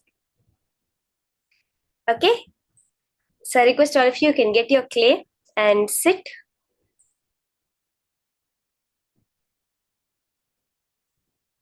Sit ready for the process where you will now be visualizing your inner space as the golden clay of shining superconsciousness. Mold it. See, Swamiji said, the only being that has this power to mold superconsciousness like clay is the human being. That is what we're going to be doing. What is the superconsciousness? See, we have to understand what that superconsciousness we're going to be molding is. Every object in our life, the laptop, the bed we sleep on, the ground you walk on, the buildings you go to, the chair you sit on, the people in your life, whether it is your boss, your friend, your family, each and every one of them is that superconsciousness. They are molded out of that superconsciousness. Now, when you are able to mold the superconsciousness as you want, you'll be able to mold even the life as you want. Okay?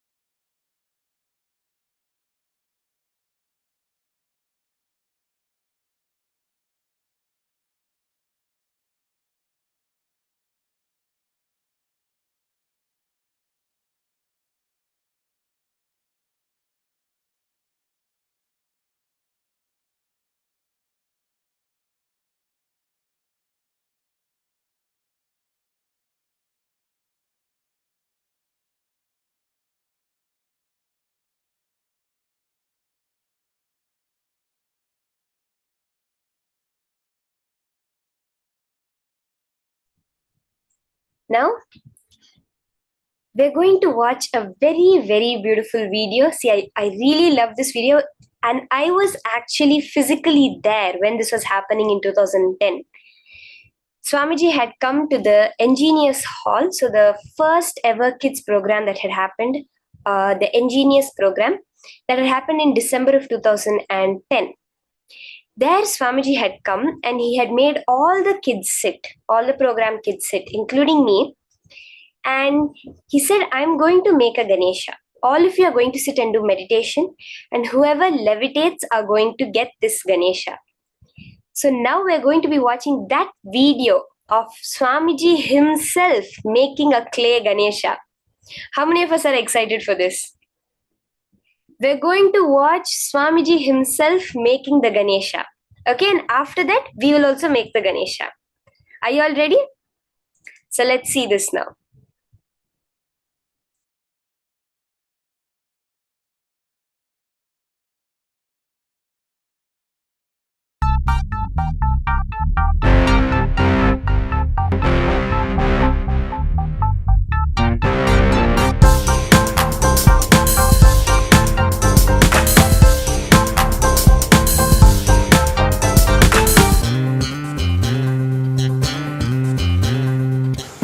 Get the clay, I'll make a Ganesha, and whoever levitates properly, for them it's a gift. I feel up and I feel down. If I woulda leave the town. My doggy loves me more than my wife. What else can I do with my life? All I want, I always got. What for I want, I'm clean for God. It never stopped me from wanting more. Nithyananda, show us how we can be in the now. Nithyananda, show us how we can be in the now.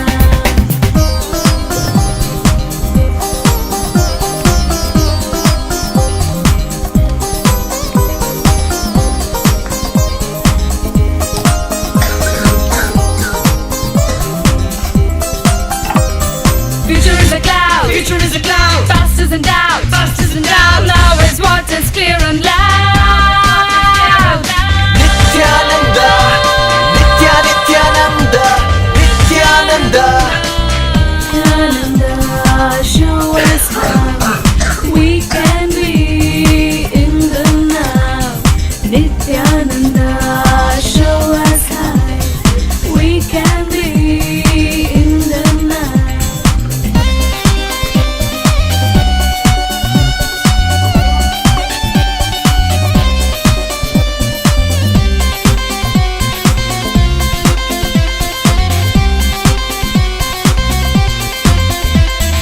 Nothing is ever wrong with me. It's always the other guy who mess with me. What can I do? I'm the best. I deserve more than all the rest. I am the son of cyber rage. I explode in angst and rage. Who cares if people are friends? All I want to see, follow my trend.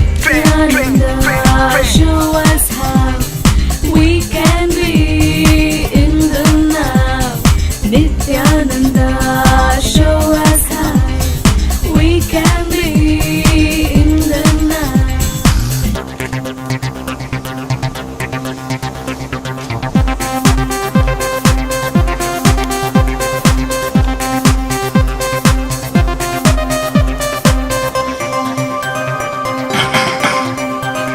I hate to say I'm right, who am I? What I think is who am I? My mind inside is full of stuff.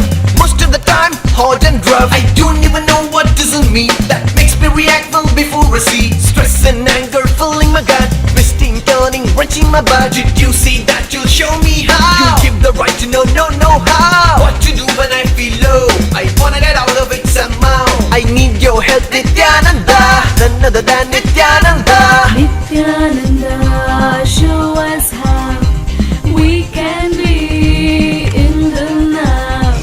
Nithyananda, show us how we can be in the now.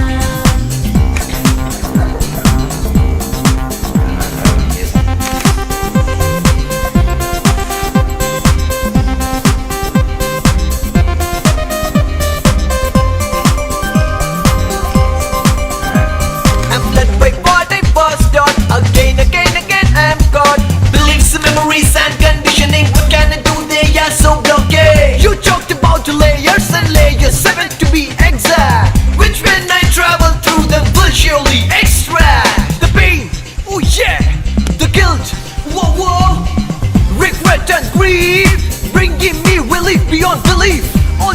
follow. Nithyananda, show us how we can be in the now. Nithyananda, show us how we can be in the now. It's a magic, it's a miracle, it's a blessing, clearing all that in me so far haunting. My heart is warm, my head is clear, for a change I'm now one here. I have relived and relived all the emotion of memories creating chaos and commotion. My files are wiped and clean of all the virus in my mind machine. Nithyananda, show us how we can be in the now. Nithyananda, show us how we can be in the now. Future is a cloud, Future is a cloud, past is in doubt, past is in doubt. now is what is clear and loud. Nithyananda, Nithyananda, Nithyananda. Nithyananda, show us how we can be in the now. Nithyananda, show us how we can be in the now.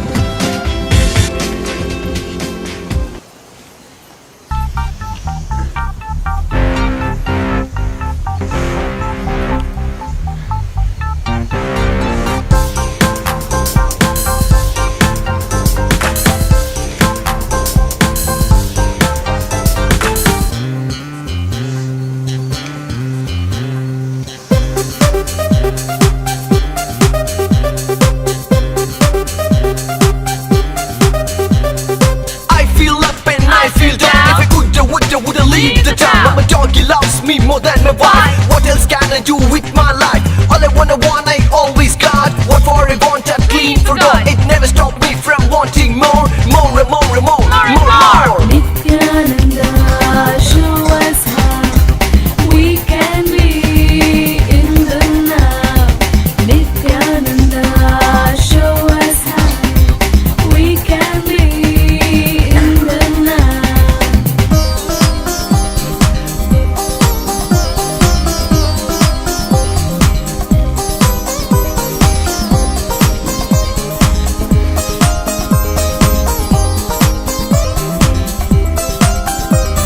Future is a cloud, Future is a cloud, past is in doubt, past is in doubt. now is what is clear and loud.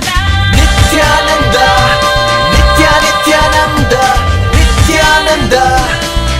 Nithyananda, show us how we can be in the now.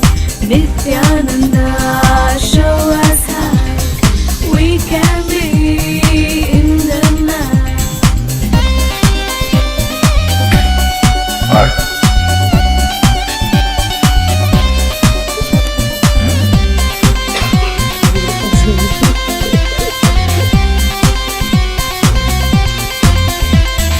Nothing is ever wrong with me. It's always the other guy who mess with me.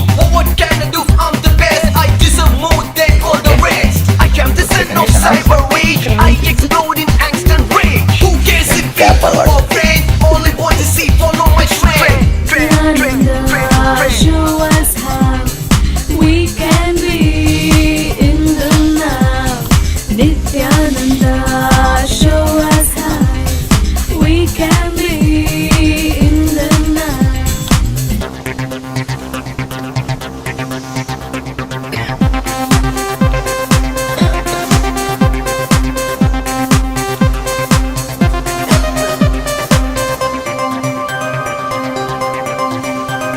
I hate to say I'm right, who am I? What I think is who am I? My mind inside is full of stuff. Most of the time, hard and rough. I don't even know what is in me that makes me react well before I see. Stress and anger filling my gut, twisting, turning, wrenching my butt. Did you see that? You'll show me how. You give the right to know how. What to do when I feel low? I wanna get out of it somehow. I need your help, Nithyananda.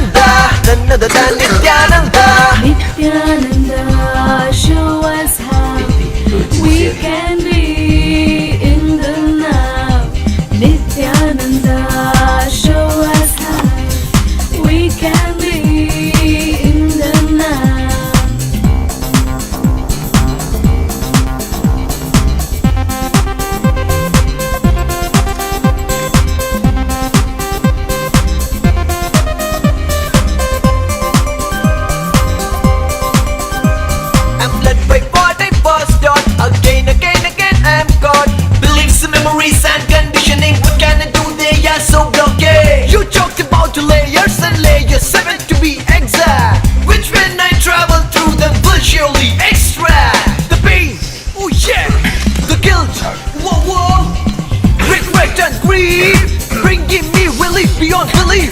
Oh, you now follow. Nithyananda, show us how we can be in the now. Nithyananda, show us how we can be in the now. It's a magic, it's a miracle, it's a blessing, clearing all that in me so far haunting. My heart is warm, my head is clear. For a change, I'm now one here. I have relived and relieved all the emotion of memories creating chaos and emotion. My files are wiped and clean of all the virus in my mind machine. Nithyananda, show us how we can be in the now. Nithyananda, show us how we can be in the now. Future is a cloud, Future is a cloud, past is in doubt, past is in doubt. now is what is clear and loud. Looks like Ganesh, huh? Nithyananda, Nithyananda, Nithyananda. Nithyananda, show us how we can be in the now.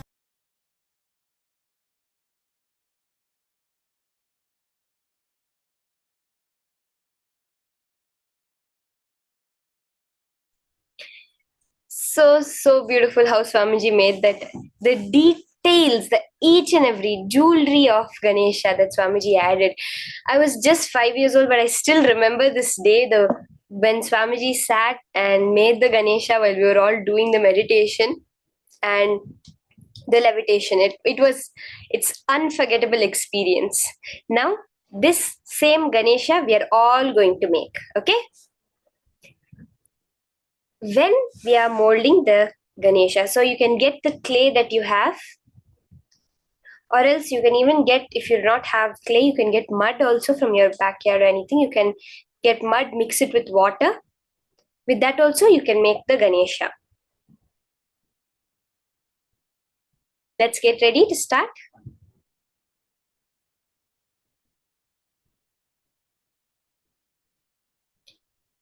Just sit. Do exactly what Swamiji told. First, visualize Ganesha within you. That inner space that is there. The space, the Chidambara of you. Where you find all your thoughts happening. Where you find your whole being rests. That space. You're going to now mold that shining golden mass of space into Ganesha. Do it each and every part very detailedly. And at the same time, with the clay you make it. So you can start. So you're going to make the head. As you're making the head out of the clay, you're making the shape of the head, you're pulling the trunk, you're rolling it. Do the same thing with the super consciousness inside of you. That inner space, that golden clay that Swamiji said. Visualize, you're rolling that, you're making the trunk shape out of it. You can use even mud from your backyard if you do not have clay, because that also functions like clay. Anything which, will form a shape when stuck together, you can use it.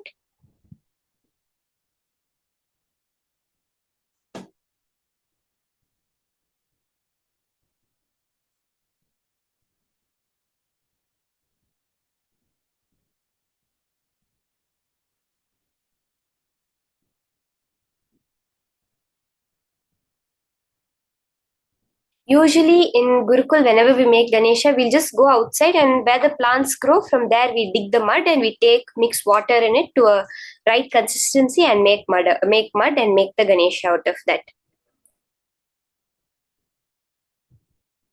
So let's start.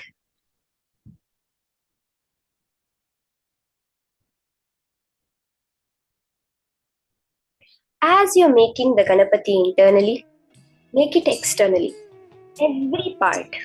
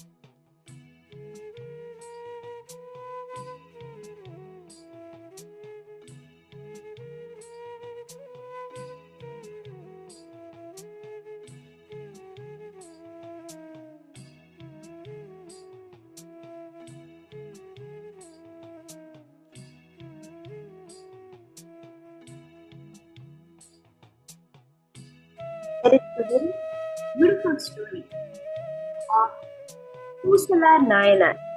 He was one of the 53 Nayanmars of Shaiva tradition. His whole life, he wanted to build a Shiva temple very sincerely. Continue making the Ganesha. I'm just explaining to you the detail, the very understanding from which you're doing this. He wanted to build a temple, but he was very poor. So what he would do, morning he was a priest of the temple. So morning he'll finish all the rituals that he has to do, and then he will come and sit. Within his inner space, in that Chidambara, that space, he would build the temple. He would sit with all the Agama books. As per the Agama, he'll put each brick, he built each stone of the temple, each carving he built within his inner space. Every day he'll go, finish the rituals, come and continue building. That intense sincerity, he sat and he built the entire temple. At the same time, in that place, in that area where he lived, there was a Raja, a king, who was also building a temple. Now, the day of completion of the king's temple and his came on the same day. And both of them are inaugurating the temple on the same day. One is a huge temple built in the outer world. Another is a beautiful, huge temple built in his inner space, in his Chidambara. What happens is, Paramashiva goes to the king's dream and tells the king, change your date of your inauguration of the temple, because on this day I have to go to Pusala Nayanmar's temple inauguration. The king is like, who is this Pusala Nayanmar? And who is there in this kingdom who can build a greater temple than mine?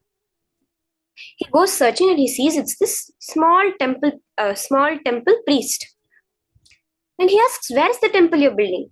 This priest says, no, Pusala Nayanmar says, I'm building the temple in my inner space for Paramashiva. The king is shocked. But on the day of the inauguration, see, this is a very beautiful, just listen carefully. On the day of the inauguration, Paramashiva comes, does the Prana Pratishtha, installs himself in the temple, and from his depth, from his inner space, pulls the temple out into reality. Till today, that temple stands. It's called the Hridayeshwara temple, that which came out of the heart of Pusala Nayanmar. And there is not a single man-made carving mark on that temple. The very material of the temple, they're not able to find out for repairs. Like regular temples are made out of granite, so they can use granite stones to repair the temple. Today, they're not even able to find out what material that temple is made out of for further repairs. Now understand, when you master the science of being able to mold your inner space exactly as you want it, without fear and without greed, you can just create that 3D print that as your reality. So make the Ganesha with full sincerity. We're starting with Ganesha. Ganesha is what? The Lord that removes all obstacles. Now when we are embarking, when we're starting this journey of realizing ourselves as Paramashivoham, we're starting with creating Ganapati in our inner space and outer space. So now, like Pusala Nayanmar, each brick of the temple, each carving of the temple, same way. Now each part of Ganapati, if you put the eyes, the top brow of the eyes, the down brow of the eyes, everything put within your inner space Ganapati also. If you're putting the lines on the ears outside, draw that, put that, create that, mold that within your inner space also.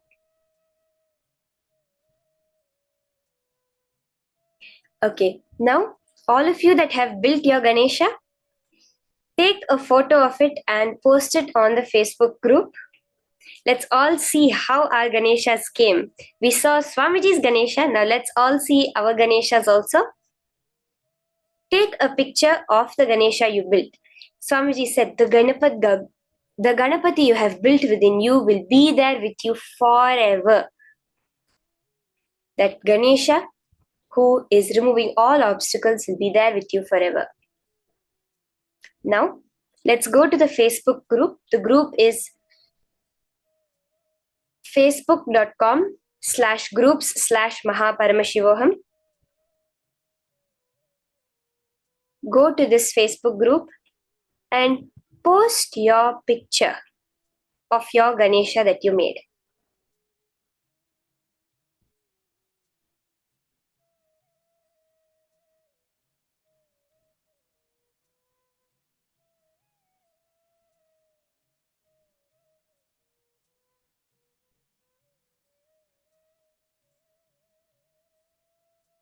So we'll take a few minutes for all of us to finish taking the photo and posting it on Facebook.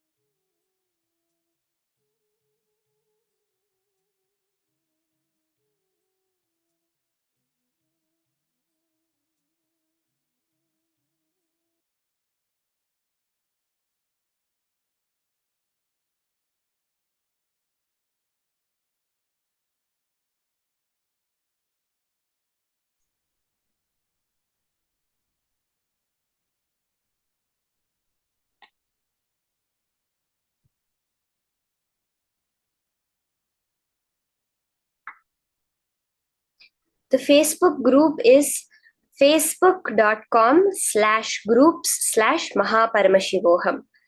Ma Stephanie Cedra. Ma Stephania Kedra. The name of the group is Mahaparamashivoham. It's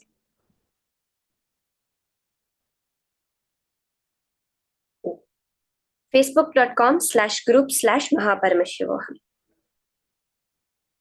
Now we're going to be entering into the power manifestation. We did one power manifestation session, we did the third eye. Now we're going to be doing the power of consciousness over matter.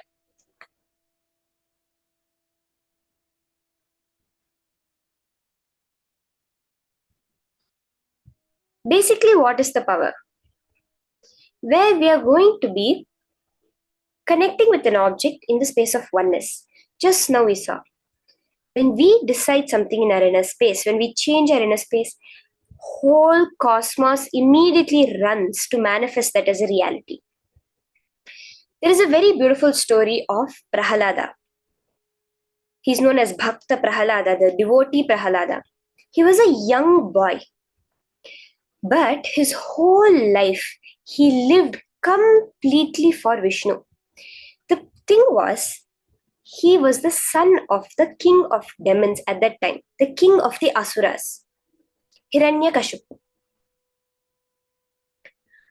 His father's arch enemy was Vishnu, because Vishnu had killed his brother, the king's brother, Hiranyaksha, in a previous avatar, because Hiranyaksha had caused a lot of problems on earth.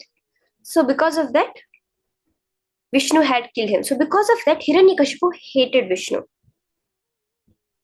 But his own son, due to the grace of the Guru Narada, was connected to Vishnu at most level. So because of that, many times Hiranyakashipu tried to tell him to worship only. Hiranyakashipu said, I am the only God, you have to only worship me. But Prahalada was so lost in Vishnu, he didn't know anything other than Vishnu. So after that, Hiranyakashipu, his asuric nature, his demonic nature, took him to the extreme. He tried to kill Prahalada, who was less than 7 years old. But each and every time, Vishnu came and saved him. In the end, one time, Hiranyakashipu asked Prahalada, where is your Vishnu that you're always telling Vishnu, Vishnu, Vishnu? Prahalada will say, he can be in this stick also, and he can be in this pillar also. Hiranyakashipu will tell me which pillar he is in. I will break it open and let's see if he is there. Now you have to know, Hiranyakashipu had a boon which he got, which he thought made him immortal. There were many conditions for the boon, like I cannot be killed by a weapon. I cannot be killed either in air or on the floor. I cannot be killed inside or outside. I cannot be killed in day or in night. So he had asked a long list of these kinds of things. I cannot be killed by an animal or by a man or by any higher deity. Like this, he had asked so many things which he thought made him immortal. So he asked Prahalada, where is this Vishnu of yours that you're constantly talking about? Tell me which pillar he is in. Prahalada just points, he is in this pillar. Swamiji says, Vishnu from Vaikunta got up and ran. Which pillar now Prahalada is going to show I have to be in that because of the sincerity, the authenticity of Prahalada. Just that integrity he had. Vishnu is there everywhere. Vishnu from Vaikunta has to get up and run to the pillar. And Hiranyakashipu goes and breaks open the pillar. And from within that, the avatar of Vishnu, Narasimha, comes, which is half man and half lion, the lion head and a man body. And by fulfilling all the conditions of Hiranyakashipu's boon, liberates the earth, the Bhumata, from that terror of Hiranyakashipu. That is the power of your inner space. You can make an avatar happen. You can make anything happen with your inner space's power. Starting with it. So making an avatar happen and all, this may seem like, oh, how can this be possible? This and all is too much. So we'll start. We're just starting with moving an object. One object we're going to be moving. The basic level. Now the name of this power, what do we call this power? Consciousness over matter. You would have heard mind over matter, where people, by using the power of their mental power, they're able to change the way the world is. In this, you're not using your mind. You're going to use your consciousness to change the way you see your world.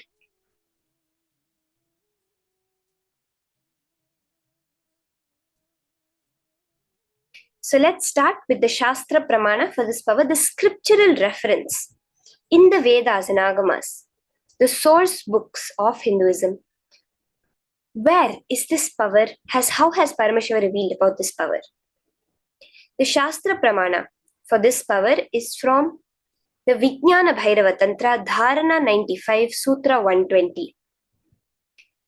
Kvachid vastuni vinyasya shanair drishtim nivartayet tajnanam chitta sahitam devi shunyalayo bhavet. Where Bhagavan Paramashiva says, having fixed one's eyes on a particular object, Paramashiva gives us the technique very clearly of how to manifest this power. First, fix your eyes on a particular object. So in this round, we'll be moving a coconut. We're going to be moving a coconut on our hand, on our palm. So if you do not have a coconut, you can take an orange or anything. Now you're choosing this object. Once you have fixed your gaze, your attention, your awareness on that object, slowly withdraw the sight from that object. Not just close your eyes, not just sight. Eliminate the knowledge of that object along with the thoughts and impressions of it. It's like, now if I remove the color of let's say I have a coconut in front of me. I'm removing all the color from the coconut first, all the brownness of the coconut. Next, I'm removing all the threads of the coconut, all the fiber that will be on top. Like this, one by one, eliminating all impressions you have of that coconut. Then, O Devi, one abides in Shunya, the space where nothing other than this exists, which is the space. Next, we see the Apta Pramana for this power.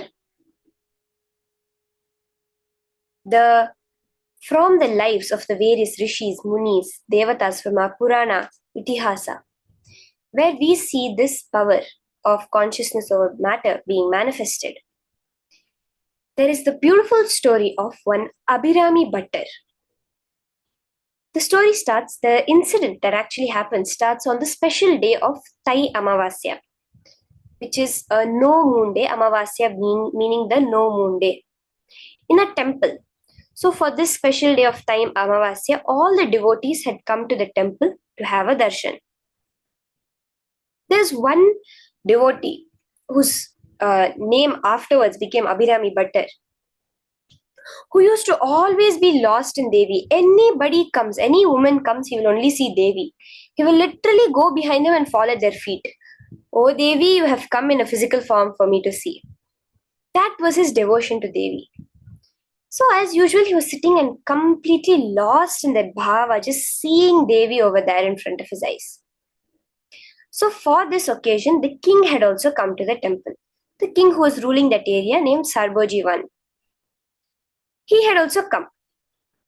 So he saw that the Abhirami Bhattar is sitting there. He is not even aware a king has come and not paying the right respects needed for the king.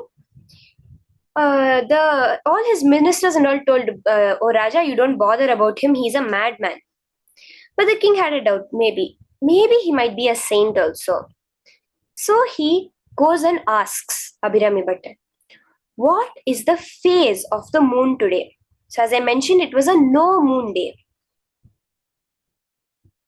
But in that meditative space, seeing that prakasha, that effulgence emitting from Devi, he said it's a full moon day.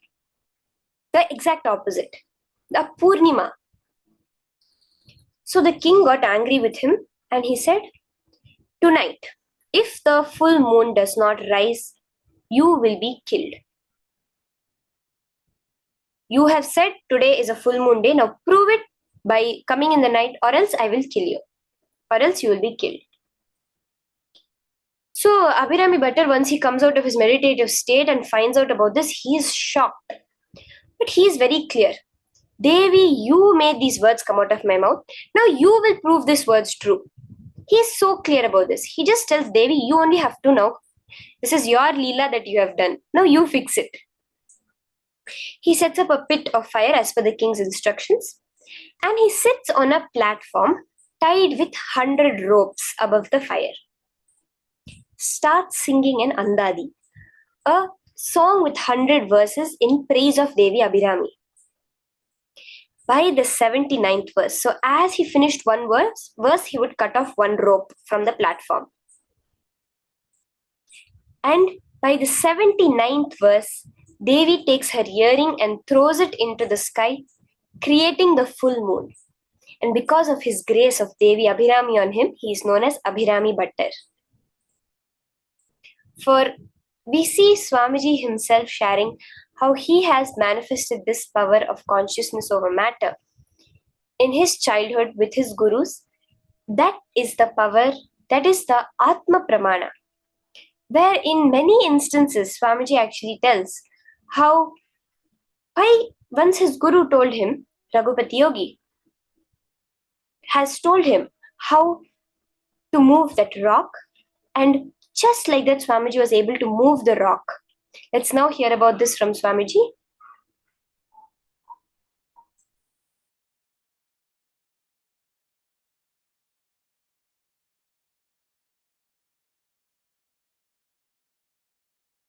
Raghupati Yogi will do all kinds of this weight lifting and everything. He's a amazing yogic body. He will show visibly the power of yogic body. He will tie the iron rope in his chest and break it, blast it just by breathing. And lift any size rock, just like that he will lift, or he will roll. There is one huge rock in Arunachala hill which has rolled, and at least some 200 feet it has rolled and stopped. Nobody knows how it happened. I know. It's Raghupati Yogi's work. One day we both were sitting and talking, and he was explaining on Yoga Sutra, when you feel one with nature, nature listens to you. I said, how can that be? He asked me to feel one with the rock. I just contemplated, meditated, and I was feeling one with that rock. Huge boulder. when I was in that ecstasy, he just moved my hand. Suddenly, without telling me, he moved my hand. I literally saw the whole boulder rolling. I did not touch, there is no physical contact with that rock, boulder. Just that feeling one with that rock, when he moved my hand and that boulder started rolling. I started shouting, oh, what happened, what happened, what happened, what is happening? Stop, stop, stop. Then he stopped my hand and the boulder stopped. I think from that time only I started shaking people.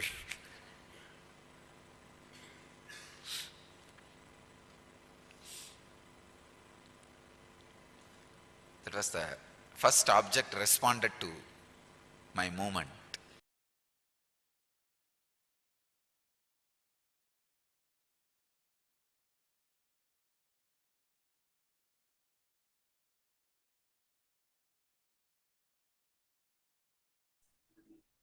Ma Sonira, Ma Anandasagara, many of you I see your beautiful Ganeshas, Ma Sarojaplish, that you have made.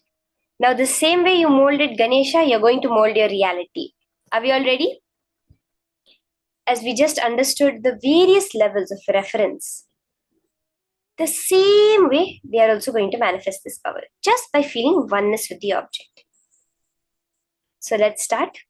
You can get any coconut is most preferred. If you have a coconut, do get a coconut and sit. Or else you can use a orange, a pear, avocado, apple, any other fruit that you have, which you can place on your hand. Now you're going to place the object on your hand, and through the power of consciousness over matter, you're going to roll the object. See, without any movement of your hand. Do not move your hand, do not change the position, just keep your palm straight and place the object on top. Just put your palm straight and place the object. With your all three eyes, you're going to look at that object. Simply in the space of oneness, when you command, the object will move. I know there are many of us who have done this power. Let's start. Let's get ready. Start chanting the Mahavakya, that password, key, secret to raising our frequency. At a lower frequency, everything we see is matter. At a higher frequency, everything is energy. As Swamiji says, matter and energy are not two different things.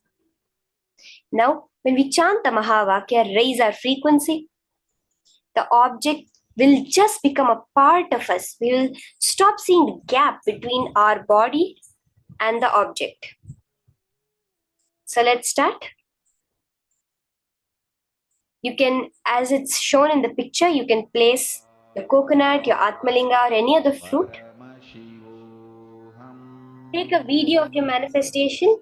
I request all the participants, it will be so beautiful for you yourself to watch it later.